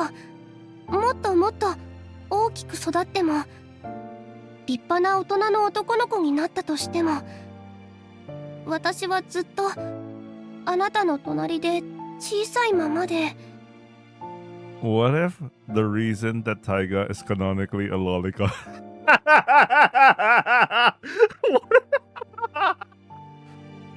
And Taiga will be basically saying, yes, and what's the point of that? It's better that way, actually. Anyway, let's continue. That's right. Is that really okay? Mashiro asked me again and again. わかってる？私はタイがあなたと一緒に大きくはなれない。大人には絶対なれないんだよ。 Yes, and... Open that. タイガと一緒に私美味しいご飯も食べられない。 Yeah, that is a little lonely, guess. But it's only a little, I tell her. The loneliness I'd feel from that is just a tiny bit. When I think about the days I couldn't be with you, that kind of thing is nothing. Compared to that, such loneliness isn't even worth calling sad, so I won't let go of this hand. Never. Zettai ni iya. With that, I look straight at Mashiro.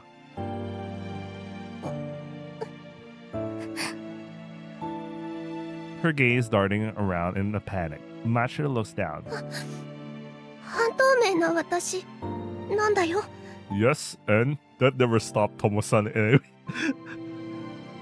あなた以外には誰も私のことは見えないんだよ。そんな私と話していたら、あなたはきっと周りの人たちにおかしく見られる。 Yes, and that never stopped. I always keep thinking about that special chapter in Sumayu. Yes, I have a ghost girlfriend wife. How did you know? Yeah, that might be true. そうなったら寂しいよ。あなたの周りからどんどん人が離れていって、あなたは孤独になってしまうかも。 Even with you here? I smile. I have no interest in people who leave just because I'm a little different. None at all. Whatever those people say, it won't affect me in the slightest. Because you're here. The Yoru no Joho, who's kinder than anyone. My very own Hime-sama is by my side. And you'd think I'll be lonely then. それは。 That's fine. I shake my head. Even if we can't grow together, even if we can't eat delicious things together, even if everyone but you leaves me, it's totally fine. If you'll accept my feelings, if you'll stay by my side, I'll never, ever be lonely again from now on. I'll never, ever feel sad. Could there be any other happiness like this for me? Yeah, I'm sure of it. It surely isn't anywhere. あと、 What is it I say? あともう一つだけできないことあるよ。 Alright, okay. What's your proposition? Okay, let's hear it. Oh? What is it? 私とはエッチなことも全然できない。 Man, why is this translation so muted? She literally said the word etchy. What? Haven't you heard of a ghost blowjob?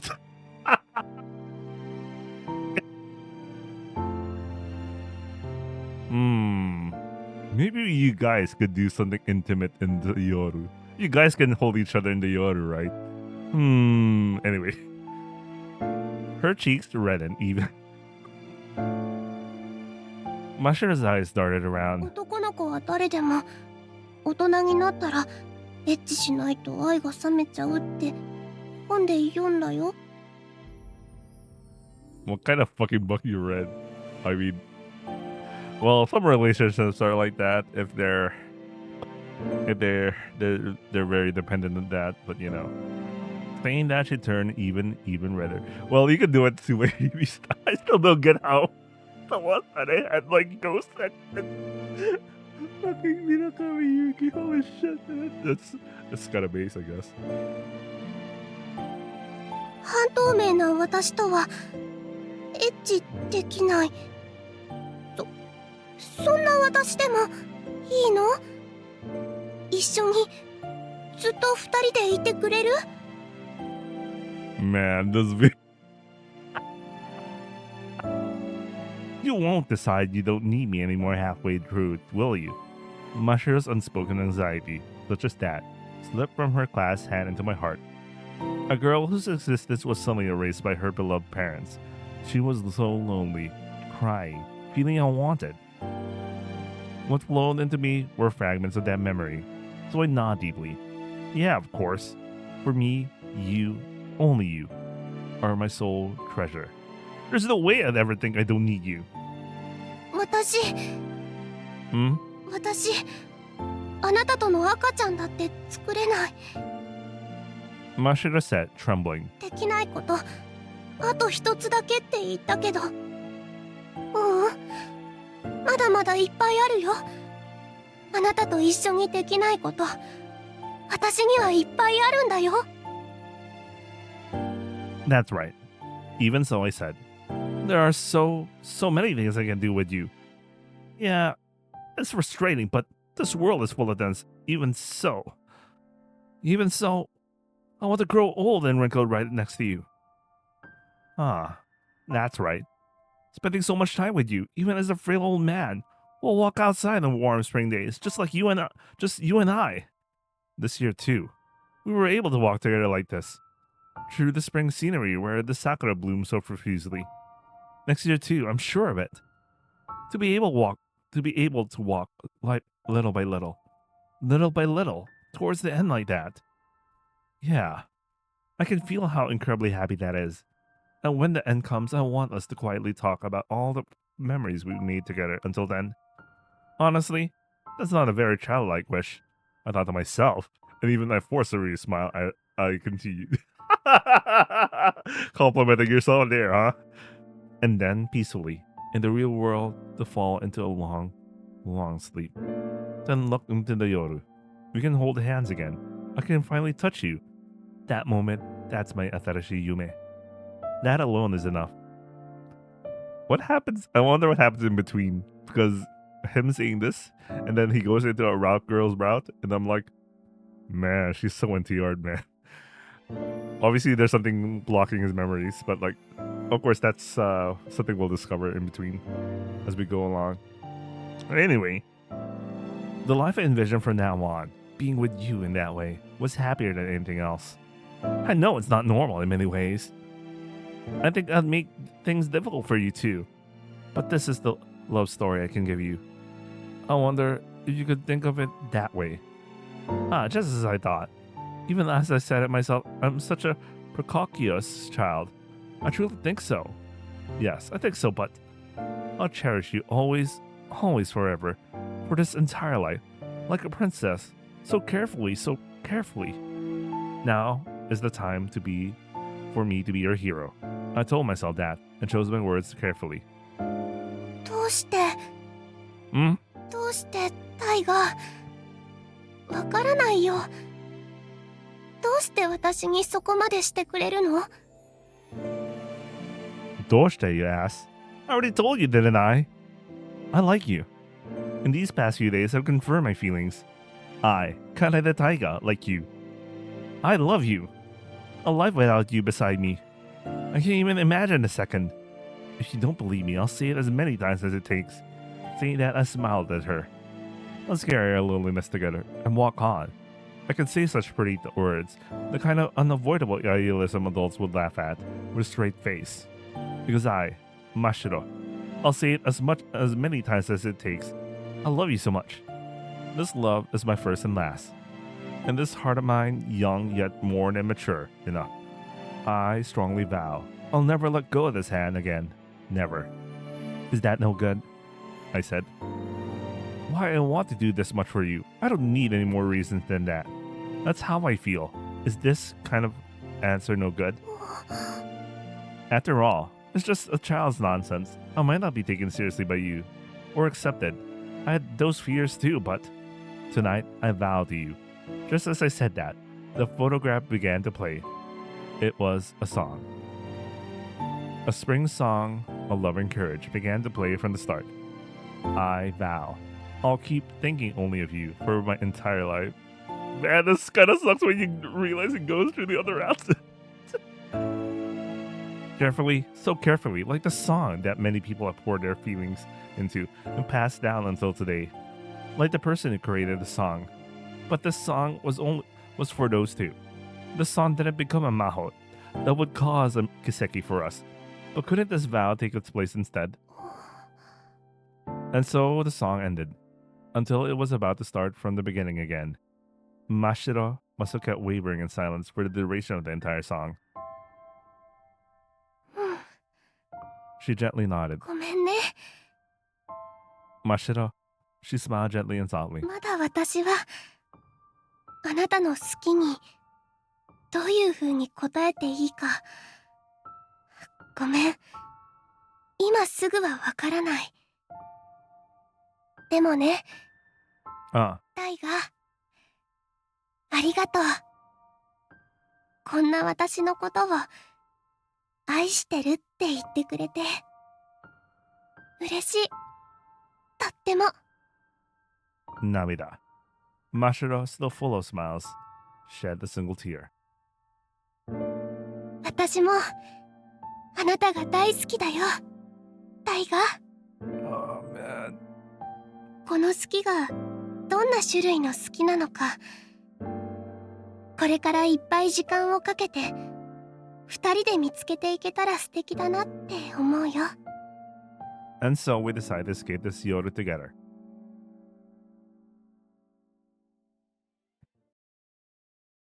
I said 30 minutes, but I'm still continuing.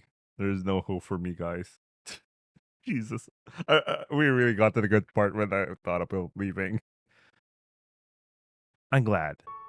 I slowly relaxed the hand that had been pressing the phone very strongly to my ear, letting out a sigh.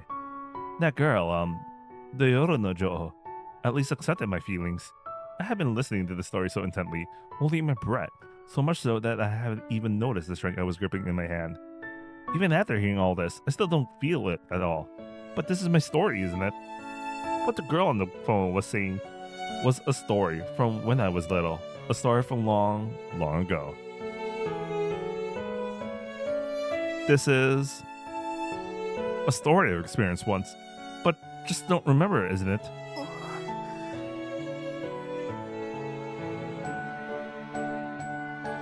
Only silence came back from the other end of the phone. I questioned. I felt relieved regardless.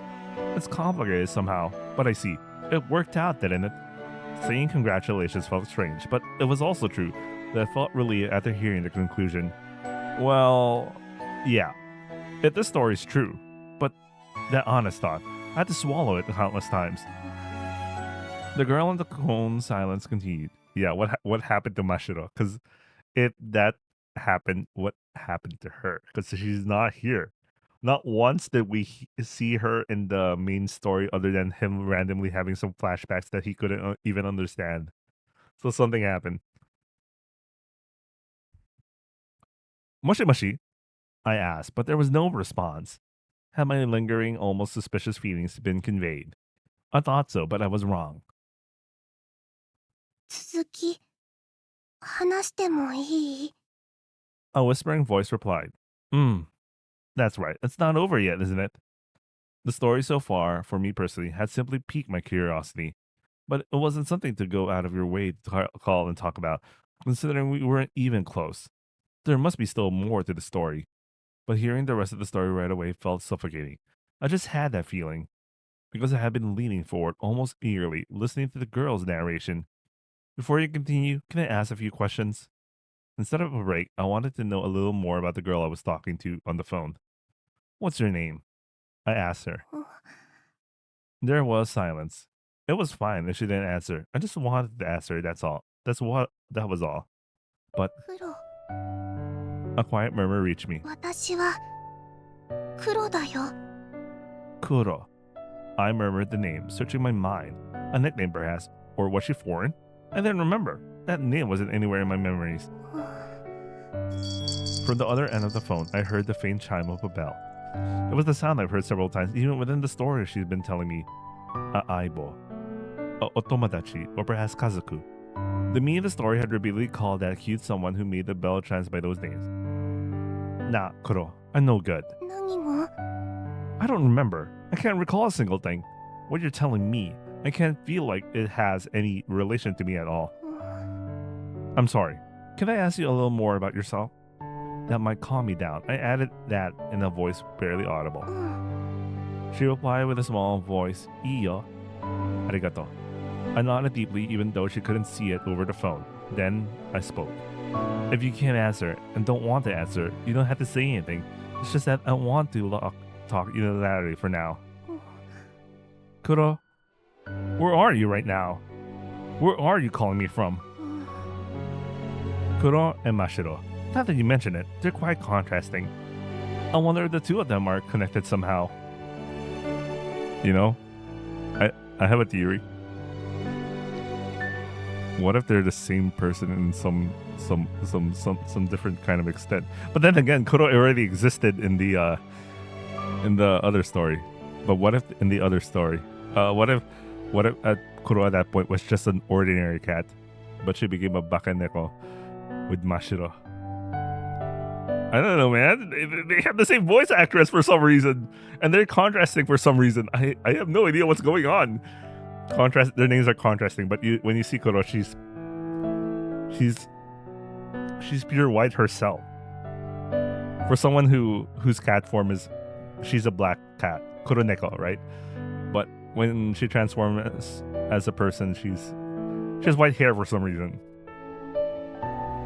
I don't know, man. They're probably setting up something here, but like, I can't tell if it's a setup or it's a red herring. So, do you like sweets too? For example, hard candy or chocolate? If you tell me, I'll prepare some. Lots of sweet treats. If we ever get to meet someday, I'd like to give them to you as thanks for telling me so much. But I thought there wouldn't be any reply at all. Demo. 好き Huh? What? A small voice. A faint murmur came true. チョコレート私も好き大好きだよ Oh, I hate that. Or is it? What if that was her saying that, and then she's suddenly, I mean, I like chocolates. So, 特にね甘いのが好きだよミルク味のやつ好き愛してる I stare. Really? You love them? I'm getting jealous. I said in a playful manner. No, there was no reply. I felt as if the girl on the other end of the phone was smiling. It was a strange feeling. It's like, Marude. It was as if night and reality had connected. That kind of feeling. Nah, Kuro. 何大河 Can I try to organize what you told me so far in my own way? 整理 Ah, I'm not complaining about your explanation. There were complex parts, so I want to rephrase it to grasp my understanding. Is that all right? I asked. If my understanding is wrong, I want you to mercilessly correct me. I'll keep the confirmation brief. Is that okay? Go ahead, she says. Arigato. I say again to start to organize my thoughts. This might be really rough, blunt way of putting it, but the Yoro no Kuni can be divided into, say, its first and second periods, right? The first period was to protect children from a harsh, sorrowful reality. For the adults with cruel hearts, it was Sakura. Children called to the Sakura tree with a godlike heart in their dreams every night. It assisted there to spend a happy Yoru as they wish. That's why, both in the past and now, the Yoro no Kuni is basically only accessible to children. That's probably it, right? It was truly a kuni just for children. Eternity existed there, as they wish, as they desired. They could continue to dream happy dreams forever. However, after Mashiro fell asleep, the mysterious night Yoru temporarily came to an end. The second period is when the single girl revived the Yoro no Kuni that once existed in this town. Simply put, the new Atarashi Yoro no Kuni is a mysterious place that anyone could have their wishes granted as long as they have Suzoruku. Suzoruku became Maho, became Kiseki, and sparkled within the Yoru like the Hoshi in the Yozora. Furthermore, the new Atarashi Yoro no Kuni grew to the point where even lives that ended and even the dead could continue to live there as if in a dream. And the Yoru space remembers everything that happened in this town, both joyful and the sorrowful. It's as if a bookmark had been placed in the beloved page of a favorite book, so it can be opened again anytime one feels like it. That's right. The Atarashi Yoru had grown so vast to a place that could even be called a second reality. What the adults wish to connect the Mirai and leave behind is the Atarashi Yoru. Their motives are complex as tangled threads. Yeah, They are tangled, most maliciously crafted to never be undone. Without realizing it, they struggle to untangle them forever.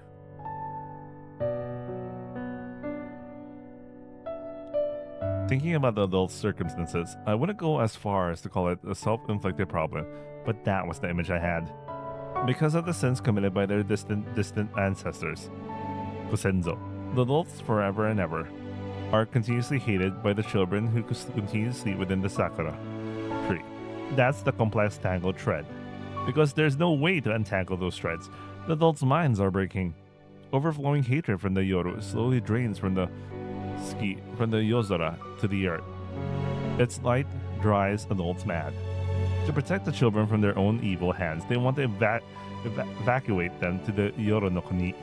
Someday, a mirai of collapse will arrive. Now, so far away, even such a scene would be brought about by their own hands. They want to protect the children with all of that, even if it meant sacrificing many children's lives. The adults' minds are being decisively broken, to the point where they can't even realize that contradiction. It might sound heartless to put it this way, but for the adults, the Yoronokuni was essentially a kind of shelter, to protect many lives and hearts from their own evil hands and from the mirai of destruction. So I absolutely couldn't let it die out. Children still sleep, embraced by the sakura tree. Many descendants of the hated bloodline manifest special powers. Those were probably the children with pitch black hearts. I wonder if it's the result of their Sozoriku leaking from the Yoru affecting them. At least a little. I'm just imagining it that way. Mashiro decided to untangle the complicated threads she almost tangled herself, wanting to save both the Yoru and the outside world.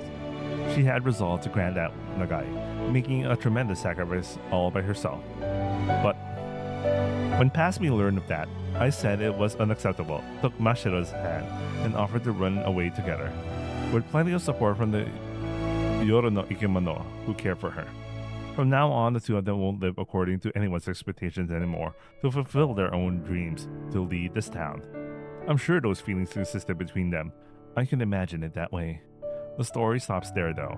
And that's strange. I look at my palm, my dominant right hand. Now, there's no one beside me. I'm all alone. Always. Always. Zutto. I live and slept in this house all by myself. I don't even have someone I like, let alone a lover. What's more, there's no one I can call Kazuku.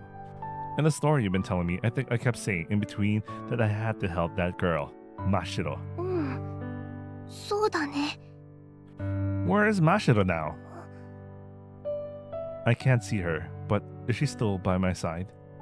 I can no longer see that. I can no longer see translucent people, since I've lost that Tokubetsu power.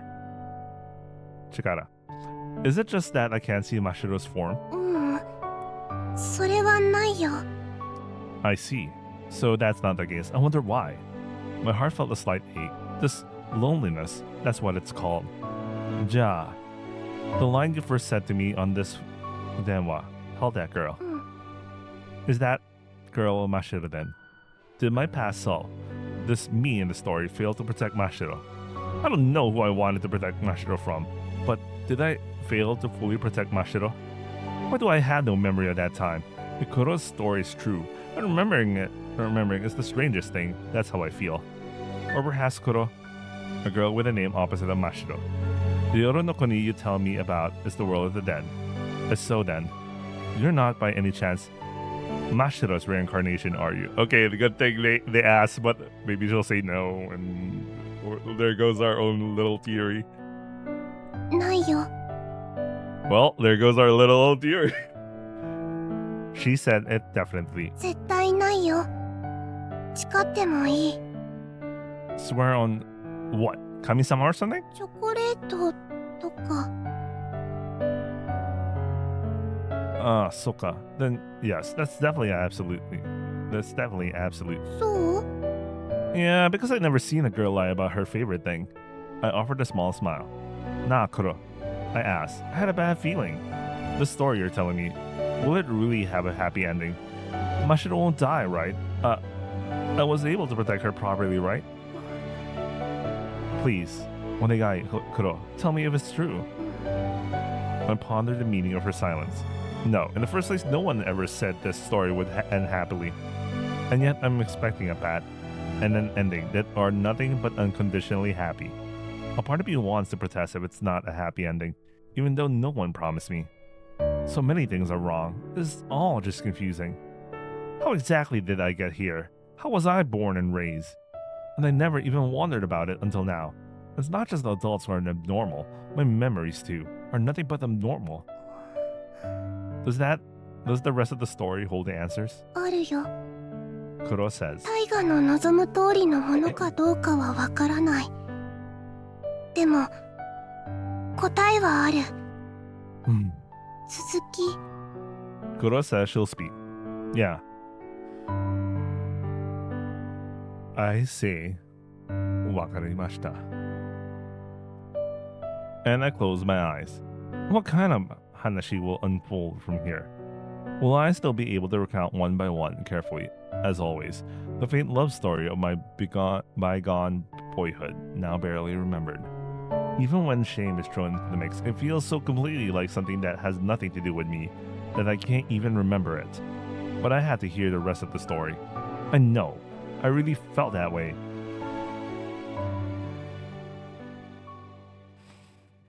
All right. We're in for the shit, or maybe I should end it here now. Let's see how it's. Oh man, this is usually where I usually end the upload. I really feel like going. Maybe a little 30 more minutes, but that's most I can do today. That's the most I can do. I would really want to continue. Awaken from a yume, I open my eyes. That's the usual room. Back then, I had no way of knowing who lived here, or what kind of lives they had. We slipped into one of the rooms, that empty house, just the two of us. I heard the sound of a bell. I turned around and greet with a ohayo. I first apologized to my tiny partner, who waited beside me to wait. Meet Mashiro and return from the yume. Go man, thanks for waiting. Thanks for keeping me waiting. Thanks for going along with my selfishness. For a moment, I considered abandoning Mashiro and running away because doing so would have been the surest way to protect her. But I just couldn't bring myself to do it after all. Now, right here, I bolt. I wonder if any happiness awaits me beyond this point in life. And in the mirai I finally gain, will there be a smile? Will there still be a light? That kind of thing doesn't exist. All I have left is the life I spent blaming myself for running away today. Forever I'll regret this day known as today. I'll just keep resenting this unreasonable life until the end. A life with no do-overs. That's something I can't forgive in myself. There's no way I can love it. I wanted to become a hero. I wanted to pull just one more person, someone I truly cared about, out of the darkness. I can only love this version of myself who lives that way, and that becomes my own. The ota that only I can sing. I believe that. I want you to hear me out. I leaned a little closer to my partner beside me and spoke as though posing a question. I've fallen for someone. I swore I'd spend the rest of my long life together with that person from now on. You think, what's a kid like me saying? I agree. I'm chasing pipe dreams with a need to face reality. And I know they'll just laugh and say, that's exactly what makes me a kid, because I can't do it. I stared at my right palm, the hand that had been linked with Mashiro inside the yume. I was thinking about the moment right before I woke up. Inside the yoru, I told Mashiro countless times, let's escape from here together. Let's run away somewhere far. Hashire, hashire. Keep running. When we arrive somewhere far away, not here, let's live together.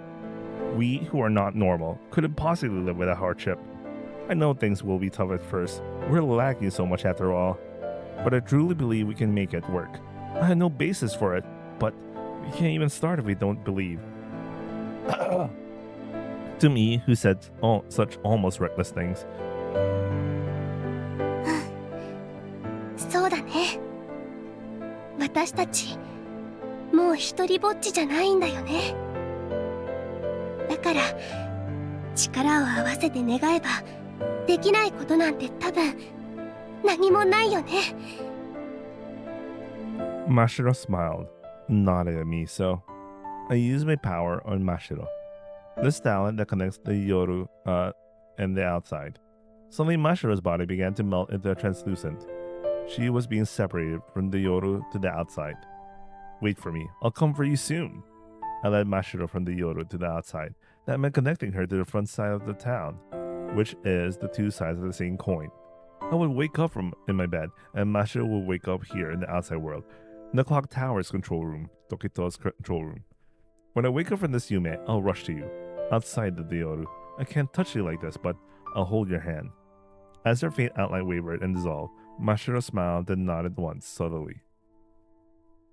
Then the hand I've been holding, its sensation suddenly vanished.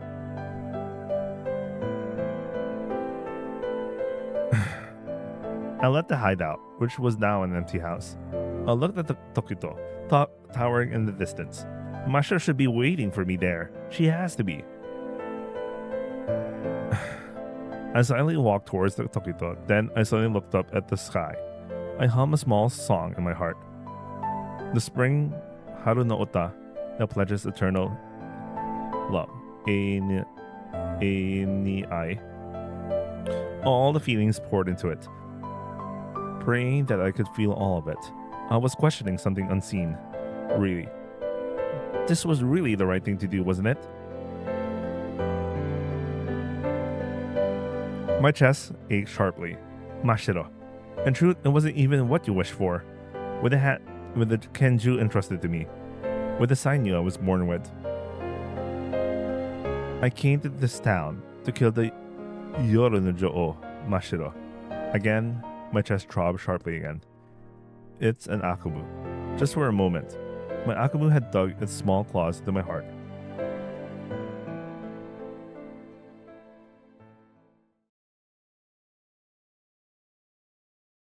I wonder what's that all about. I mean, he keeps mentioning about that. This is my Akumu, Kanade Taiga's. One day, the mysterious translucent person suddenly vanished. I think it was around the time I first became aware of things. Until then, everyone thought they had a translucent being who was kind only to them. My greatest ally in the world. So casually, without any thought of negotiation, I asked the adults of my family, do you know where that person beside me went? It was the moment the adults' eyes changed color. Before that, no matter how I tried to get their attention or talk to them, I was mostly ignored. One of the adults said, I see. I thought you had no Sainyu. I assumed your light was your only possession. I see, so that's your special something. Sainyu? Tokubetsu. Apparently not everyone could see the translucent beings like I could. I learned that for the first time. Then, that was my own special thing. I, Kanade Taiga, grew up in a certain strict household. Sakura no Mori, Sanzan Town. That's a lineage that operates from this town, continuously inheriting and practicing ancient performing arts. It's divided into main and branch families, each specializing in different arts. I wonder who's from the main family. Well, certainly not Taiga, because the Kanade clan's mentioned as to be a branch family. During festivals and seasonal changes, it would perform traditional songs and dances, entertaining the townspeople. Outwardly, they were as splendid and as warm as the Taiyo, but beneath that they held a Yoru darker than jet black. First, the children of this family are tested over a considerable period to see what talents they were born with. Talented storytellers move to families specialized in that art to hone their skills. The same applied to singing and painting. I wasn't blessed with any special Tokubetsu no Noryoku. I just had a life. I was empty. Karappo. Children like me, born empty. Where were they originally taken? Children who, after a considerable amount of time spent testing for talent, were branded as incompetent, were taken to some unknown place from that moment on. We, still pure white, and nobody yet, were isolated in a small warehouse-like building, living together in a group, but one by one, they were led away by an adult and vanished, never returned. Whether they had talent or were incompetent, that much remained unchanged. The children led by the adults had two destinations, Tengoku or Jikoku. That's what the children whispered among themselves. I was chosen for Tengoku. I was certainly branded as empty karapo, but I was karapo, unable to create any words, sounds, or colors in this world. But however, among the children born into this family, there were rare ones who possessed even more special talents, like the voices in others' hearts spilling out as text from their body, visible to me, or falling asleep on a glittering full moon night, leaping into the future by the amount of time they slept. These symptoms were a bit unusual to call talents. Their abilities tormented their possessors. They were more like noroi. Perhaps that, too, was a result of vengeful spirits of the jet black children sleeping in Sakura. Under the Sakura. The adults seemed to be waiting for an even greater special among the children born with such special talent, and to think that the possessor of that special among special was the girl who brought about the creation of the Yoru, my okasan, Kanade Taiga. Of course, there was no way my younger self could deduce that. Wait, why did it go my okasan Kanade Taiga? It should be like to Azusa Toa Azusa. That's kind of weird. Maybe something went wrong with the MLT there, because it's kind of weird. Anyway, of course, there was no way my younger self could have deduced that. Anyway, that's it. Please tell me, I beg you, where did that person who was always by my side go? With that careless question, adults learned that I to possess a special talent. From that day on, I was taken out of the storehouse, where I had essentially been confined. Led by the adults, I was taken to the side of the Tengoku. I was given a private room. I was given delicious, satisfying meals every day. It was a treatment unimaginable during the time I lived communally with other children. Then what kind of place was Jikoku? And how were children taken there and treated? I vaguely wondered about that. But then, as now, something else was important to me. I sought only one thing. The translucent girl who always made me laugh. That girl! The adults told me nothing about her whereabouts. They only told me, we will consider how to use your talent. Until then, behave yourself. That's right, nothing at all. The adults taught my young self nothing. Not things I should know for daily life. Not things important for living. Nothing. Not a single thing. But in return, 覚えておいて。たとえ物語を綴れなくとも、歌を歌えなくとも、絵を描けなかろうと、君らの人生はその生き方そのものがそれらに決して劣らぬ作品ともなり得るはずだよ。 oh, it's good to know that the Toya actor was able to meet Taiga at some point. And then this is very consistent with his philosophy about things. Especially considering that he also suffered a similar fate, except that he worked really hard, that he gained talent, and then his family was able to get back from, like, him and his mother were able to get back to the family. Anyway. When the Mangetsu no Yoru arrived, a different translucent being than the girl started coming to my side. Wait, translucent being. So this isn't Toya, this is Soul. Why is Soul here then? Why do people who aren't loved by anyone have to live, even if it means enduring so much loneliness? I had seen many such children, so that question naturally spilled out. I don't have a Tosan or a Kasan. I'm all alone. It hurts. The loneliness, it makes me unbearably sad. But instead I clung to the selfish hope that the suddenly transparent girl was the one who loved me. But then without warning she vanished. That's why I feel even more alone. That's what I told them.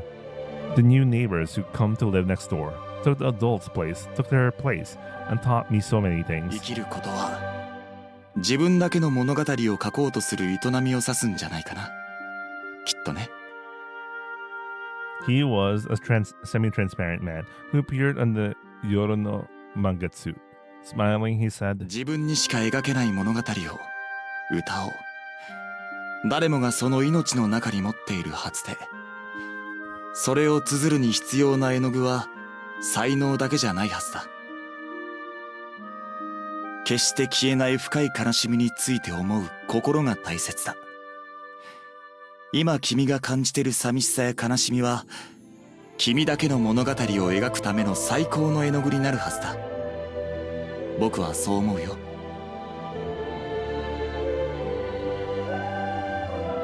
The man had spoken. 君の物語に現れる悲しみは、君以外の誰にも乗り越えられない。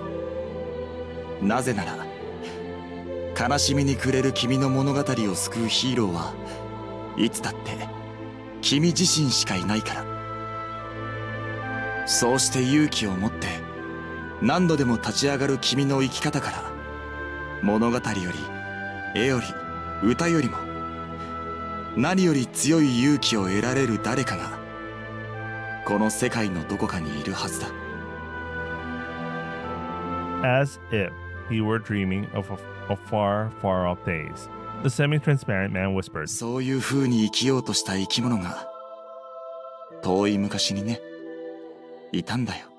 何より誰より大切に思う人が幸せに生きていけますようにと願い祈って。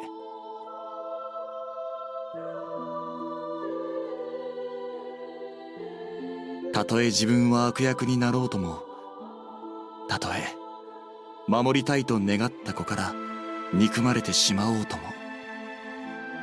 孤独だった自分を救ってくれたその子のために生きようとした。 I'm a little confused. We're talking about... This is Soul, right? Or is it Toya, the actor? Even if that makes me a villain, even if the girl I want to protect ends up hating me. This is a Nahato line. This is... Huh? The living thing that tried to live that way existed long, long ago. More than anyone or anything, I simply wish and pray that the person dearest to me can live a truly happy life. I'm a little confused. To convey feelings that can't be put into words, people sing songs, weave stories, and try to paint pictures. But creatures who can't do that have no choice but to stake their entire lives on their way of living, conveying the feelings that they can't put into words. 僕の役割は彼のことをこうして語り続けていくことだと信じてる。 Oh, so, okay, this is Toya. Why is this a semi-transparent being now? Well, I don't know how it actually works. Remember that for the deal with Nahato and Toya was that he would die, but him dying means he doesn't get to be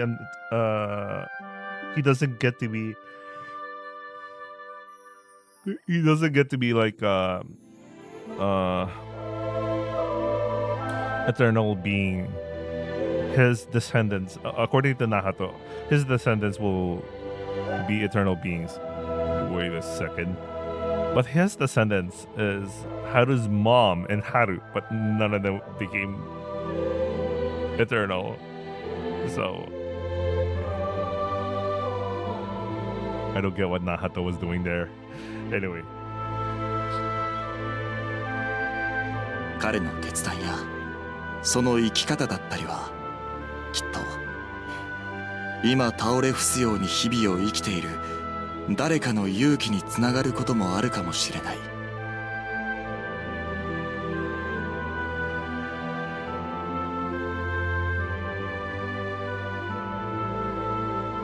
My dad, Haru no Ota, to reach me across time. もしそうなれば彼は僕もまたより多く報われるんだろうと思うから。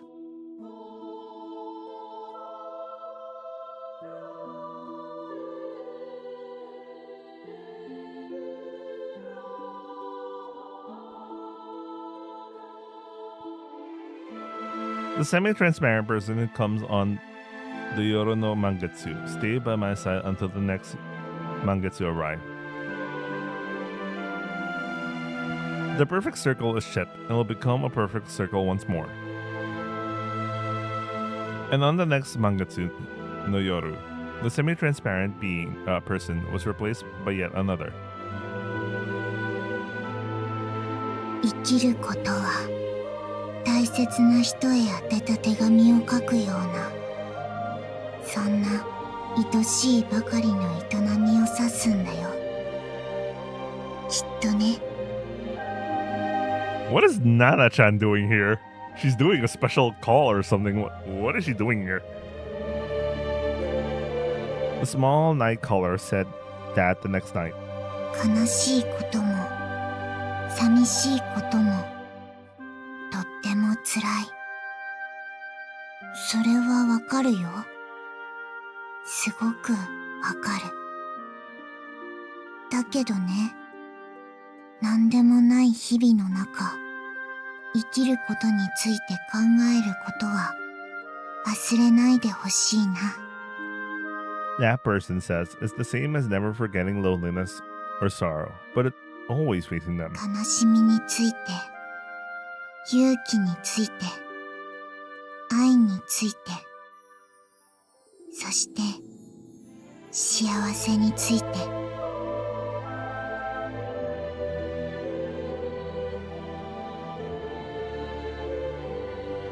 いつも自分だけの答えについて考えることを忘れないでほしいんだ。あなたたち人間は誰もが自分の力で考えることのできる生き物だから。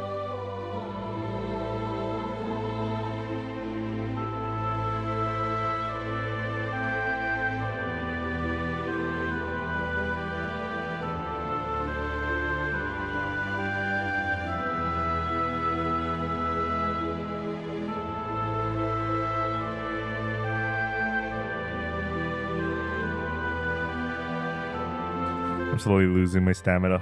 Let's I think I'm just gonna finish this scene. I really can't keep going. I'm feeling tired now. Oh man.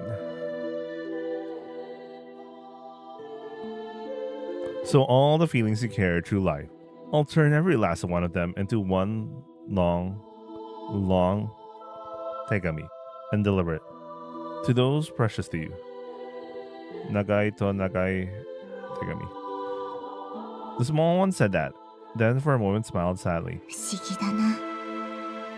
どうして自分がこんな思いを抱くのか。どうして私はこんなことをあなたに言ってしまったのか。その理由を、原因を思い出せない自分が少し悲しいな。I wanted to hold hands with the little person who smiled so sadly. To that unfading sadness, I just wanted to say, it's okay. Lonely and sad feelings don't vanish, but now we're together. I wanted to convey those feelings. If all those who felt lonely in the world could just hold hands, then I felt sure everything would somehow be okay. But I couldn't touch you, who were translucent. I always felt sad and lonely because of that. They were important people to me. They were my friends, my family, and my partners. I talked with them, thought about all sorts of things with them. That's how I spent my boyhood. Thanks to them, I might have grown into someone hardly childlike. But thanks to them, my side, which had always been so lonely, was almost never empty. 夜の女王だよ。 The little person told me on the next mangetsu no yoru, when we would say sayonara. 私たちは彼女にお願いされて、こうしてあなたに会いにやってきてるんだ。あなたが一人ぼっちにだけはならないようにって。 Man, she power tripped there. My hero. So that I wouldn't lose sight of my Mirai. I was told she wished for the translucent night beings to stay by me and teach me in her stead, as she couldn't come. 姿はなくても、声は届かなくても、そばにいられなくても、あの子はいつもあなたのことを思ってる。 Is that so? I'm glad. She suddenly disappeared from beside me, and I was anxious, but I wasn't abandoned by that girl. Just being able to think that brought me relief. あなたが寂しく思う瞬間なんて1秒だってなくなればいい。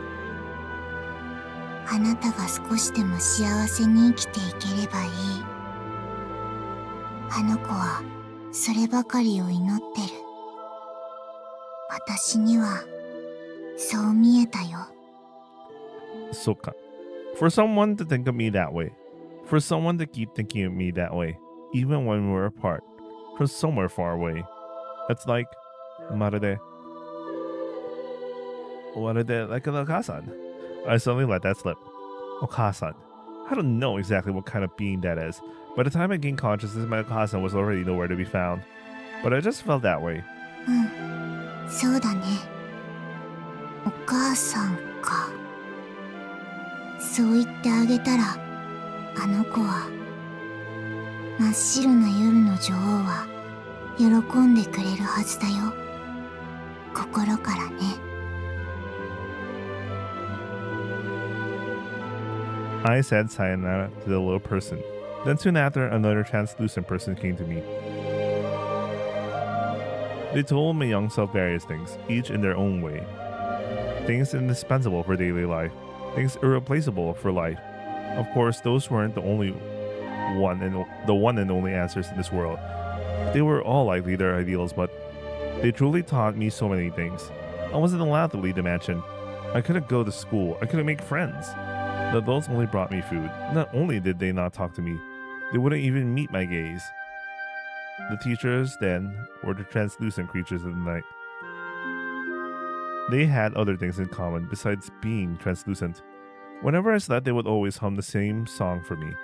When I think of that song, I always ponder what those translucent beings taught me. Boku.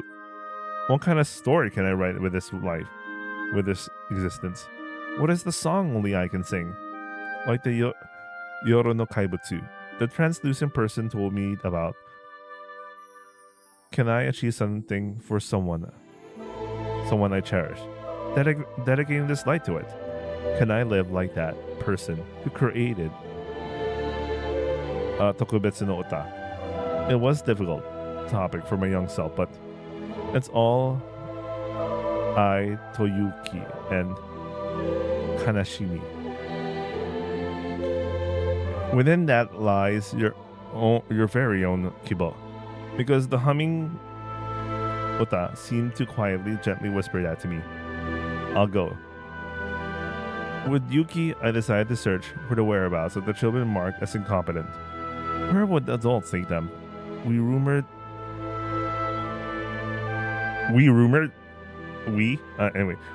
that the destination was Jigoku. If they truly are forced into hellish, gruesome light, what then? Could I rescue them? I wish I could envision myself doing that.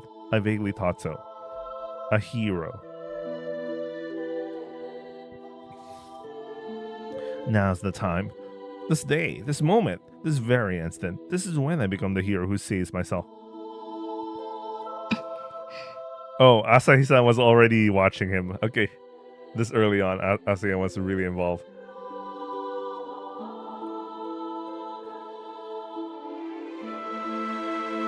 The translucent person next to me at that time neither opposed nor approved my actions. They simply watched over my utmost Yuki, right there beside me. I knew they were in the same mansion. They had been taken to a different room than mine. Was it Tengoku, or was it Jigoku? Beyond the room I had secretly slipped out, it was easily found. The result? It's Jigoku. It was the deepest pit of hell imaginable. At the bottom of the long staircase, deep underground, there was a confinement room in the mansion, Shiashiki. It was damp and had a faint raw smell. They were cramped tightly in such a place. Jesus, they're kept like animals. What the fuck? Not even animals. Like even some animals have a better life than that. Everyone was emaciated. Their eyes hollow. They were covered in wounds, likely from repeated abuse. この子たちは餌なんだよ。 At that moment, the translucent woman next to me spoke to me. こうして虐げられる子供たちの悲しい思いが私たちのことをどうしようもなく引き寄せる。特に夜の怪物だ。彼らは自分が夜を維持させる役割を持つのだと信じてる。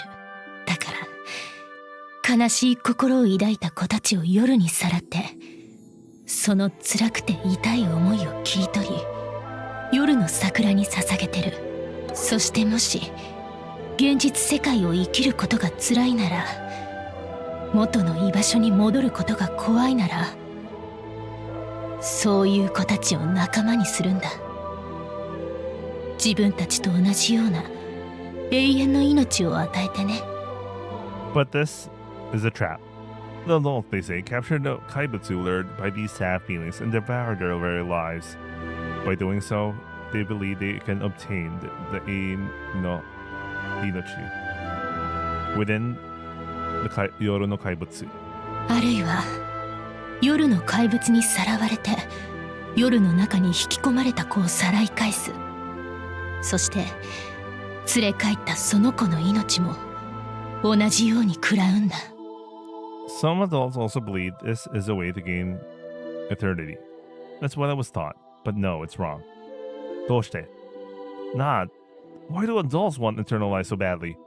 No, I just couldn't understand it. それは The translucent person tells me. ここよりもう少し先の未来だけれど、世界は大人たちの歪みきってしまった心によって壊される。 Thanks for letting us know what we already know. I mean, we're so back with that aspect of the story. そんな破滅の光景から子供たちを避難させるために夜の国は作られ維持されていく。大人たちの最初の動機は確かな優しさからだった。 But adults can only enter that wondrous country by dying, regardless of whether they are good or not. If only they had eternal life, even if they were denied into the Yoru, many lives could be saved. They could keep on living. Furthermore, there might be works that can only be brought into being by living eternally. 彼らは特段神を信仰しているわけでもなかったけれど、だけど時を超えて永遠と人々の心に語り継がれていく書物には無二の信仰を捧げていた。 Heaven and earth will pass away, but my words will never pass away.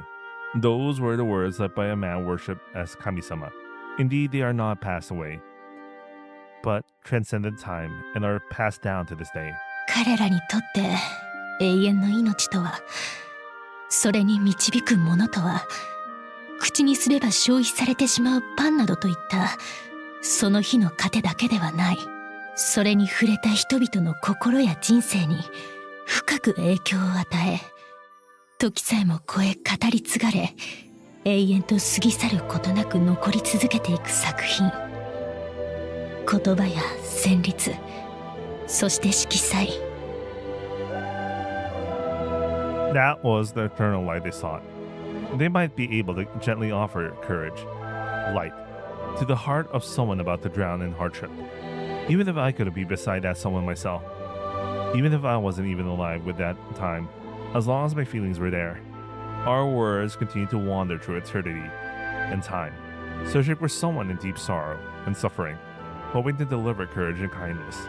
思い描いた全てが叶う夜の国ならば、そういった自分だけに描ける永遠を、たとえ才能が足りなかろうと想像以上の形にし残し続けることができると信じた。でも夜には女王が鍵をかけてしまってる。どんなに強引な方法を試そうと、大人たちが生身を持って夜に入ることはできなくて。 Then let's lure those who dwell in the Yoru to us. From such an idea, the adult's hearts began to warp from a Noroi. 自身の口にする言葉に矛盾や歪みがあることにさえ気づける者がいなかった。 The only value of untalented children was the light they were born with. Value means nothing if it can't be utilized. This dungeon was the result of that thinking, being told that again, and with explanation it concluded, yet But to me, who was still so young, I still couldn't understand a single bit of the scene before my eyes or the explanation I received. Only questions remain. Born without any talent, is that alone a sin? Is it something that deserves to be punished so unilaterally? Falling into such questions and loneliness, I remember crying until morning that night. A hero. An Seigi no Meguca. Who would help them? Where did that person go? The hero who would save their lives and hearts. I wish that everyone, at least one person in the world, had an ally. I wonder what I could do for them.